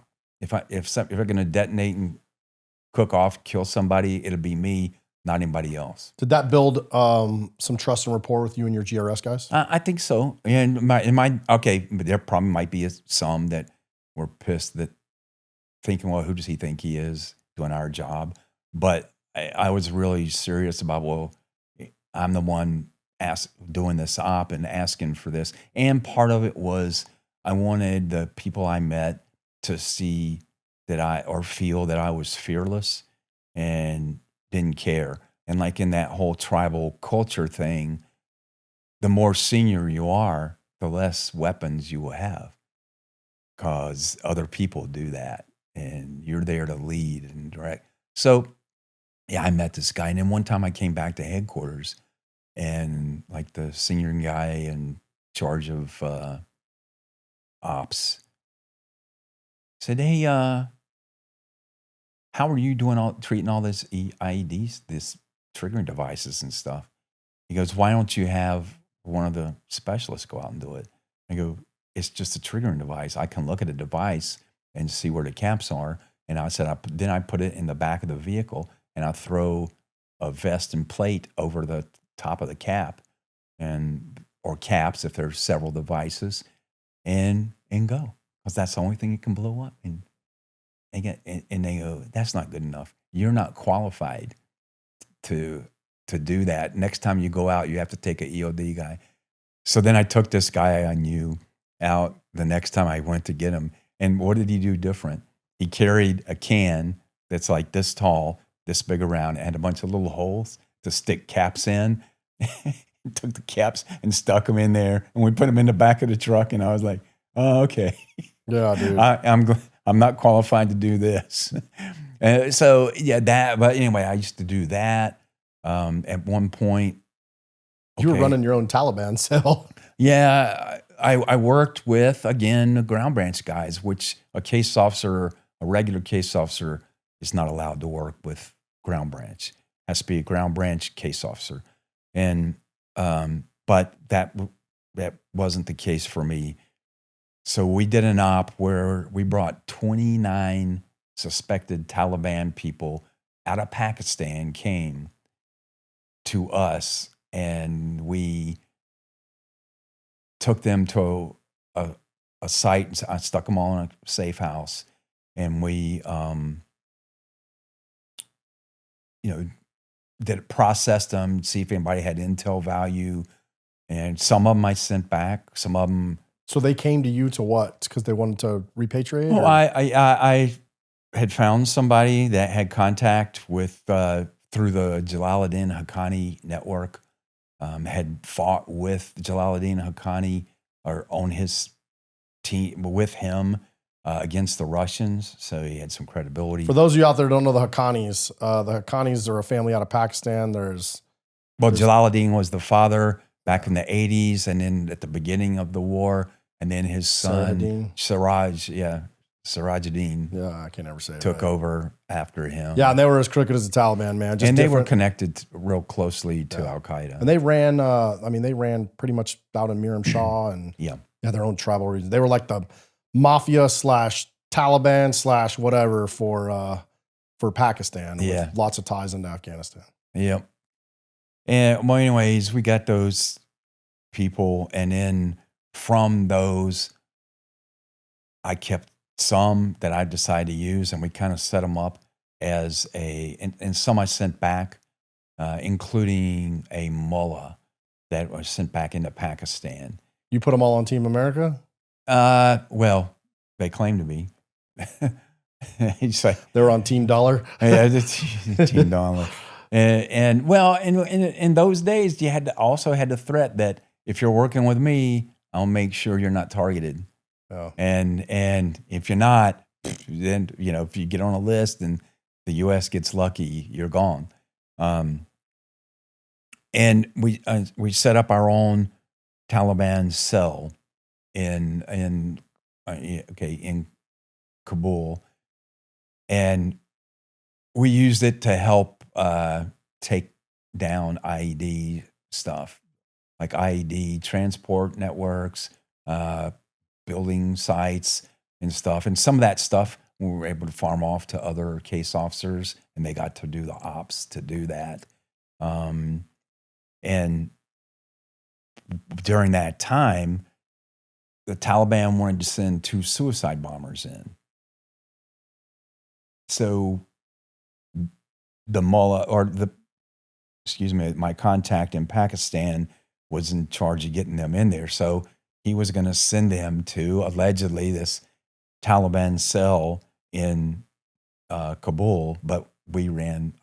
I ran that cell, and I had a senior officer from the military that was my guy that would kind of did the day-to-day and ran that and dealt with them. So the 2 suicide bombers show up at this place in there, and our guys host them, and they said, well, we'll keep you here while we figure out what the target is and all that. And took their vest from them, and he started processing them and just treating them nicely. And then they start, and then at some point, I have them, they're trying to get information, and I'm getting it, but it's secondhand, third-hand information, so that's not really good for an intel report. But at some point, I have them tell them that, as a martyr, you'll be gone. But if you had someone that would write your story about who you are in your life, and then after you're martyred, that is published, and you'll be a hero, and all your sacrifice will be known.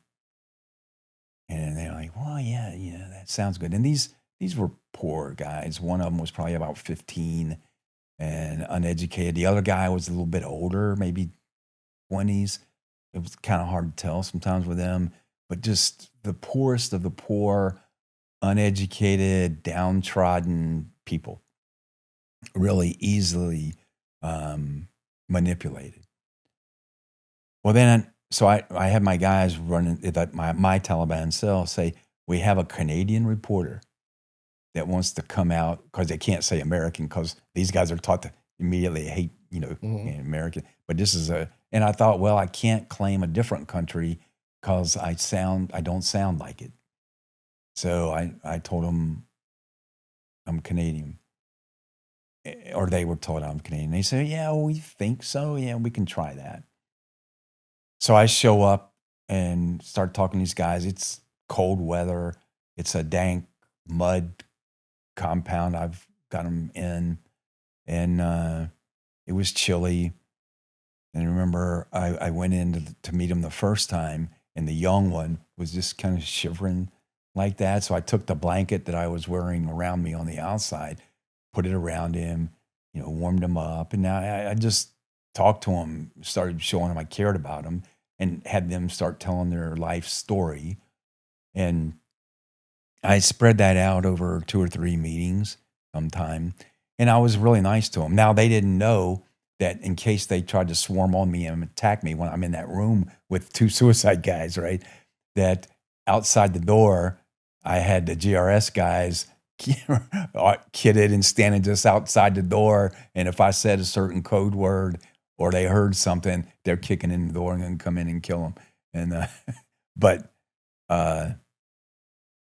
but through being nice, and like when I got ready to leave that first meeting with that kid, he went to take the blanket off and give it back to me. And I said, "Oh no, that you can have that. That's a gift for you," and left. And later, my Taliban guys told me that after I left, they said, "Gosh, we were told that all those Westerners were horrible people. That guy seemed nice." And they go, "Yeah." Well, then, so I meet with him a few more times and keep getting more in until finally comes a point where I go, "Yeah, I'm not Canadian, and I'm not a reporter." And you're about to come with us. Yeah, well, what I actually did with him was what we did is work with the Afghan government to post clips about their story to show the futility and the waste of life of that happens with a suicide bomber.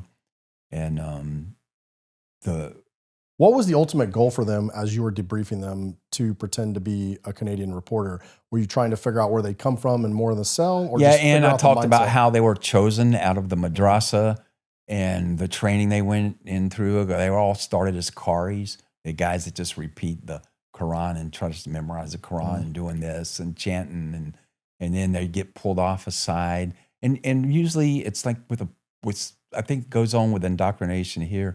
You find that guy and he's from such a poor family, he has no hopes of a dowry or marriage or job or anything. So he's either going to be a fighter or something.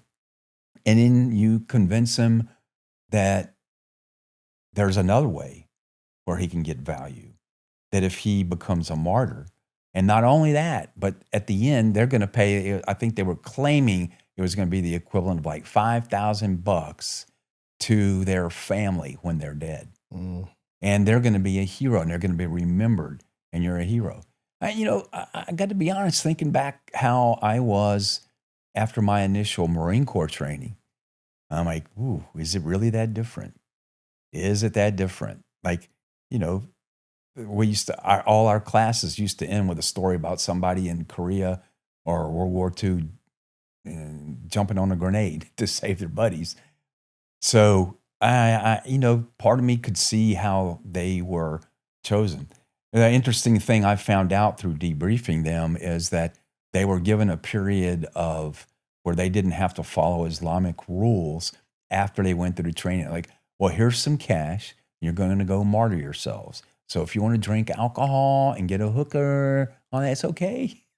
Yeah. As long as you martyr yourself. A lot of people don't realize, man, those dudes are super into like porn, and they're not it's crazy that they do, they're the religious zealot stuff. But when you look into who they are as people, they don't follow any of that religious stuff, but it's okay because you're going to go kill Americans or whatever. It's just, it's a sick, twisted, demented thing. And they brainwash these kids, right? Like the whole story, that's pretty indicative. They're taught to hate us and that we're going to, I can't tell you how many people that we interrogated when, during my time overseas. And, we would do that. Yes, there's whole interrogation approaches you can run, but we would always start with just being nice. And you'd be surprised like how much information we got just from being nice, because these people were taught, we were finding out stuff by giving dudes a honey bun. You know what I mean? Like, no, yeah. It's simple stuff. Well, I processed the 5 prisoners we took at Tora Bora and searched them, and they all just wanted to look. They just wanted a chance to try to kill you. They were just gone. That's all they wanted. Now these guys were different age and different circumstances. In the end, after we got all the propaganda, well, I hate to say propaganda, but we got our value out of them. I gave them money, enough money to get a start, and sent them back to their villages. Mm. You know, and like whatever happened, did they turn back and do anything? I like to hope not. I like to think that Here's $5,000 so you don't kill yourself. yeah. Not that much, maybe a few hundred, to be honest. But I spent enough time with them that I hoped that they got a glimmer that who they were told to hate and want to kill didn't have to, and B, that they wouldn't have to go back to that. Yeah, I see. So that's one of my ops.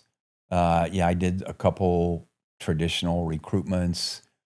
My third year in Afghanistan, I worked a thing where I myself recruited, and with permission of the Afghan Intel Service, the director. Explain what goes into that. Not from a TTP perspective. I'm not looking for operational security, but people don't understand. Like when we say it casually, like, hey, I recruited a source. People have no idea what goes on. Yeah, well, and this team weren't actually sources. So what happened was there was a desire to build, and at the time, I won't go there, but their intel service was going to cooperate with the U.S., and it wanted to build an intel unit.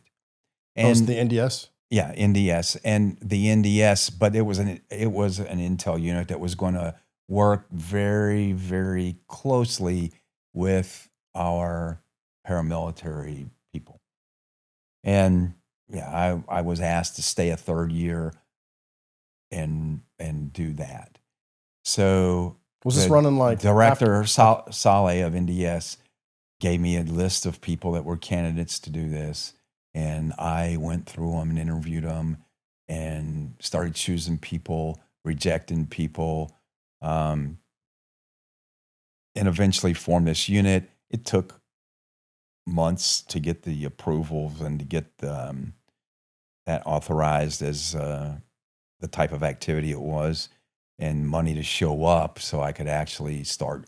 And I got a compound in the southern part of Kabul, and we started developing this unit that had logistics, it had security, it had an analyst or two, it had some case officers, and had a cooking section and maintenance people, all that. Right? It was. Did you ever get them operational?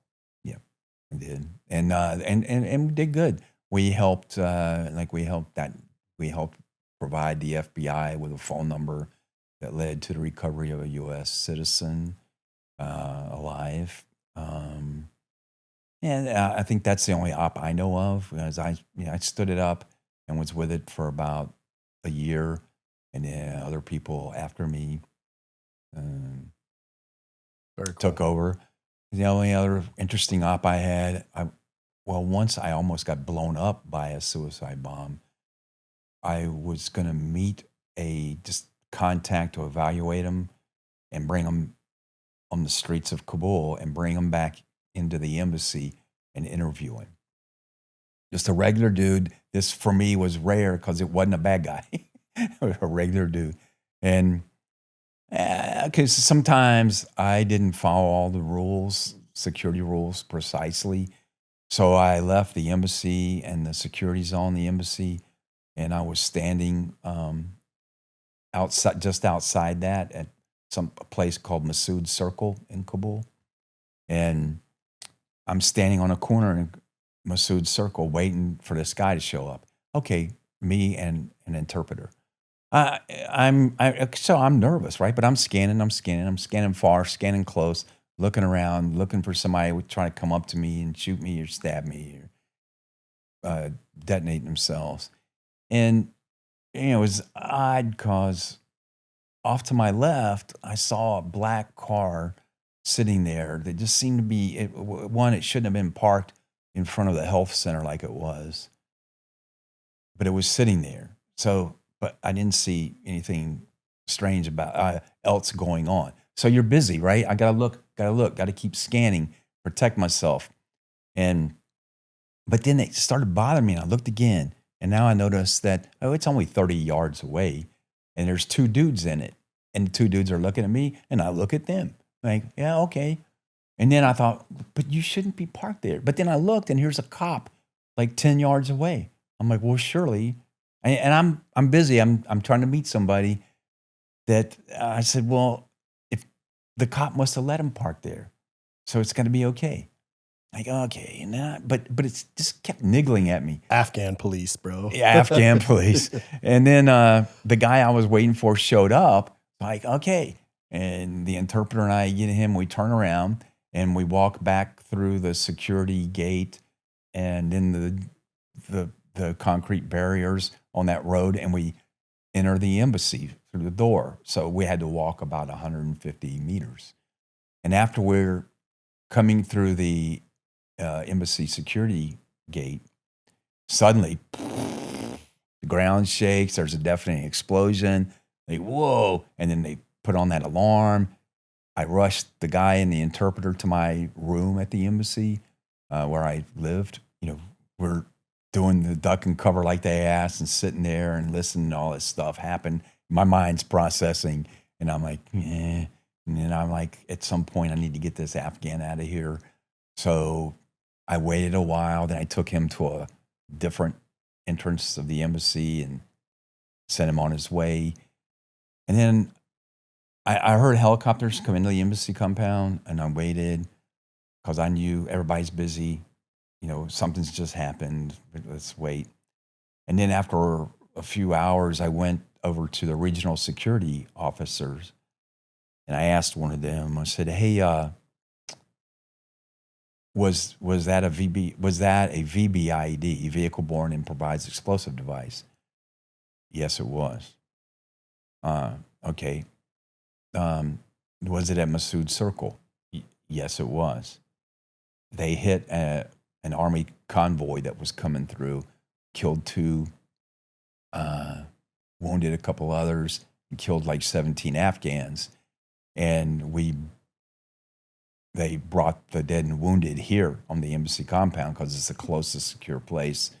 And the guy's like, yeah. And I said, hey, was it a black Toyota Corolla? And he goes, you can't know that. And he goes, nobody knows that. And then he said, well, wait a second. You do know it. He said, how do you know it? I said, man, I was standing there literally 2 minutes before that explosion. And those two, there were 2 dudes in it. I said, if you hadn't found enough yet, there were 2 guys in it. And we looked at each other and came in. So it was a lesson in several respects that I think that, I wish at the beginning I had listened to my senses, spidey senses, and followed through on that, identifying about that vehicle. B, I sometimes I think, can you imagine that if these are suicide bombers like those other 2 I dealt with, I was telling you about, they know they need to kill American. And clearly they looked when we were looking at each other and go, here's an American. Here's an American. So, the way those are rigged, often it's either they need to touch 2 wires together or whatever simple thing that I sometimes imagine the 2 guys sitting in that car talking, and one goes, there's an American out, let's do it. We don't know if a convoy's coming. And, we were told to hit a convoy, hit the military. And he goes, just do it now. And I think, well, I'm glad that, I hate to say it, but glad that it worked in my favor that they didn't. Because the photos that are published in the press now, you can still find those of that explosion at the time, up to that time, which it happened in 2006-ish, 2007, was the largest VBIED we'd had up to that point. And where I was standing was just gone, obliterated, totally gone. They had sat there when I was on one corner and the military convoy was coming here. And when it hit the circle, it was going to go that way. And as it was turning like that, they just went like this around the circle and drove into the side of a Humvee and detonated. That's a wild couple years, man. We talk about those operations in passing. You know, you explained the whole recruiting suicide bombers, you know, but that probably took months of planning, preparation, cables, you know, all the setup. So it's just cool to hear, like, for at least for the audience to hear, you know, kind of how that works without us giving away anything to our enemies. It's a very, very unique job. Let's talk a little bit about Camp Chapman. So for those of you that don't know about Camp Chapman, that's the FOB that was hit with a suicide bomber that took out some senior members of the CIA, as well as several GRS dudes. There was a lot of people that were injured. It was extremely significant. There was a lot of, we've talked about it here before with Bob on the podcast, but there was a lot of things that happened that should have never happened. There was protocols that weren't followed. And, you know, not only does Gary have knowledge of that, Gary aggressively pursued the people that were involved to get payback on behalf of America. So will you just talk about a little bit about Camp Chapman, the things that maybe happened before the op, and then your part in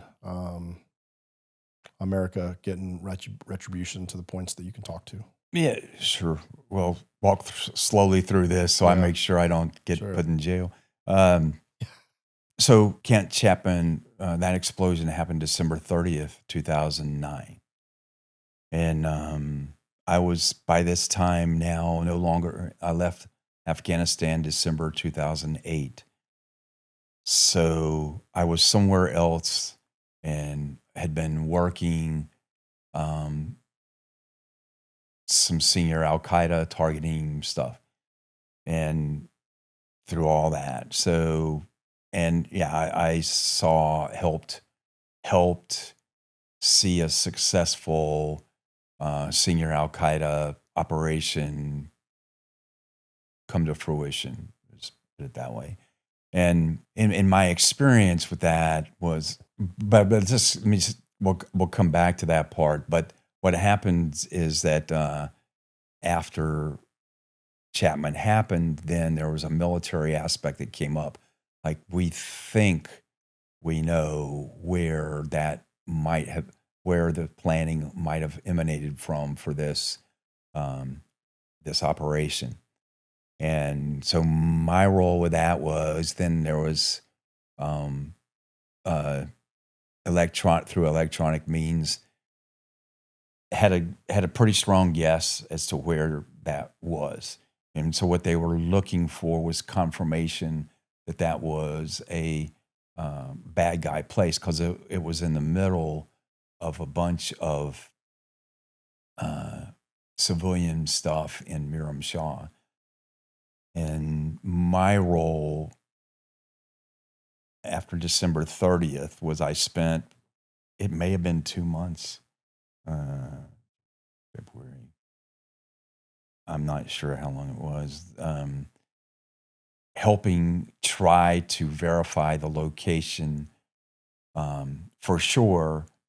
And because if anything was done, you know, it was going to have to be really careful about the civilian casualties. And there was an extreme amount of pressure on me because everybody in the agency and our whole command structure, you know, they wanted payback. And everybody was screaming at me wanting me to say, yes, this is, so that they could do it. But I didn't want to, you know, because I wasn't sure. And I wanted to verify to make sure that that was indeed the case. Through that whole process, it reminded me of when I was working a senior Al-Qaeda case, sort of conflict, because there was such a desire from senior echelons at agency headquarters to micromanage ops. And especially once you've proven that once you've done the work and they say, oh, this is real, then everybody wants to take over. Everyone wants to armchair quarterback.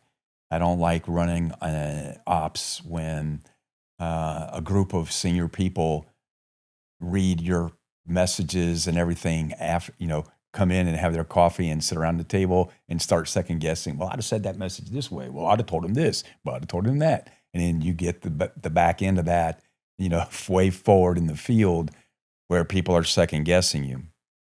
And because one of the first really big Al-Qaeda case that was successful in large part because some lower level people in the field went around their chain of command directly back to senior people at headquarters, who then overruled the commanders out in the field, and they wound up getting the first really big guy. So then there became an attitude, in my opinion, that we're the ones that are the experts at this and we know how to run this. You talking about the people at Langley? The people at Langley, Yeah. A certain group of senior people from CTC.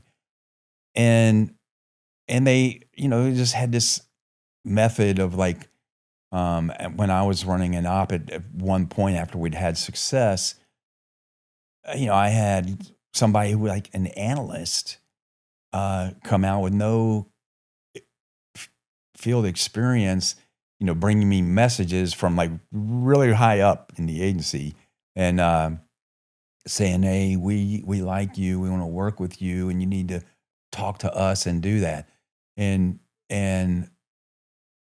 they were going around my chain of command. So that made it hard for me because then my chain of command got defensive, and there was a little brush up where he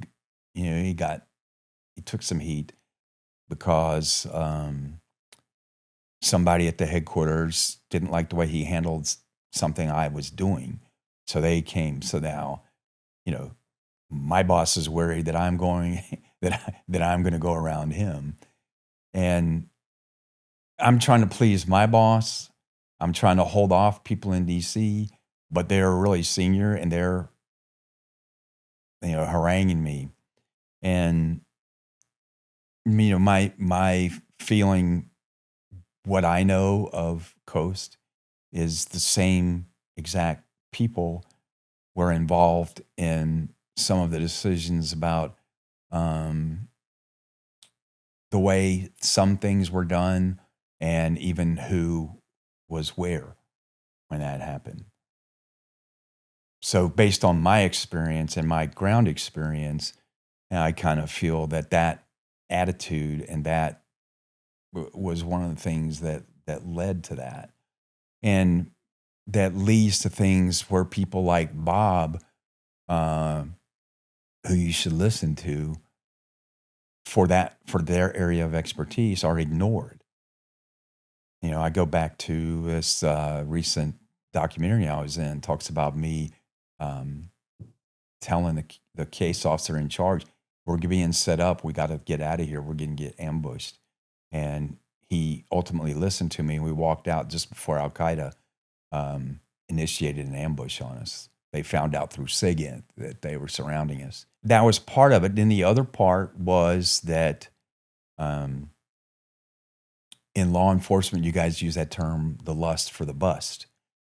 That this doctor, Al-Qaeda played us very well, that they released enough information and video stuff that made it really look like this guy has access to the most senior Al-Qaeda people.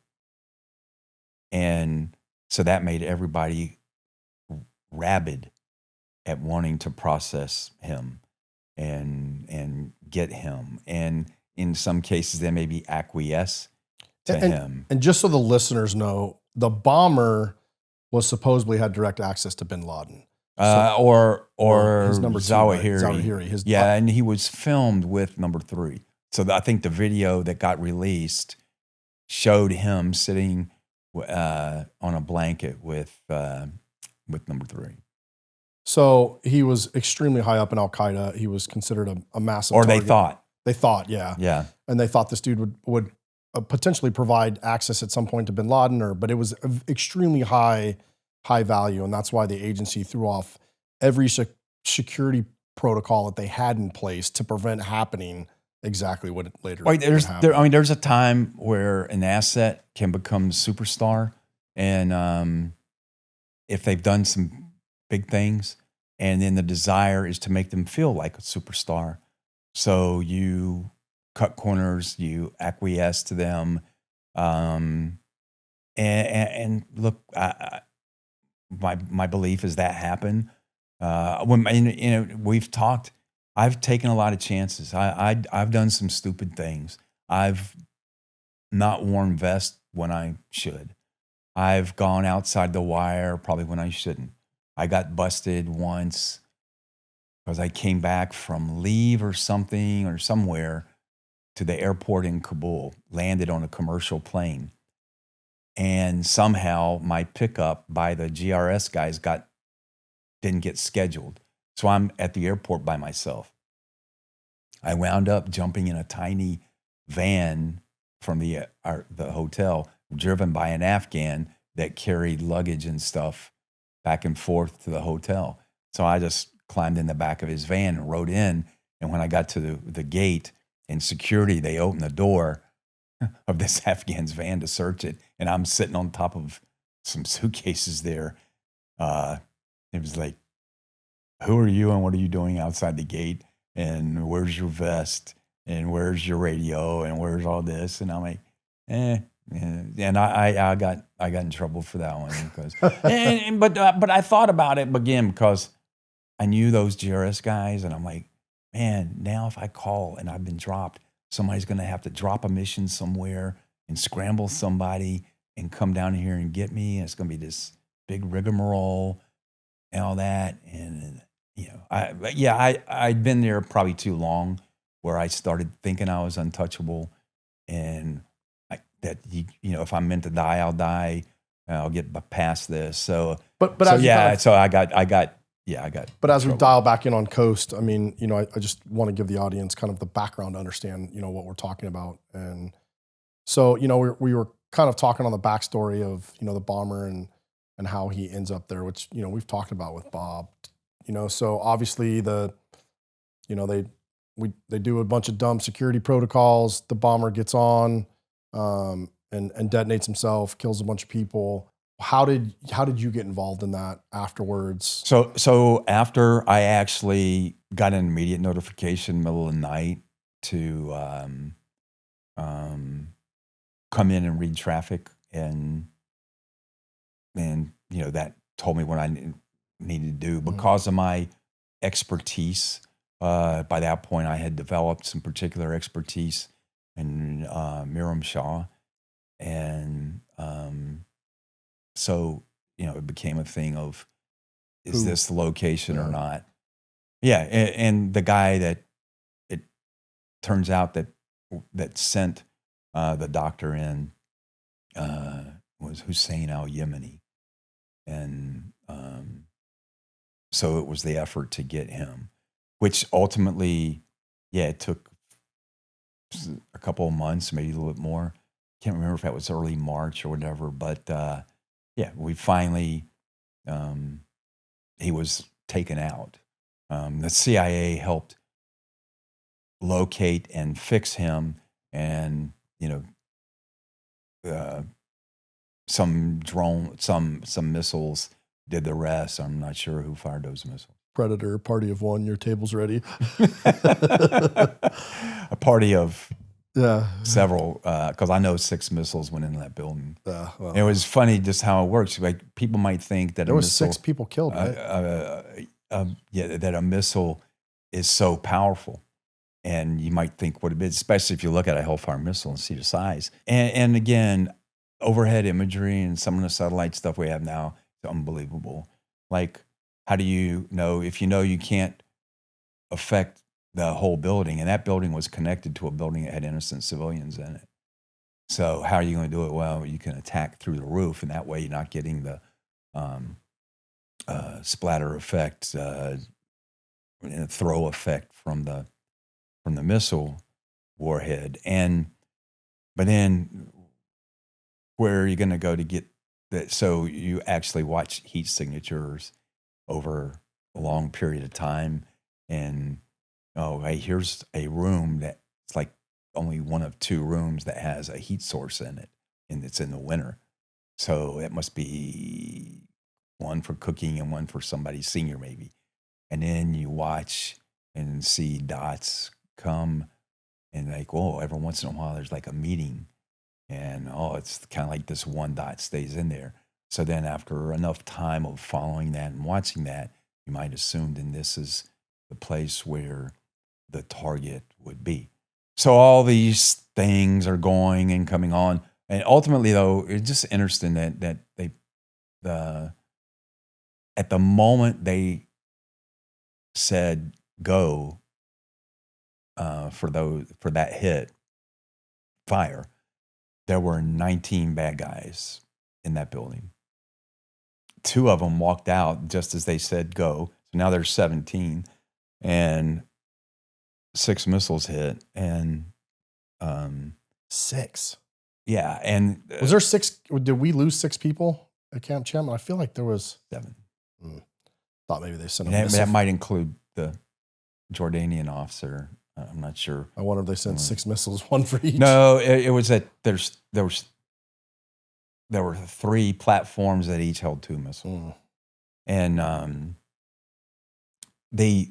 that was a lot for that, but it was at that point a very high value target. At that time, we want to make sure. At that time, I think we said he was number 8 on the list. It bumped way up, and but all that devastation and all, people get up, just like we talked earlier about Tora Bora. People get up and walk out of the building. Some of them stumbling, yes, but I think it was just like 6 that were killed and maybe a few more injured. But a lot of people got up out of that building and walked away. Wow. I think it killed everybody that was in that main room, which included, as they had correctly concluded by watching that infrared stuff over long enough time, that was the Hussein al-Yemeni. Most veterans have a home loan benefit they've never used.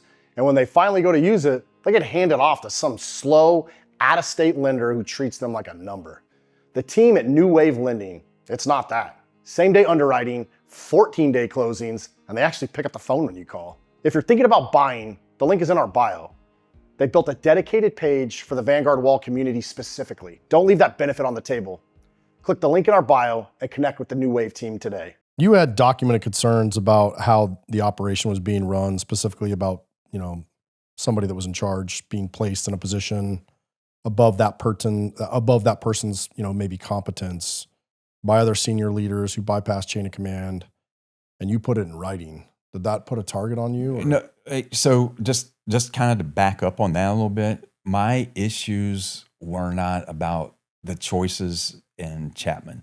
My issues were that I documented as I continued on in other high-profile ops, targeting operations, was that those same people that were bothering me and trying to go around my chain of command were micromanaging me, and they were making my life impossible. By now, my boss has turned against me, and the people at headquarters are unhappy because I'm not coming over to their side. So I felt like I was alone between these 2 sides. And so what I documented was that interference from headquarters in matters, particularly operational on the ground matters, was becoming an impossible hindrance. Yeah, and it seems like, as a person who has talked to people from the CIA and seen people at work, it just seems like there's so much institutional infighting in that agency. Was that your experience? Like leadership levels? I would say that there's at some places and sometimes I saw that. And I would say that, let's be honest, in the military, you and I off camera have mentioned some senior, well-known officers in the military who we both think are just horrible human beings.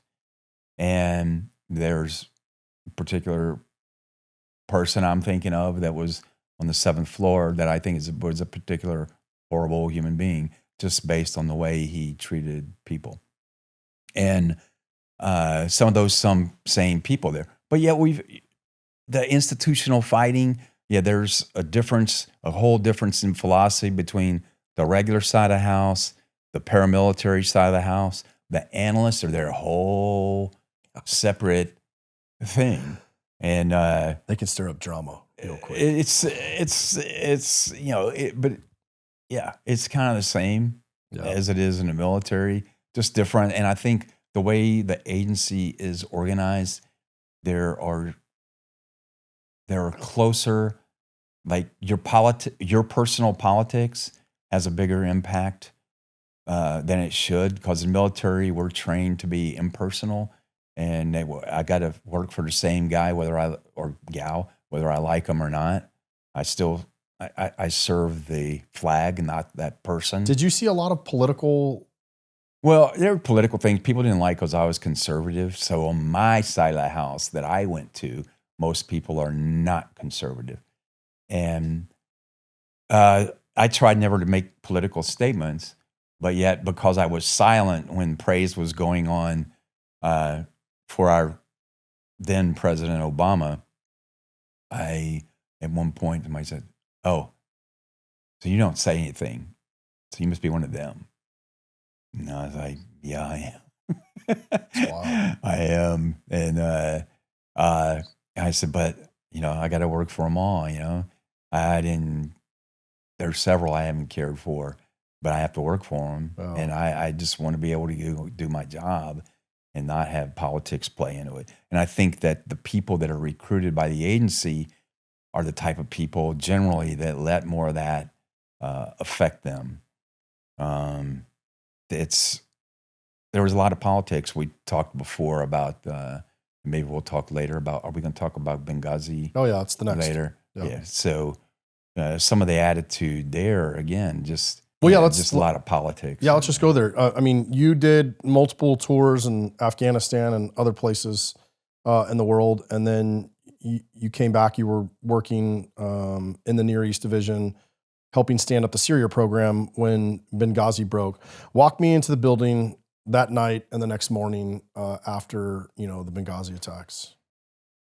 We were in, so it must have been early in the morning, and this was in the middle of the Arab Spring, right, that was supposed to happen.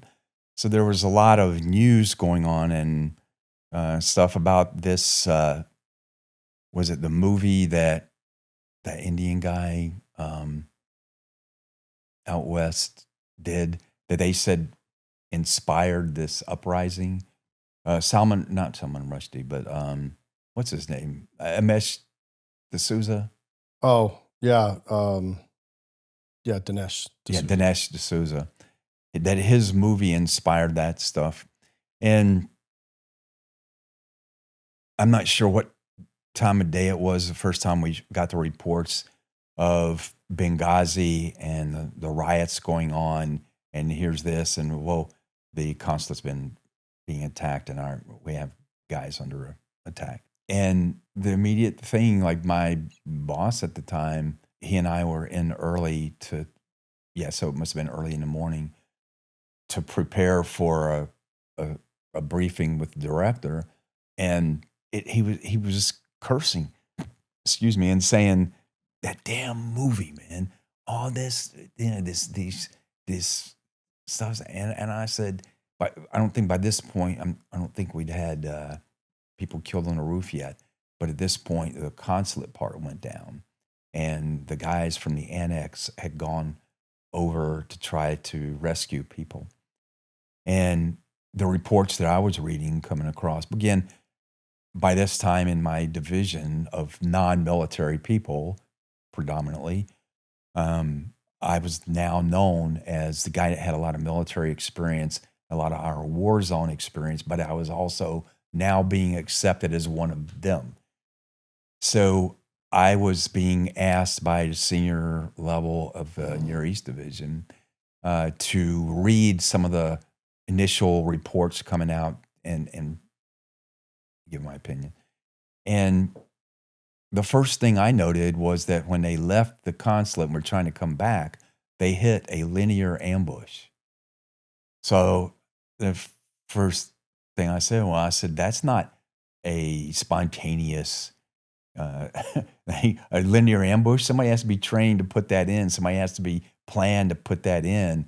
So that's not spontaneous. And then later, when the mortar rounds hit the top, hit the building again, I got boss. Finally, I just said, "Hey, dude, you are smoking dope." I said, the first mortar round hit short.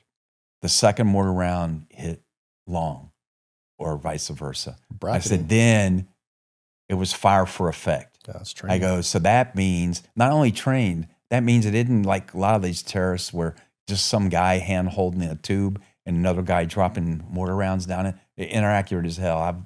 I just ignore those. And but I said, this is somebody that knows how to run a mortar setup with a tripod and aim and stake, and they're running the mortar. I go, that takes a lot of training. That is not spontaneous.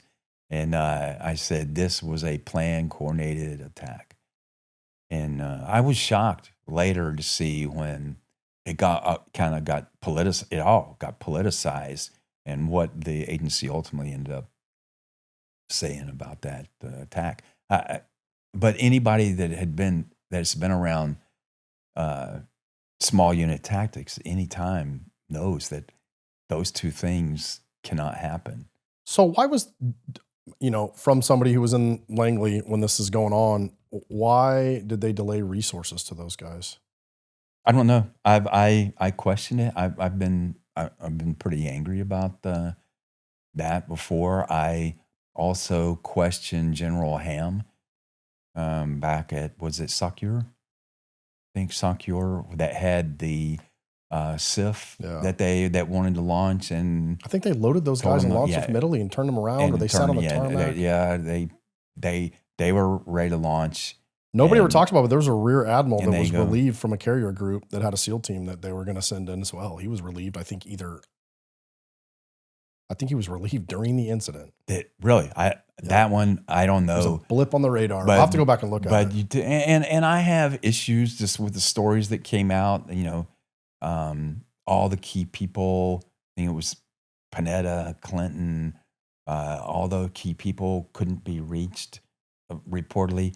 Those people, I think, went blank on purpose because, if we believe, and I haven't dug and I haven't tried because I'm past that, but just to comment on it, if we believe the stories that a U.S. helicopter in Afghanistan was shot down or received fire by a missile that didn't go off because they hadn't armed it, then it was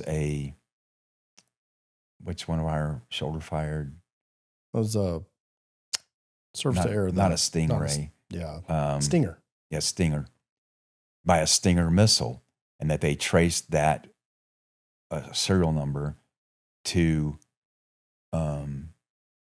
some weapons that had gone to Libya. Well, and that's what that this whole thing about the ambassador being there, and I'll tell you this, I do firmly believe it was not an agency thing. But I believe that it was the thing I've heard that I tend to believe. Maybe it's because of my personal feelings about some of the people, but was that it was a unauthorized State Department op to provide those stingers, and they got caught. And now it's like, oh shit, we got to cover that up.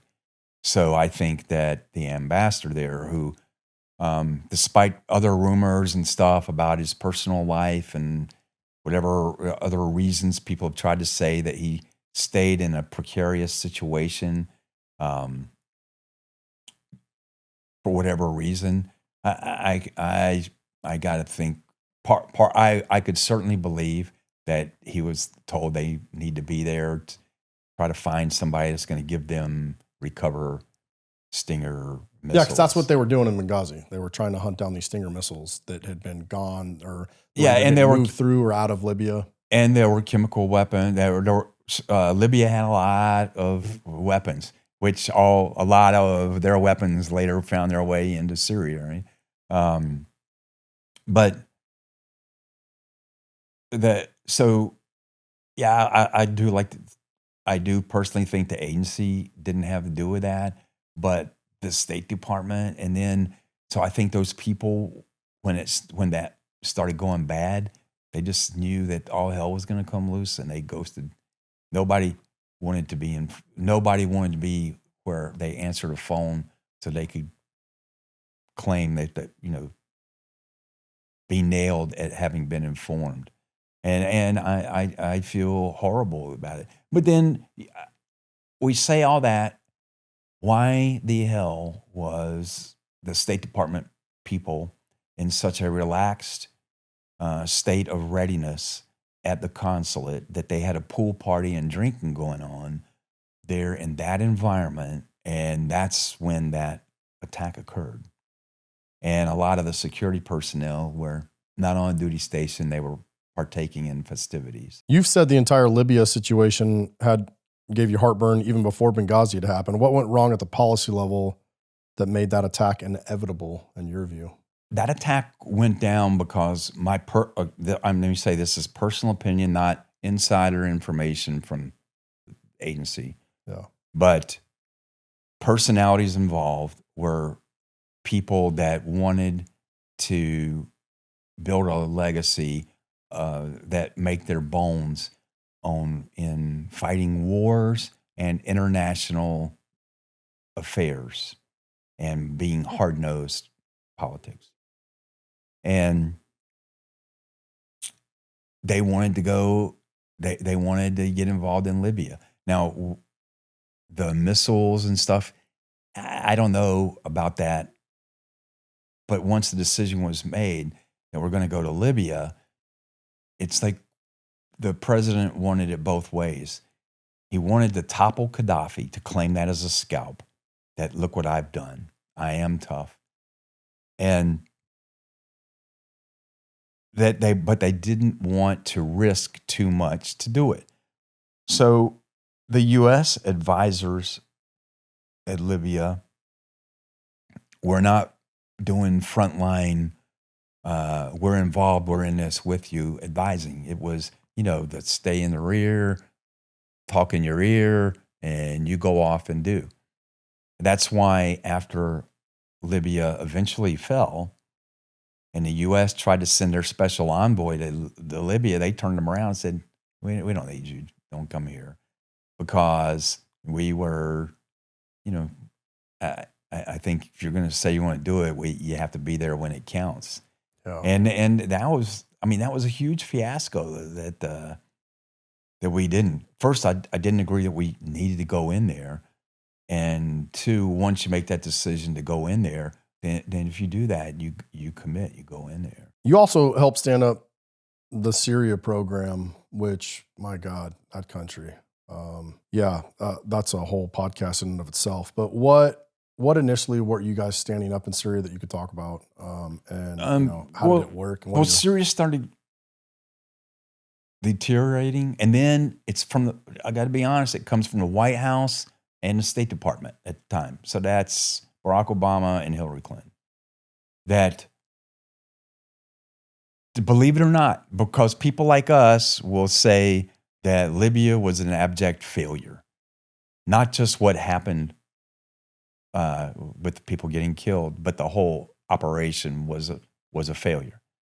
But the White House felt it was a significant win because the president had said he must go, and he went. Well, now we've already had going forward where then it was like, well, so let's do the same thing with Syria. And we saw how well that went, because remember earlier, I forget what year was, well, don't do this. If you cross this red line, the U.S. will do something, and we did nothing.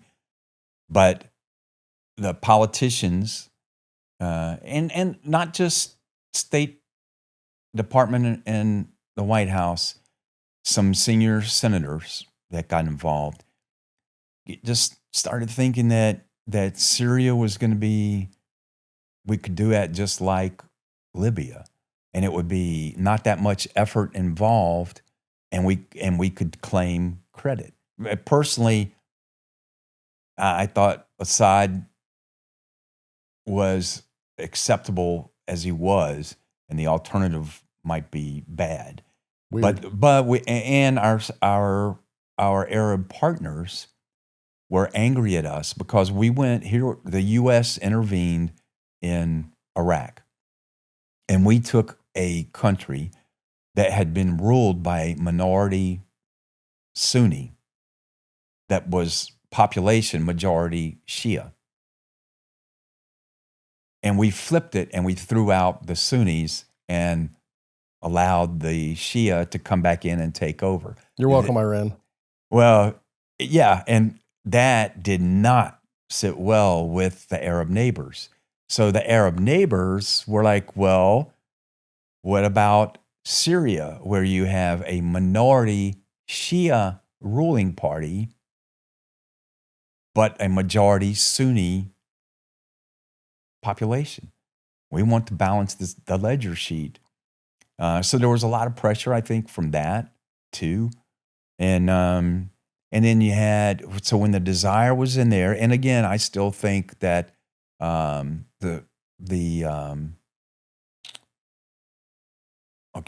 Hillary Clinton wanted to make some bones before a presidential run. And so she was active, and out of respect for the dead, I won't mention which senators, but some of these people got involved, and I felt that so everything in Syria is starting to ratchet up. So inside the agency, to get my involvement, they realized that, okay, this is going to be an issue down the road. And they saw the potential that it could be sort of like Iraq, or sort of like Afghanistan, or sort of like some of these other things. So I had just come back from my overseas assignment in 2011, and I didn't have an assignment lined up. So they said, why don't you go to this place in your East Division and be ready to step in, because eventually we know the Syria thing is going to pick up. So when it does, you'll be in place to help us seamlessly sort of plan that sort of quasi-military and shift to military operations. So that's what I was doing. That's what my task was. I think that when some of these senators and Hillary Clinton found it easy to go to Turkey, and who'd they meet with? Rich, retired Sunni military generals who sat, and it's easy because you can go there and go into a real nice restaurant and have a lovely dinner with this retired general and start talking about how we could take over Syria. And all those generals are going to promise you that, what was it called? It later became known as the Free Iraqi Army. What was, I've forgotten now the name of it, but they all swore that they had hundreds and hundreds of tribal connections and followers inside Syria that would follow their orders. And I was arguing differently because, in my experience, there were already now starting to be the vanguard of the ISIS people that had been trained and combat experience in Afghanistan. Yeah, and also, in Iraq, I remember, JSOC was going after targets, Al-Qaeda targets in Syria, because Syria was kind of like this, off-limits place, so that's where the finance people were hiding, that's where leadership was going to and from.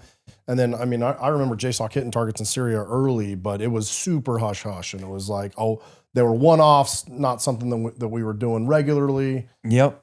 But and then, man, I mean, you look at Syria, you have Kurds, Turks, Shia, Sunnis. I mean, that place, you know, it's a tribal nightmare. And so, yeah, I don't think I mean, I'm pretty knowledgeable about what goes on in the world, but to this day, I still don't fully understand Syria and the quagmire that it's become. I mean, we have a former, I mean, I don't know if he was ISIS or Al Qaeda, but the guy that's running the country now is a former dude. He was, I forgot the other group that was associated with ISIS. Well, essentially somebody we were fighting at one point. Yeah, and now, at one point we were fighting. It's just wild, man. And it's wild how, you know, you start looking at foreign policy and how much that we as a country have meddled in other countries.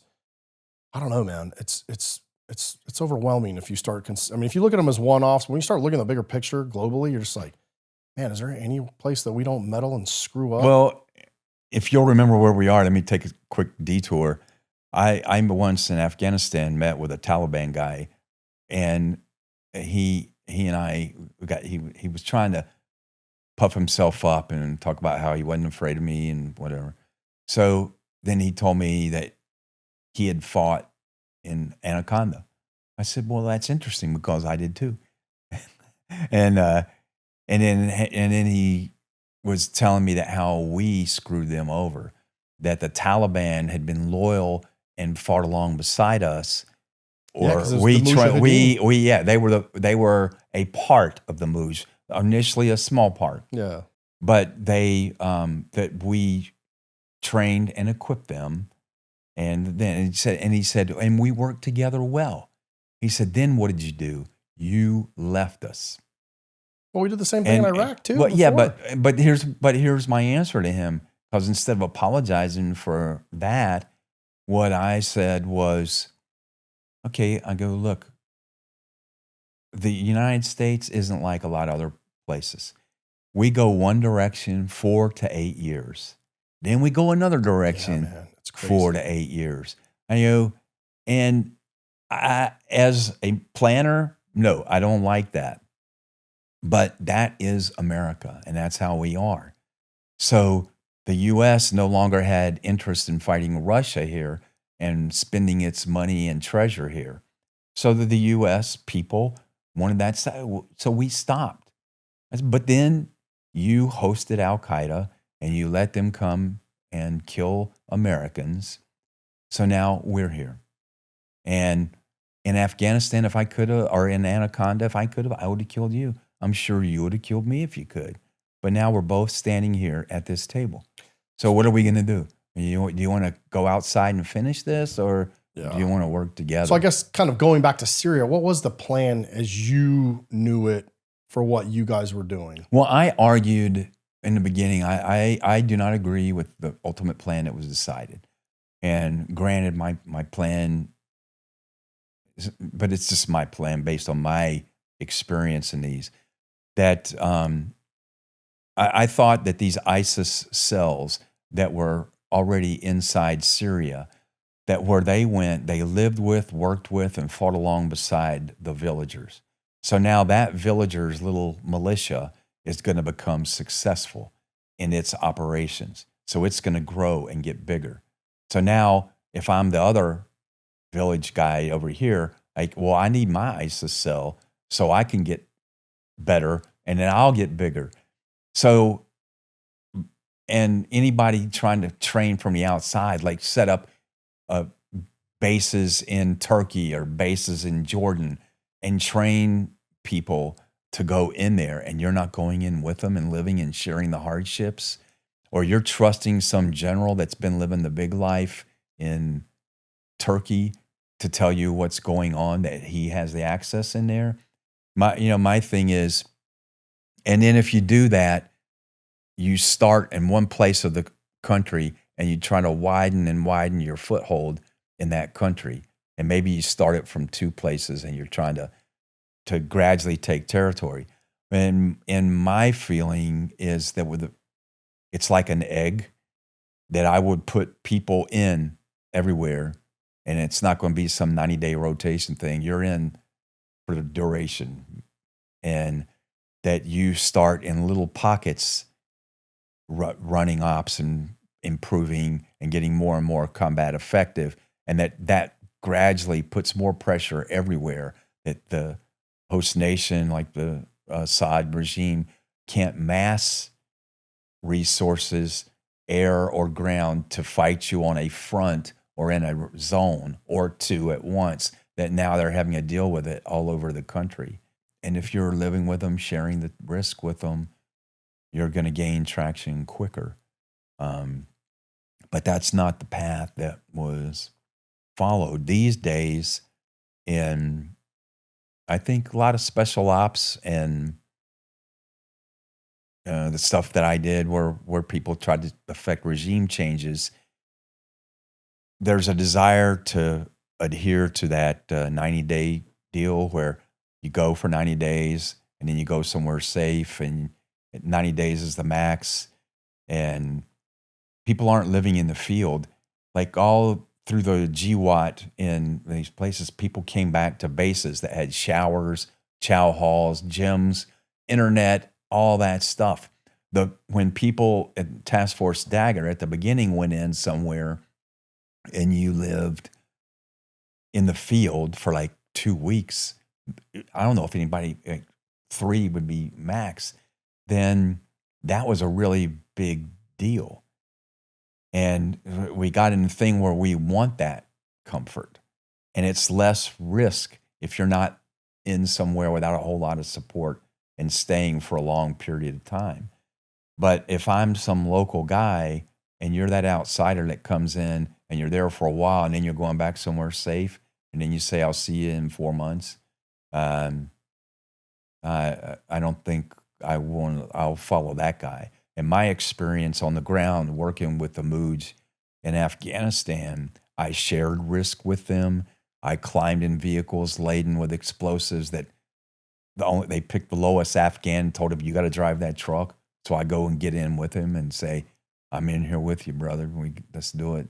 Well, I had to use an interpreter, but Yeah. and the kind of loyalty you get when you live that way and you treat people that way was markedly different. The way I was treated in some of these places that I went was completely different than how some other people were treated. And I think that if we're talking regime change, it's almost like discipleship on the Christian side. You really want a transformation, that's how you have to go. So you think Syria was more of like a failed policy that we just created a mess, it looks like. Or was that going to happen regardless? Yeah, we created a mess. I'm not sure, the whole thing now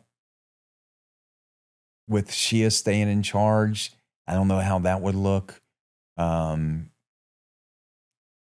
I didn't think that at the time there was a need. The need was in the White House. The need was in a potential presidential candidate making their bones. Making their I bones think what? By starting a war in Syria, though? I really have a hard time understanding that. Well, if you're a woman and you're going to run for president, you got to show that you're a tough person to be dealt with. That's my opinion. Well, she's tough to deal with, all right. There's some dudes on her detail, man. She is a nightmare to protect. So I met with some Secret Service people during my time in JSOC for some training, and we heard some. I knew guys that protect her in insider DSS too. stories. Yeah, she is a nightmare to be around. It's funny because her husband's like pretty well liked. Yeah, but she is just. She's exactly who you think she would be. Yep. Interesting. So, anything else on Syria you think it's interesting? That's one country I just have yet to wrap my head around. It's just, because then you had the Russians back in Assad. The Russians airlifted an entire brigade in there to help, and then you had the Russian-backed Syrian forces. Then you had Al Qaeda. Well, and Russians needed that base at Tbilisi, whatever. That was a really key thing for the Russians too.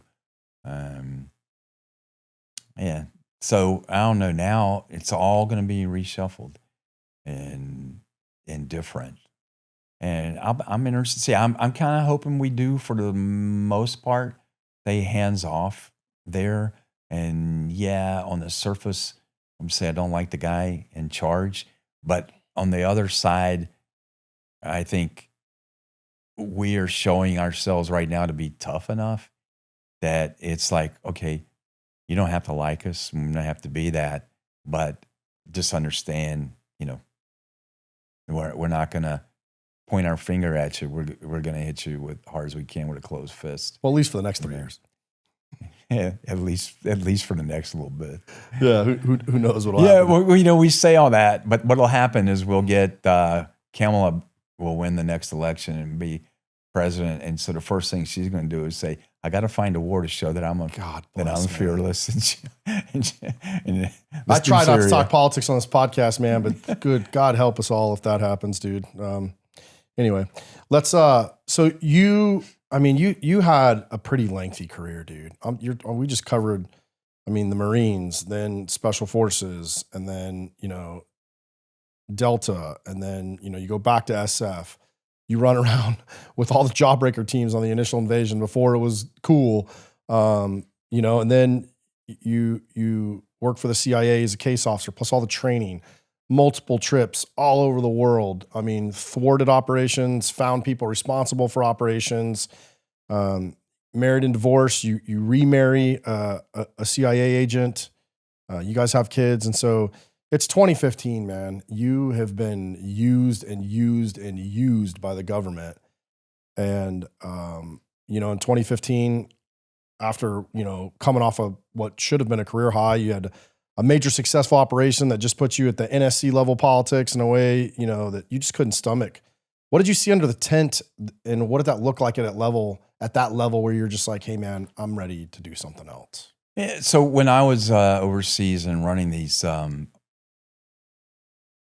high value target operations, I got zoomed up and having to deal with senior echelons.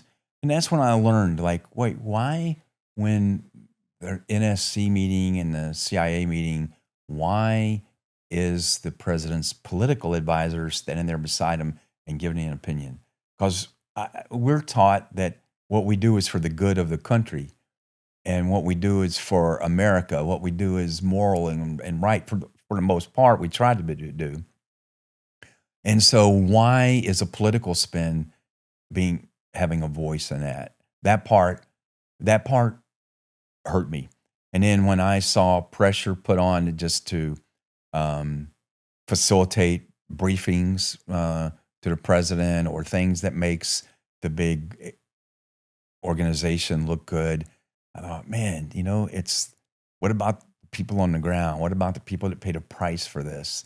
And it's like, nobody up there cares. It's a machine that has to feed the NSC, a machine that has to brief the White House. It's a machine that has to function in all these meetings. And they don't, for a large part, it's like we don't care the impact out there on the other end. Let's do that. The high value targets that I worked on, they were all replaced.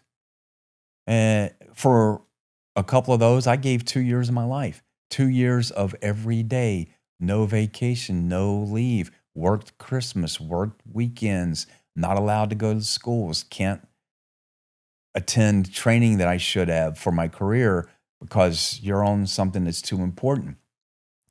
And that certainly didn't help my marriage, which wound up, wasn't in good shape and wound up failing. But to live that kind of life is, you start saying, where does that go? My one bright spot before 2015 was somewhere around I'm not sure if it's the end of 2012 or 2013. On my way before I left doing the serious stuff is, I don't know. But at one point in my career, one of the most ops, you would think it was the high value targets. At the time, I thought it was getting a person and their family out of a denied country. Somebody that's untouchable but spending a year working with some really good guys like us that trusted me and we worked well together. And we put together something that we handed people that in the end, there's a family living happy and safe somewhere because of what we did. That was a good feeling. But all the politics, disappointments, stuff at Chapman, stuff in Benghazi, go back to the USS Cole, go back before that to Beirut. Some of the the whole politics of Libya and Syria and some of the other stuff is just that I started thinking something's wrong.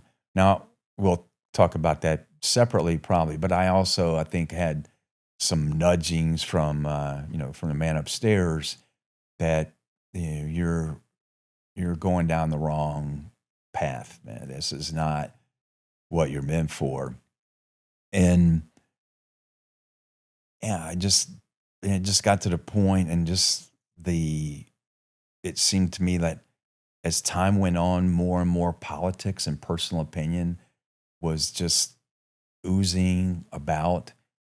And I didn't think people could separate their personal feelings from love of our country and pursuing the best interests of America. And I just got tired.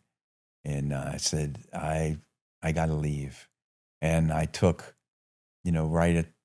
after I took a job that all my friends said, why aren't you taking this job? Because it's like not one of promotional jobs. It's more of a different dead or end job. I said, because, I got to start stepping away. I'd been for this 15 years straight, missing. There was hardly a holiday I was home at all. And all those years gone, one divorce, kids gone, marriage on the rocks with agency wife in 2013.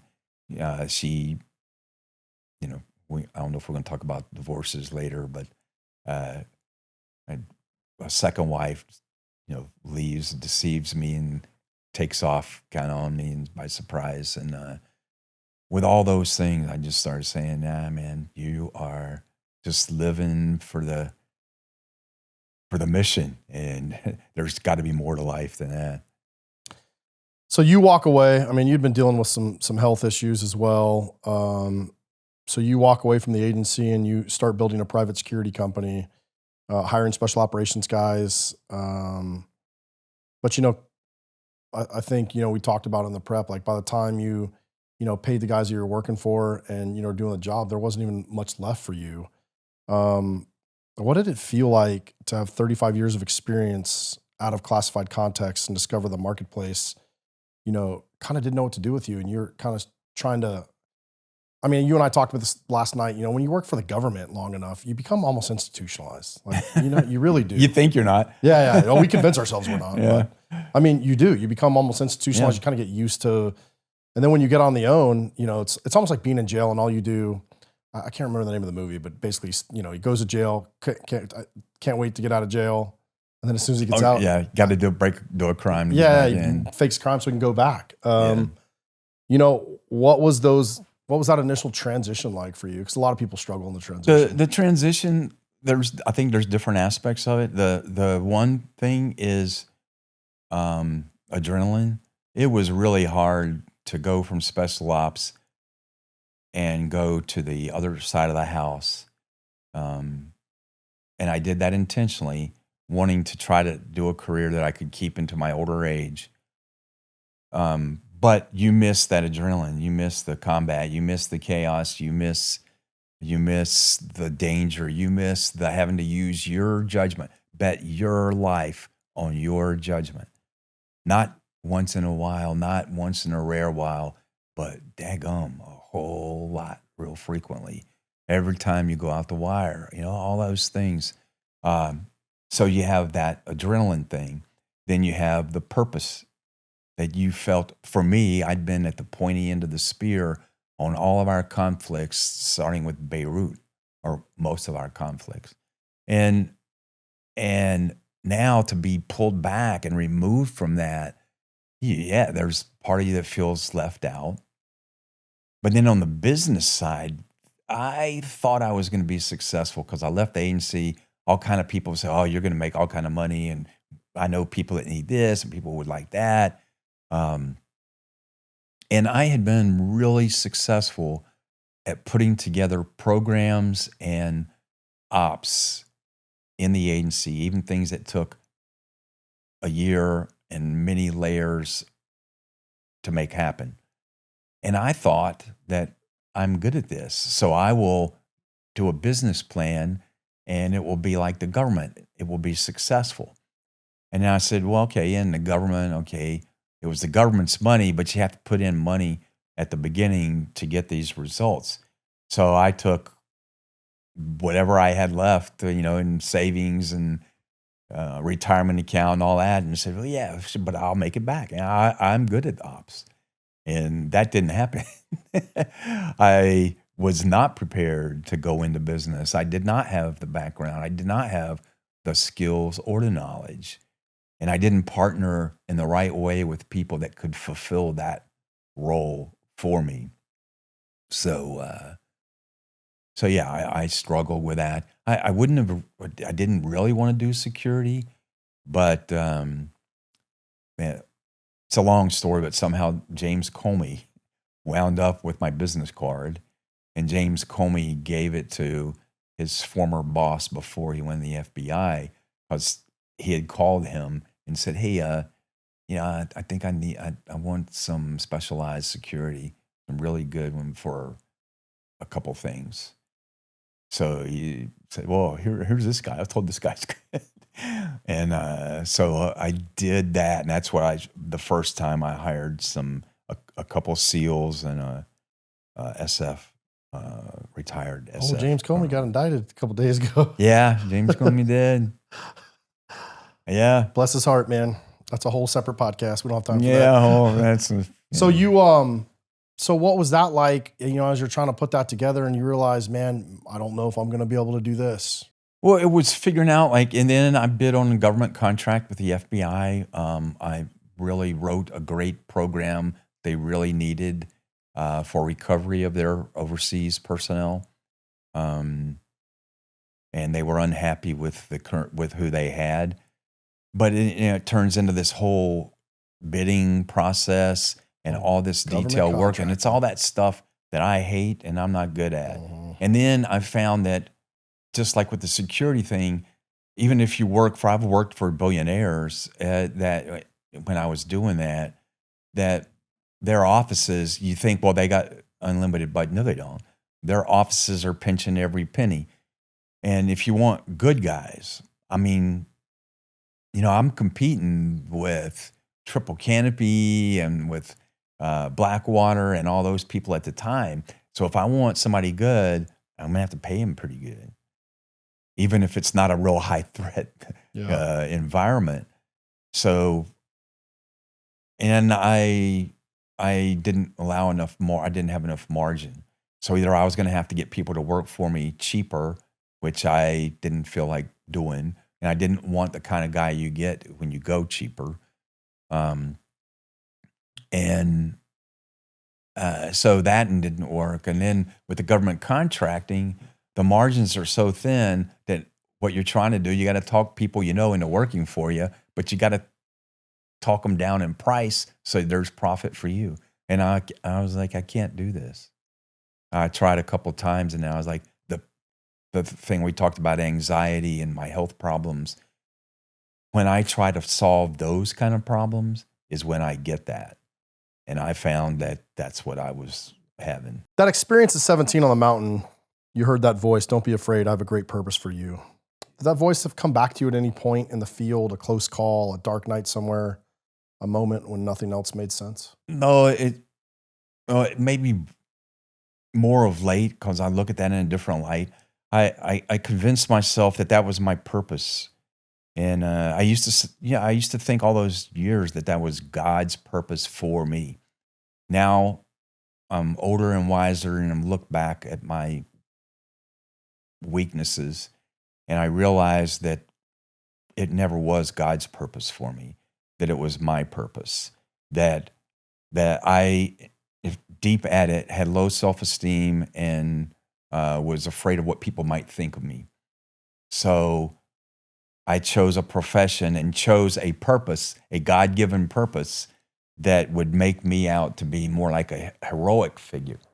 And that as this guy, as long as I'm willing to lose my life, that I could live that way. Well, then you get to a certain point, you reach your 50s and you're not doing these dangerous things. That it's time to start saying, I didn't do that. So maybe I'm wrong. That wasn't my purpose.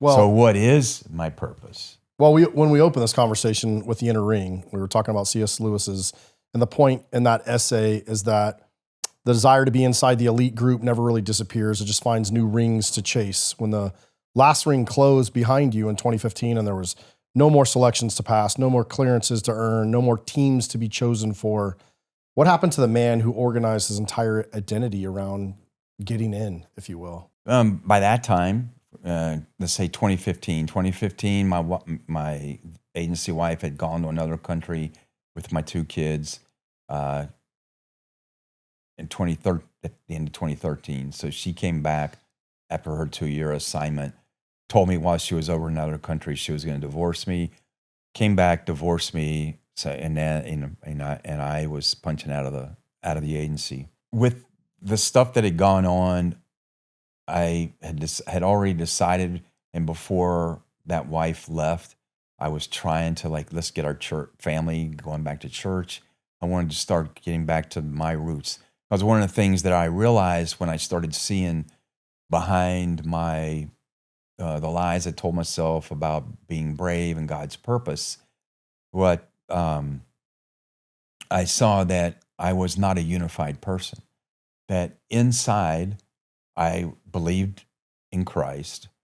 And if you asked me, I would say I was a Christian, but I would not volunteer to anybody that I was a Christian. And I was known as a good man, a caring man, an empathetic man, an honest man, all those things. But nobody ever said, well, he's a Christian guy.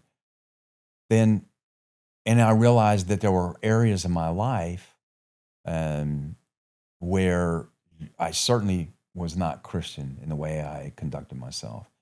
And you tell yourself that, well, I'm this way outside. It was like a compartmentalization you and I talked about a while ago. But then that compartmentalization, I eventually realized that, wait a second, I'm telling myself that this is who I am inside. But that's not what people see outside. So I'm dysfunctional. I'm not a unified person. And what I have to do is unify those. And that means either root out this thing of Christianity and cachet that and just go the other way, or I've got to change who I am, which, as you know, that means then I have to rewire my brain. I've got to totally rewire all 50-something years of wiring. And that's a hard thing to do. Well, and you raised this yourself kind of before we sat down, maybe even in the podcast prep. Could that inner ring drive be connected to the PTSD epidemic we're seeing across the special operations and intelligence community? I mean, if a man's entire identity is built around belonging to something that most people can't access, what happens when that belonging is gone, I think so. And I don't know if it's worked that way with you because you've dealt with a lot of PTSD people. The people I've dealt with that have it the worst, and again, I'm relying on my personal experience somewhat. Mm-hmm. It turns out that most of them have had some sort of childhood traumas too. Mm. Whether that's a dysfunctional family, an alcoholic parent, or like me, low self-esteem, criticism, anxiety, those type things. I relate them to fear. And I think that inner ring thing, some of that thing to counteract that fear is that we're driven then to excel. Because if I excel, I'm the only one that knows I fear. I used to laugh and make fun of people that slapped one of those no fear stickers on the back of their car. I said, you must be afraid of what people think. And now it's funny that now many years later, I look at that and I go, and how are you different? Yeah. But there's just a sticker. Now you kind of bet your life on it. But at heart, you're the same. So I think the PTSD, again, we get addicted to that stuff that makes us feel better about who we are, where we are. And it could be that in comparison to other people, we view ourselves more positively. It could be that looking in the mirror and accepting yourself. And like you said, then when that gets taken away, and like with the agency, people getting PTSD that hardly ever went outside the wire, or even people back at headquarters that all they did was read reports. And it's not saying their PTSD wasn't real, but it's saying that sense of worth that they had now is gone. So now who am I? What am I based on? Yeah. And I think it's hard for people. Yeah, it's something we talk about a lot. We've talked a lot about it off camera. We talked a little bit about last night. But have you noticed that correlation between childhood trauma and the more severe PTSD cases? Yes. And we've also, one of the things that I've noticed is, the almost more severe childhood trauma it leads to higher levels of special operations. Okay. I don't know if that's the enduring of, what happens to them in a trauma environment. So they're already able at a very young age to overcome things that most people may not be able to fathom, but they don't know any different. So trauma or the struggle is what they know best. I don't know. I'm sure there's a psychology and I'm sure there's studies on it. But. Well, and it's like the chaos and the uncertainty is what you learn to deal with at a young age. And so dealing with that, like in this last TV thing I did, John Mulholland talks about, with Gary, the thing I liked about him is I had a really hairy situation that was just chaotic and a mess. He goes, you can put Gary in there and he finds some way. He makes a way and he seems to thrive in those environments. And I've been really proud of that. But now I'm starting to see that, oh, wow. But yet it's the safe environments that I fail in. My anxiety attacks, some medical issues I had, most of those were precipitated by me, for example, counseling a woman on her evaluation report in the agency. And it was my boss that wrote the report, but I was the one that had to sign my name to it and give it to her. And, she started, and I had fought for this person to make it better than what my boss wanted it. She started making noise like she was started saying she might file a racial discrimination or something like that. And I went into a full-blown AFib attack and all that kind of stuff. And those were the sort of things that, they're not chaos, but I didn't know how to deal with them. So I couldn't deal with those.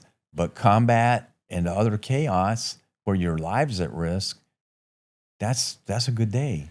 I've talked about this, and I don't know if this applies to you. I'll be curious to see your thoughts. But, I think for people that have trauma and have been through traumatic experiences, whether it's war or whatever, we're on the run, right? We stay on the run. You and I talked about it last night, drinking to go to sleep, caffeine and energy drinks to wake up, chasing the dragon. The other part of that is being on the run. You keep yourself so busy because your head now has become a bad neighborhood. And you don't want to spend a lot of time in the bad neighborhood, so you only go in your head to get the things you need, and then you try to stay out of that neighborhood. It's not until you have some, come to Jesus moment, be it psychedelics, be it therapy, be it your faith, some newfound thing in your faith, that you're able to make peace so that you can slow down enough to be present in life. You know, my experience, I haven't talked about it at all on the podcast, but it's probably going to come out eventually. I mean, I did Ibogaine, and I have a strong faith as well. And, you know, interestingly enough, psychedelics really helped my faith. But it wasn't until that moment that I was able to treat that, to slow down enough to even just be present. I mean, I remember, you know, I've talked offline, you know, you just keep busy, you keep doing things. That's the next job, the next promotion, the next war, the next overseas assignment, you know, whatever. And you just constantly keep going until you finally realize, like, man, you were just flying through time and you were never really present. Right. So I remember being home, you know, with my kids, doing certain things in my life. And yeah, I'm home. Mentally, I'm somewhere else. I'm on the next thing. I'm waiting for the phone call, for the call out, for the whatever, or the next trip or war, or whatever. And so I don't know. Does that resonate with you at all, or am I just completely way off? Or no, that does, and it affects different parts of your life. I think there was one question I was thinking about going into this that I think you're going to ask later, but like for example, times I wasn't married, relationships. I always thought I had this destiny and this rendezvous that I had to make. But you want to care for people and you want people to care for you. And yeah, I was a guy and wanted to have some sex. So I entered a lot of relationships. And when I'm in that relationship, I give to that relationship because I want that feeling and want the person to feel that way. But in my mind, though, it was always temporary because I was, you know, I had a destiny. And now when I look back, there were some people that, by the way I treat them, they didn't think that was a temporary thing. Mm-hmm. And I think I always tried to tell myself, look how good you are to them, and that you're giving everything, you know, except permanence. And now I see that as, man, you're just like some dude that wants to get out and screw whoever he can. Are you really any better? And you got people to trust you and count on you, and then you walked away. And I mean, it doesn't matter what your reason was. But the other thing of that too is being a case officer and working in the intelligence industry, you're constantly dealing with assets, right? You constantly have to almost pretend like you're somebody you're not. Yep. You're making these very close personal relationships that you know at some point you're going to leave this person. Yeah. They could get killed or whatever, but you know, when you're with them, you want them to believe that, you know, you're there to love and protect them and they're on the team, and then, you know, you're going to leave them. Whatever happens is going to happen. And I can't help but wonder, I've had a lot of friends that are case officers, and some of them are really hard to be friends with because unfortunately, I don't even think they do it knowingly, but they end up treating everybody in their life like assets. And yeah. And that might be some of the dissonance I had with at the end. Because it's programming, right? Like you're programmed. And to be honest, I was good at it. Yeah. And it seemed like natural. And when you dealt with undercovers, right?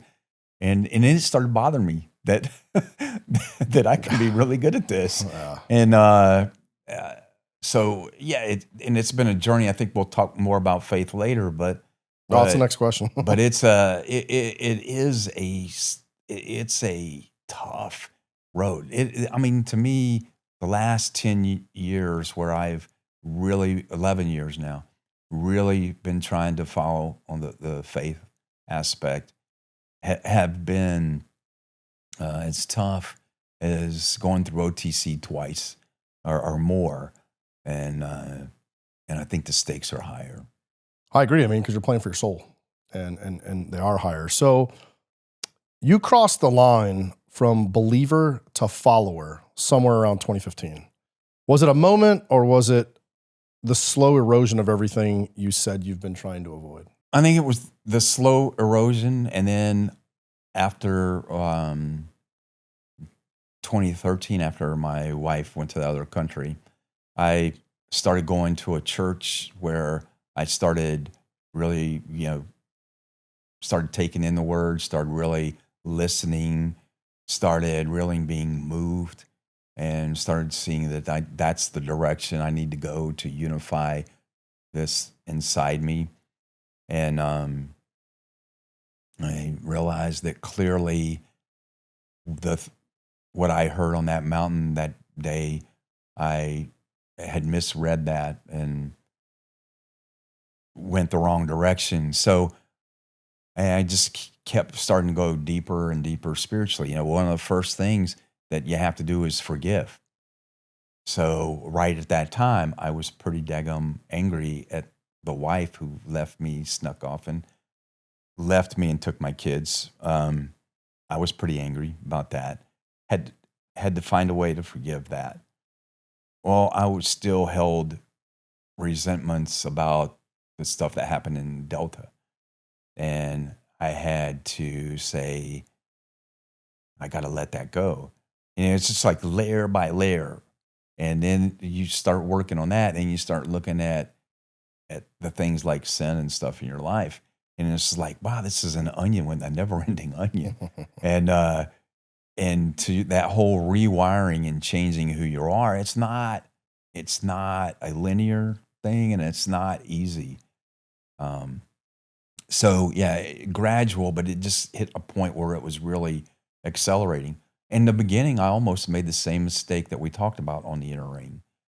I got involved in that church, and I got angry. You know, at my agency retirement, I invited a pastor from that church to come in 2015, and he opened it with a prayer and he closed it. Which that's not, people don't do that.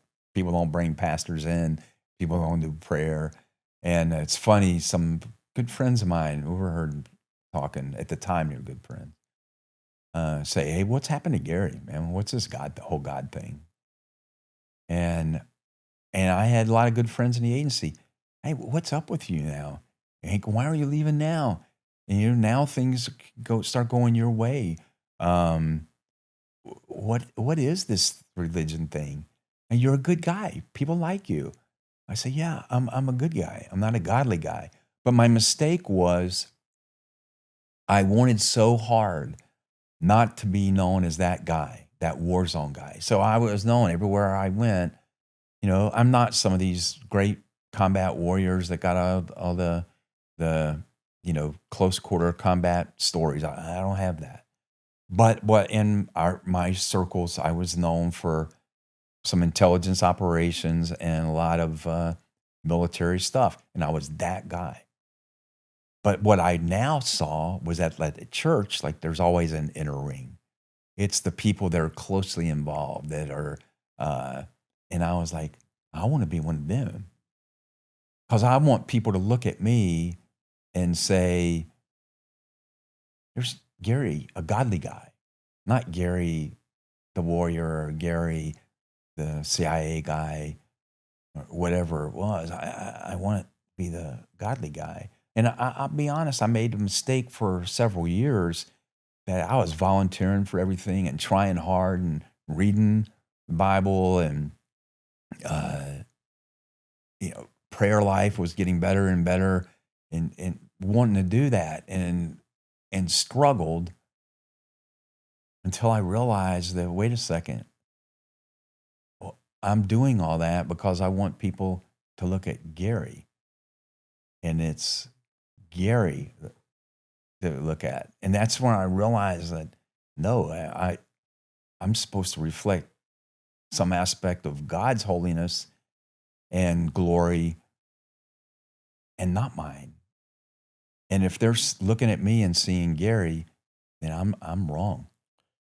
Yeah, you told me something I thought was interesting. The truth is you are who you are on the outside, not what you like to think you are on the inside.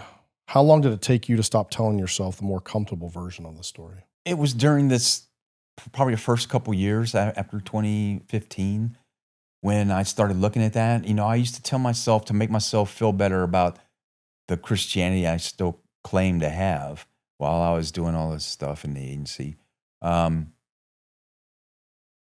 I told myself that I'm really a sheep, like a sheep lamb. And I'm going into these places like certain units that are full of type A guys and agency stuff and some of the ops I did and the people I'm around. And it's the wolf's den. So while I'm in the wolf's den, I'm going to wear wolf's clothing. And then I didn't realize that after I spent so many years wearing wolf's clothing, that it started taking over my body, and I was a wolf. Yeah. And not to lamb. Yeah, I struggle with this idea that Christians are supposed to be this meek and mild, overly loving people. I do think the Bible talks a lot about that, but the Bible's also a war manual too. Oh, yeah. And so, I struggle with certain versions of Christianity to where it's this, even the whole turn the other cheek. There's a lot of things I think sometimes get taken out of context in the Bible. So, Well, and that is, and like meek, just take, for example, meek. We do associate meek with weak. Meek is power under control. So Christ was meek. Christ was obviously the most powerful, but he controlled it, and I think we misunderstand that aspect of it. That's a great analogy. Yeah. For men in your world, operators, case officers, men who have lived by controlled aggression, faith can feel like something that contradicts who you had to be in the field. Did you feel that tension directly, and how did you resolve it? I had some of what we're just hinging on or touching on is kind of what we call a moralism aspect, which is where Jesus was an example of a moralistic way that we should be. That's we love everybody, everything, and the more loving we are, the more like Christ we are. So the more Christian we are. The thing about how you just asked, say that again. Faith can feel like something that contradicts who you had to be at your job. At the job. So I made a bad mistake when I was talking about moralism, that when I was in, I told myself, and I think it started like when I went to sniper instructor school, because that was right after the Iranians took the American hostages, and I started laying awake at night after I'd been to sniper instructor school, and I was, in my dream, I was always behind a scope and got him in my sights, and it was a real long shot. And I remember watching him for a while and in slow motion, pulling the trigger and the round going down range and the head exploding. And so then I started telling myself this thing, well, hey, Gary, Christian guy, how does that set with you? And I kind of made this deal where, hey, I'm going to live my life and use my skills and support my country. And in the end, I'll die, and I'm going to go face judgment. And I hope that there's enough good stuff that I've done that, that I get a pass. But if not, that's how I lived. But it's easy to do that, to shift from that to where some of my moral behavior and some other stuff, then you kind of start making those same deals on that. So it's not all that I was doing it for, I'm going to serve my country, and if I have to kill a bunch of people and do bad things, I'll answer for that. No, that bleeds over into your sexual behavior, your language, your likes, or just how you talk about people. Sure. Your upbringing was emotionally cold, a family that never used the word love. Christianity asks a man to be the opposite of all that, openly, not privately. What did it actually take to learn how to be that man out loud? If you talk to my wife, you probably hear that that's an ongoing process. Right. She goes, I need to hear it sometimes. Yeah.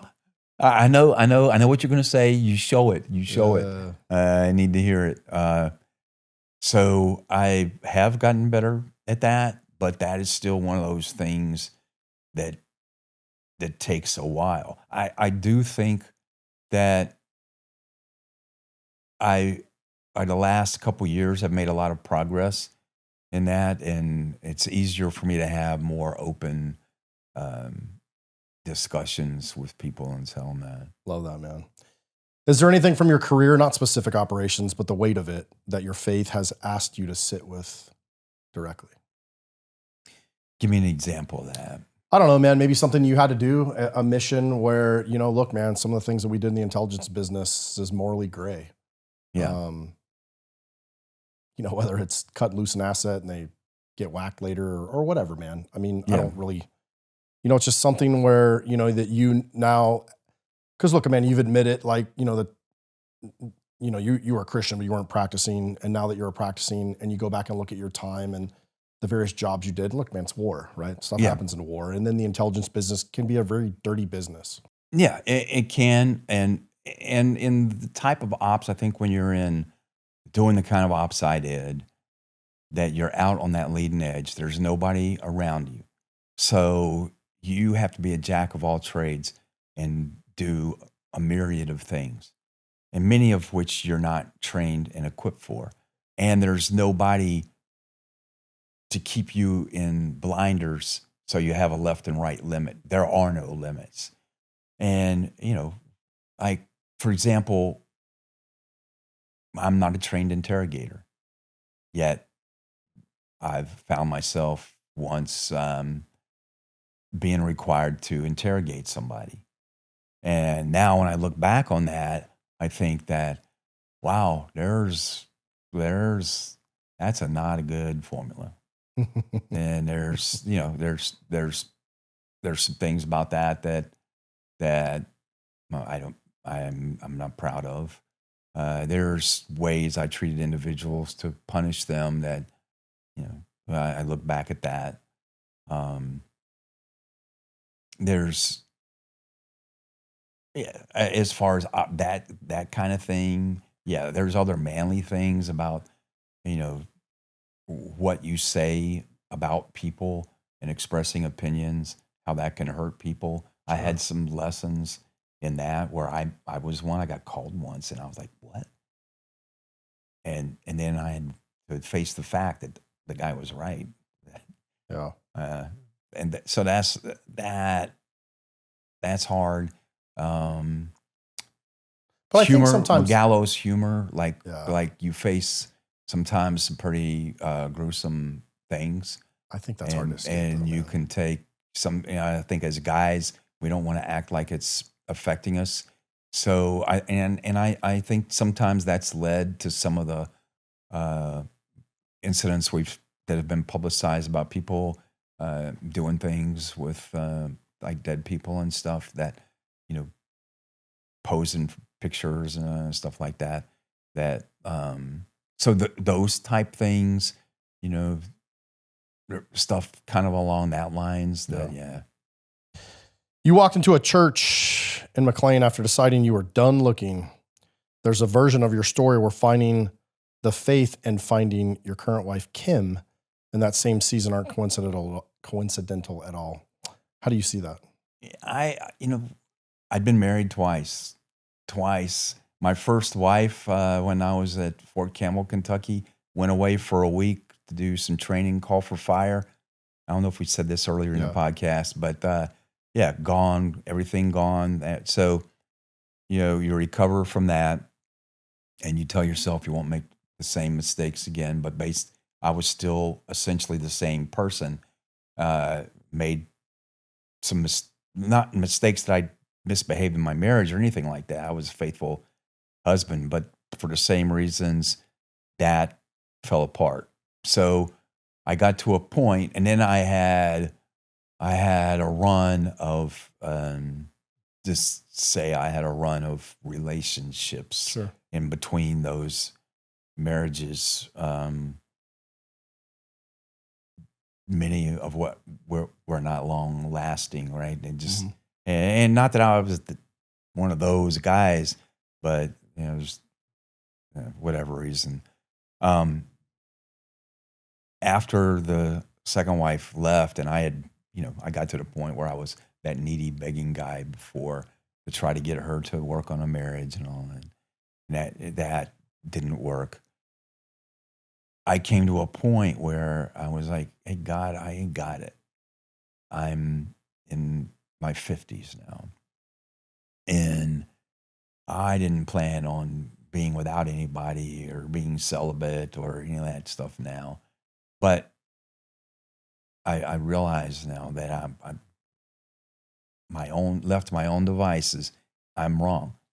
And I will no longer do this. I'm not going to if you want me in a relationship, that's fine. But if I'm single, rest of my life wasn't my first choice. But that's fine. I will be single and celibate the rest of my life.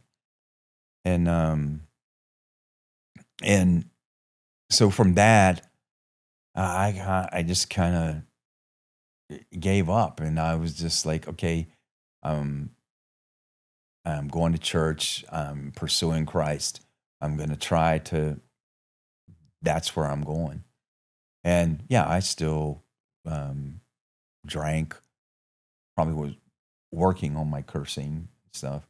And it was really interesting because in this time frame, there was an incident in a restaurant where a woman that any other time in my life, if you just said approached me. I was in this bar restaurant, had been eating a meal, and some really stunning woman walks in a black dress and orders a wine at the bar. And I mean, obviously heads are turning and looking. She's that way.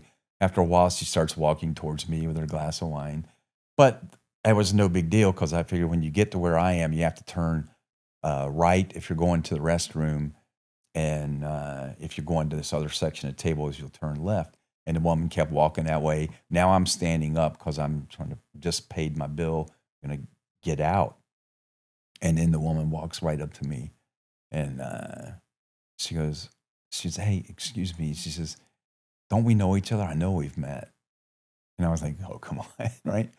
But I looked at her, and it's so funny because I looked at her, and any other time in my life, it would have had a different reaction. But I thought, oh, really, God? Oh, really?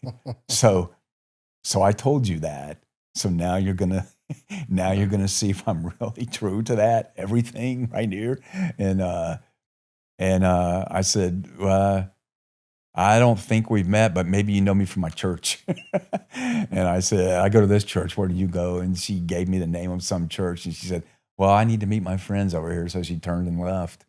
And, but for me, it was like, okay, I am putting this in God's hands. I'm not pursuing. So then we're at church one day, and the pastor had said the week before or whatever that if you see somebody in the pews and you don't know them, you need to get up and go introduce yourself to them. The backstory with all this is I did not know that my wife, Kim, had noticed me months before. And she said, you always came in church alone. You seemed like some sadness on you. You always sat and with your hands folded and leaned forward before church. You always bent down and wrote out your check, and then you sat back and waited. And she said, something about you just seemed like here's somebody that I'm supposed to meet. And she said, but you had this thing that she said, I sat in the same pew for 15 years and never moved. And God help somebody sit in my spot. And at that time, her husband had died a couple years before. So her mother would come and stay with her a few months at a time, and she had a daughter.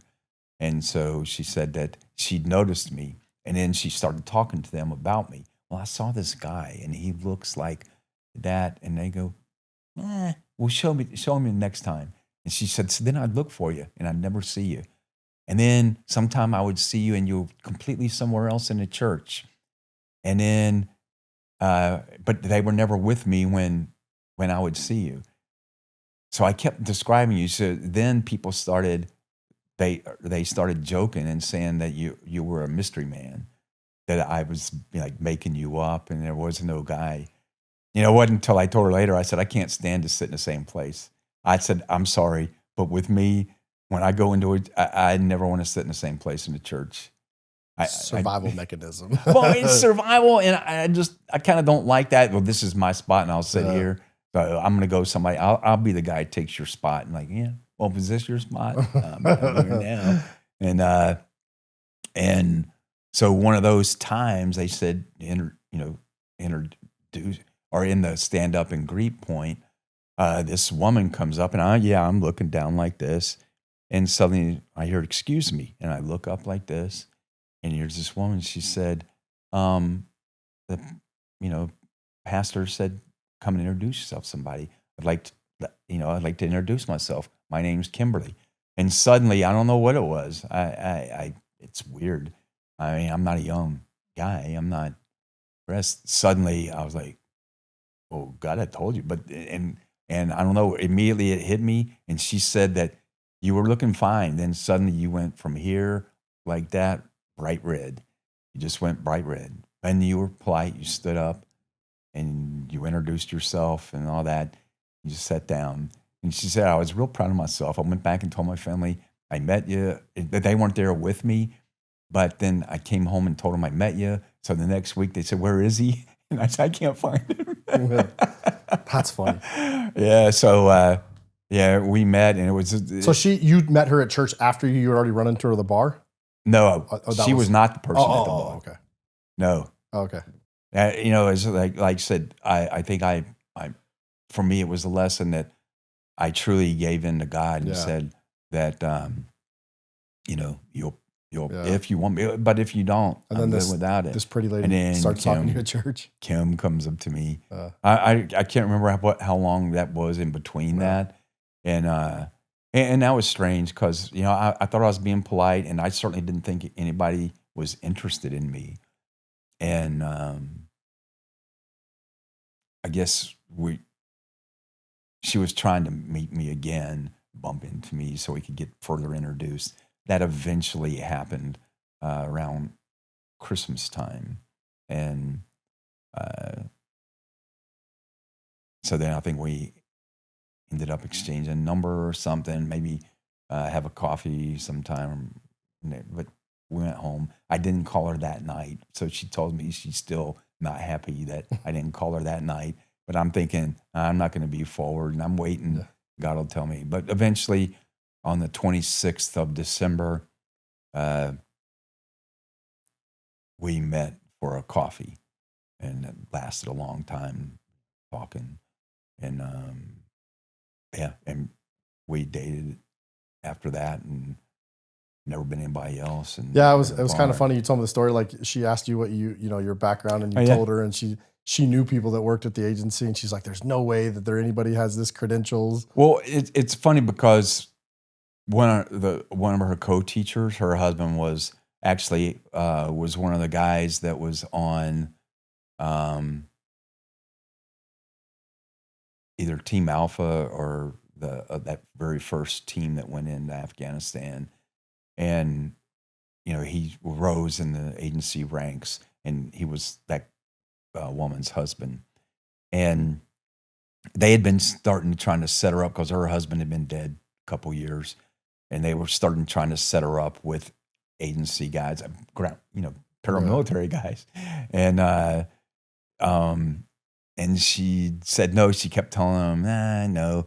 And so we'd been dating a couple weeks, and school started back after the Christmas holiday, and that friend called her into another room. She said, "Okay, something's different about you. You don't look the same. You look different."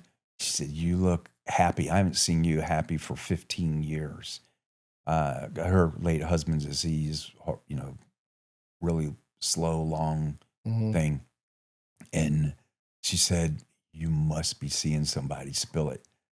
And she said, "Oh, okay, well, yeah, there's this guy. I met this guy at church, and he told me we had coffee, and then we've been dating some, and he told me he was a Marine, and he was in reconnaissance, and then after that, he went to Special Forces, and he was in some kind of counter-terror thing, and then he was in the CIA."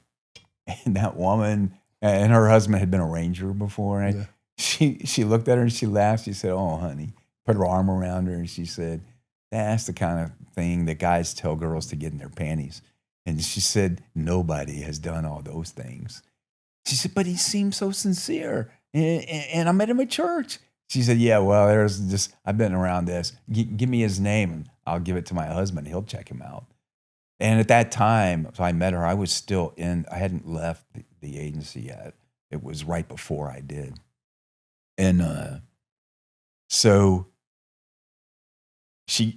I guess she takes my name and goes home. And then a couple of days later, she grabbed her again. She came into the room. She said, honey, let me tell you something. She said, I told you there was no way that could be true. Turns out, she said, it's all true. And she said, it's more than all true. There's a lot more. And she said, what you need to know is he is known as a very good and honest guy. I said, and she said, however, he is known as a big time rule breaker, but he never lies about it. And, he's known that he'll break the rule, but he gets the job done. That's hilarious. So you ended up getting married. Yeah, I've only been married a little over a year. We were together all these years, and just seeing each other and been part of each other for all that time. To all the homies out there, bro, it's never too late. Never too late. Just pray. Yeah. Yeah, and well, trust and trust, and you got to be faithful. I think there's that thing, you can't expect to receive a blessing unless you're living in a way that you could be blessed. You did a safety seminar for women CEOs. Afterward, a woman told you, hey, if I'd have known this before, I wouldn't have been stabbed and raped. What happened inside of you when she told you that? After I'd tried, this is probably around 2016 timeframe, 17. After I'd tried the government contracting thing and security, I got connected with a finance company in Northern Virginia, and they liked me to run special ops themed events for CEOs. Financial companies, especially in Northern Virginia, they all will take you out on golfing outings or super nice, expensive dinners. They'll take you, to a box seat for basketball games or football games, all that. Well, this company wanted to try something a little bit more exciting and different. So I would run a thing and hire people like Bob, really experienced special ops guys to come, and there would always be like a component of shooting and maybe some other components too. Then those people came to me and said they were going to run a women's CEO only event, and they wanted it several hours long and geared for women. I went back and I thought about the training I'd had and some of the hand-to-hand stuff I've had, and wanted to do a program that had some anti-assault stuff where you teach people situational awareness, basic techniques and tactics to use for street smarts, some make space and get away, telling them if you're being grabbed this way, being grabbed that way, some basic moves. And then we did anti-kidnap training, so how to, when to fight, when to yell, or abduction, when to fight, when to scream, when to yell, when to succumb, when to calm it down to save your life, and start setting the stage for you being abducted in a way that will make it easier for you to escape later. And then we added in the escape component, which, from duct tape, from rope, twine, electrical cords, zip ties, all those sort of things. You spent 35 years learning to survive in the world's most dangerous environments. At what point did it occur to you that the principles you operated by every single day had never been made available to normal families? Teaching the women CEOs was part of that. For me, the light went on when I was teaching that one of the women working at that facility stood and watched the class. And then after, she's the one that came up to me after and said, when I was in college, I did exactly what you said. I was on the street late at night coming back from studying. I saw a guy. It was just him and me. I could see him staring at me. I turned, I went a different way. I saw him again. I convinced myself that I was making an assumption based on his personal appearance, and that was wrong and prejudiced of me. So I decided I would walk by where he was, and I did. And when I came there, he grabbed me and dragged me into a alley and did this. And then that's sort of flipped that switch for me. So helping those women helped. And then I started thinking about what I taught them. And then I started thinking about, well, what about my daughters? I've got young daughters, and they need that. And all the families need that. Now, this was back in the early Antifa and the protest up in New York, all that stuff that it was started seeming that violence was popping up in the U.S. everywhere. Once that was something that was just for people overseas fighting the battles, and now I saw that regular people here needed to have some of that training too. Your course is built around what you call power of prudence. Walk me through the core philosophy, because it sounds like it's not about just teaching kids to fight. It's about something kind of more foundational. When you did your work, the situational awareness and street smarts was more important. One of the things that I tell people is that from all the war stories and combat stories I know, the biggest difference, and you and I last night talked about some pretty famous gone bad operations that happened in a couple of wars, and the factors that were common in all those. So for me, when I look back, the people that came home successful or the people that didn't come home, one of the biggest differences was their knowledge and preparation, and then their vigilance and timely decision making. So that, did they take the time to be intentional and make all the plans they should have before they went on that op? Did they do all their homework? They have all the emergency gear? Do they have all their contingency plans? And that happens in our daily life. You get ready to go out the door, and I'm going to go here today. Well, wow, I'm hearing that there's some Antifa protests down there. Should I really go down there today? Is it something that can wait? So knowledge, and then preparation for where I'm going to go. A lot of people, I always have a lighter, a knife, and a handkerchief on me. I just think that's your basics. Anywhere I go, I must have those. And then there are other things that it's good to have. And then that situational awareness, vigilance while you're out. But then it's timely decision making. How many times when you start seeing that something's off and people delay making a decision? I'll wait. And the longer you wait to make a decision, whether that's to change course, to retreat, or to take an aggressive action, the longer you wait, usually the more urgent it is to make a decision, and usually the more dire consequences you're going to pay to make it. Situational awareness gets used as a buzzword constantly. What does it actually mean at the level you practice it, the version you'd stake your life on? For me, situational awareness, when I'm describing this to civilians, I'd say it's like a bubble. Imagine that there is this, whenever I go out of the house, or even when we're in somewhere like this, there's this big bubble around me.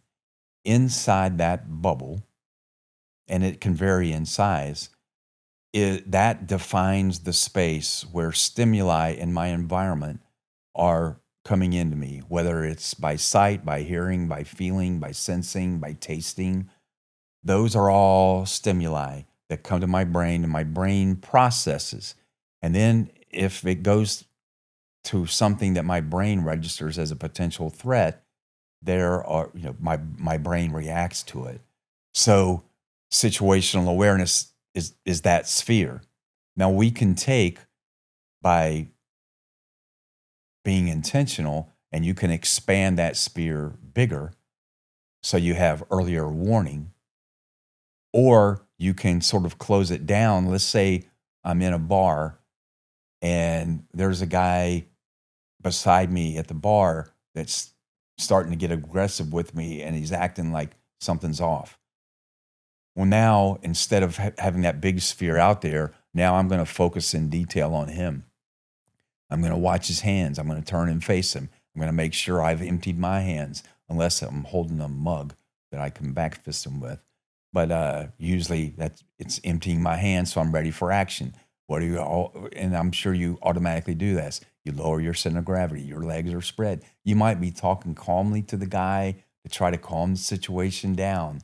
Meanwhile, you're prepared for action. Where are we watching? Now we're focusing big detail on the head, the neck, the shoulders, because we know that if he's going to start pull a knife, pull a gun, or throw a punch, that we're going to see that movement first there as he starts to do that, and then that gives you the chance to do your reaction. So that's what I call my situational awareness area. When you walk into a movie theater, a restaurant, a stadium with your family, what are the first things you do that most people don't think about? Always, and you can start teaching kids this when they're a really young age. I think I usually say about 4 or 5. First thing you look for are alternate exits. And I start with little kids. I don't want to scare them. Like, okay, we came in this way. Do you say another way we could get out if we needed to without going back through there? And let them choose it, or I'll point it out. And that gradually expands to the secondary exits that are harder to find, that they're there, like the load and dock for a restaurant, the access alleyway behind a kiosk. And then I go to cover and concealment and start that, okay, like if I'm somewhere at a stadium or outdoor venue, okay, there's the exits. Now, what cover is close to me that will stop? And that's what will stop bullets and projectiles. Because if something like that starts happening, I'm getting my people behind that. And hopefully I'm getting people behind that's on the way to an exit. Because ultimately I want to start moving. I don't want to stay in one place where if somebody's coming around shooting people, we can be nailed. I want to start moving from cover to an exit. And then I teach them what cover is. So cover are those things that will help hide you or conceal you, or not give everybody a clear sight of you that you can hide behind, but it doesn't stop bullets or projectiles. I don't like to stay behind cover, but if there's some plants in this mall before I get to a big concrete column, I'm going to go behind the plants till I get behind the column. There's a meaningful difference between protecting children by controlling their environment and equipping children to protect themselves. Your course is firmly on the equipping side. Why does that distinction matter so much to you? I think we both want to be people that teach people how to fish, and you don't want to supply them fish. I'm older now. I'm not that guy that I was. I've stopped a rape. I've done a citizen's arrest. I've intervened in things, and I had been for a long time capable of taking care of my family in most situations. Well, now I'm not. I'm older, and now they're older, and they're venturing out on their own. So Daddy can't protect them. And if I have left them shielded and not experienced those things earlier, now they're not equipped to be able, A, to handle it physically. B, they're not equipped to recognize it. And they don't have the practice and exercise and the judgment, to make those decisions. You built a community component into the course, live sessions, parents supporting each other. For a man who spent his career in small-knit, tight teams, why did you build it that way? I did it that way because I think not enough people like you and I, because of our shared experiences, we can have a frank conversation about what it means to equip kids. Most people, I don't think, can. They don't know. You'll be surprised at how many of my peers in Northern Virginia, people that live in my neighborhood, and their kids are just blissfully unaware. They just keep taking them to their ball games, and they play their video games, and they don't know. The parents, they don't get in conflicts because they're not ever in a position to be in those. And I think that I just think it makes it where if they don't experience it younger, they're not going to be able to later. For a parent right now who thinks my neighborhood is safe, this doesn't apply to me, what do you say? I'd like to go to the planet you're on. Yeah. Yeah. And I think like even people that live in nice areas, and if, you have no idea what goes on in your neighborhood. You can think you live in the greatest place, but unless you talk to law enforcement regularly, like there's a good chance houses are getting broke into, cars are getting taken, drugs are everywhere. Like this idea that, we're safe, it's a facade. I'm not saying America as a whole is this crazy place to live, but there's plenty of bad things that happen in really nice, good areas. I get calls, so I get random calls from wealthy people because I have somehow got connected into a lot of financial organizations that deal with high net worth family offices. And you'd be surprised how many times it's those people that live in that neighborhood that's always been safe and always been protected, but suddenly now it's not. And they said, well, I talked to my financial advisor. They said, call you. And they don't know how to deal with it. I've lived through 2 home invasions in my life. And, something like that, most of these people haven't had a home invasion, but something like that has happened in their neighborhood. And they're all shook up about it. So, nowhere is completely safe. And we're all, these days, with the protests, with street takeovers, with just random violence for political reasons, or somebody sees you wearing the wrong T-shirt or hat. Now, I think all of us are 1 or 2 turns away from a potentially life-threatening situation anytime. You've described the goal as creating a legacy, principles and habits that pass from parent to child to grandchild. What does it mean to you that what you're building now could outlast everything in your own career file?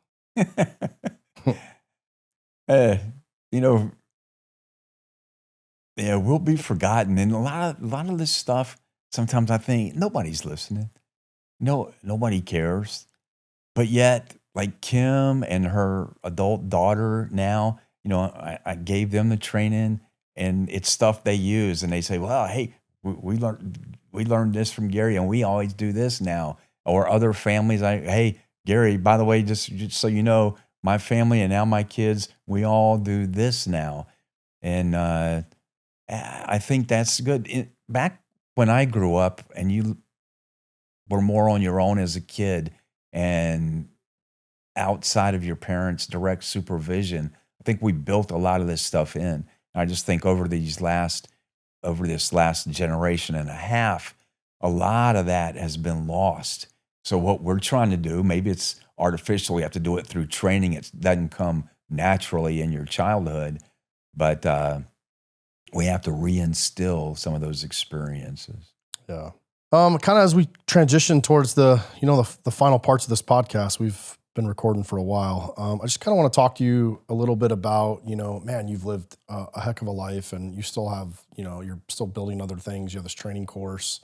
I just want to ask you some kind of general questions based on, your life experience. What do you think the United States genuinely got right in the post 9/11 era? Not what we said we got right, but what you actually saw work. Don't say nothing, because that's depressing. No, I'm just kidding. Yeah. I think some of the things we got right, I think it shook America awake that we had gotten so complacent, and wars were things that happened somewhere far away. Great point. And suddenly 9/11 happens. And it's not like it was, like I said, I've lived through 2 home invasions. And it's not like people never got robbed, raped, stabbed, or killed here in America. But some big attack was something that only people in the service had to deal with. And it came here. So then I think it shook us into realizing that there are people around the world. And I wish listeners could just remember that right now, around the world, some in cities in Europe, some in caves or little mud huts in third world countries, are sitting around now planning for how they can kill Americans, for what we stand for who we are or who they think we are. And that is a reality that we have to deal with. And we can stay like an ostrich with our heads in the sand, or we can take measures to try to be proactive. And I'm not saying I'm not a fan of adventurism and that we have to be investing our treasure everywhere we think there's a problem, but we have to be looking for problems. And the one potential thing that I think that our intelligence community could do really well is to really get to the bottom of these things when they're first starting out, so that we have more options on how to deal with it. You've been to dozens of countries. What do most Americans misunderstand about how we are actually perceived in the world? I think people should understand that there's how we're perceived as Americans and then how you're perceived as an individual.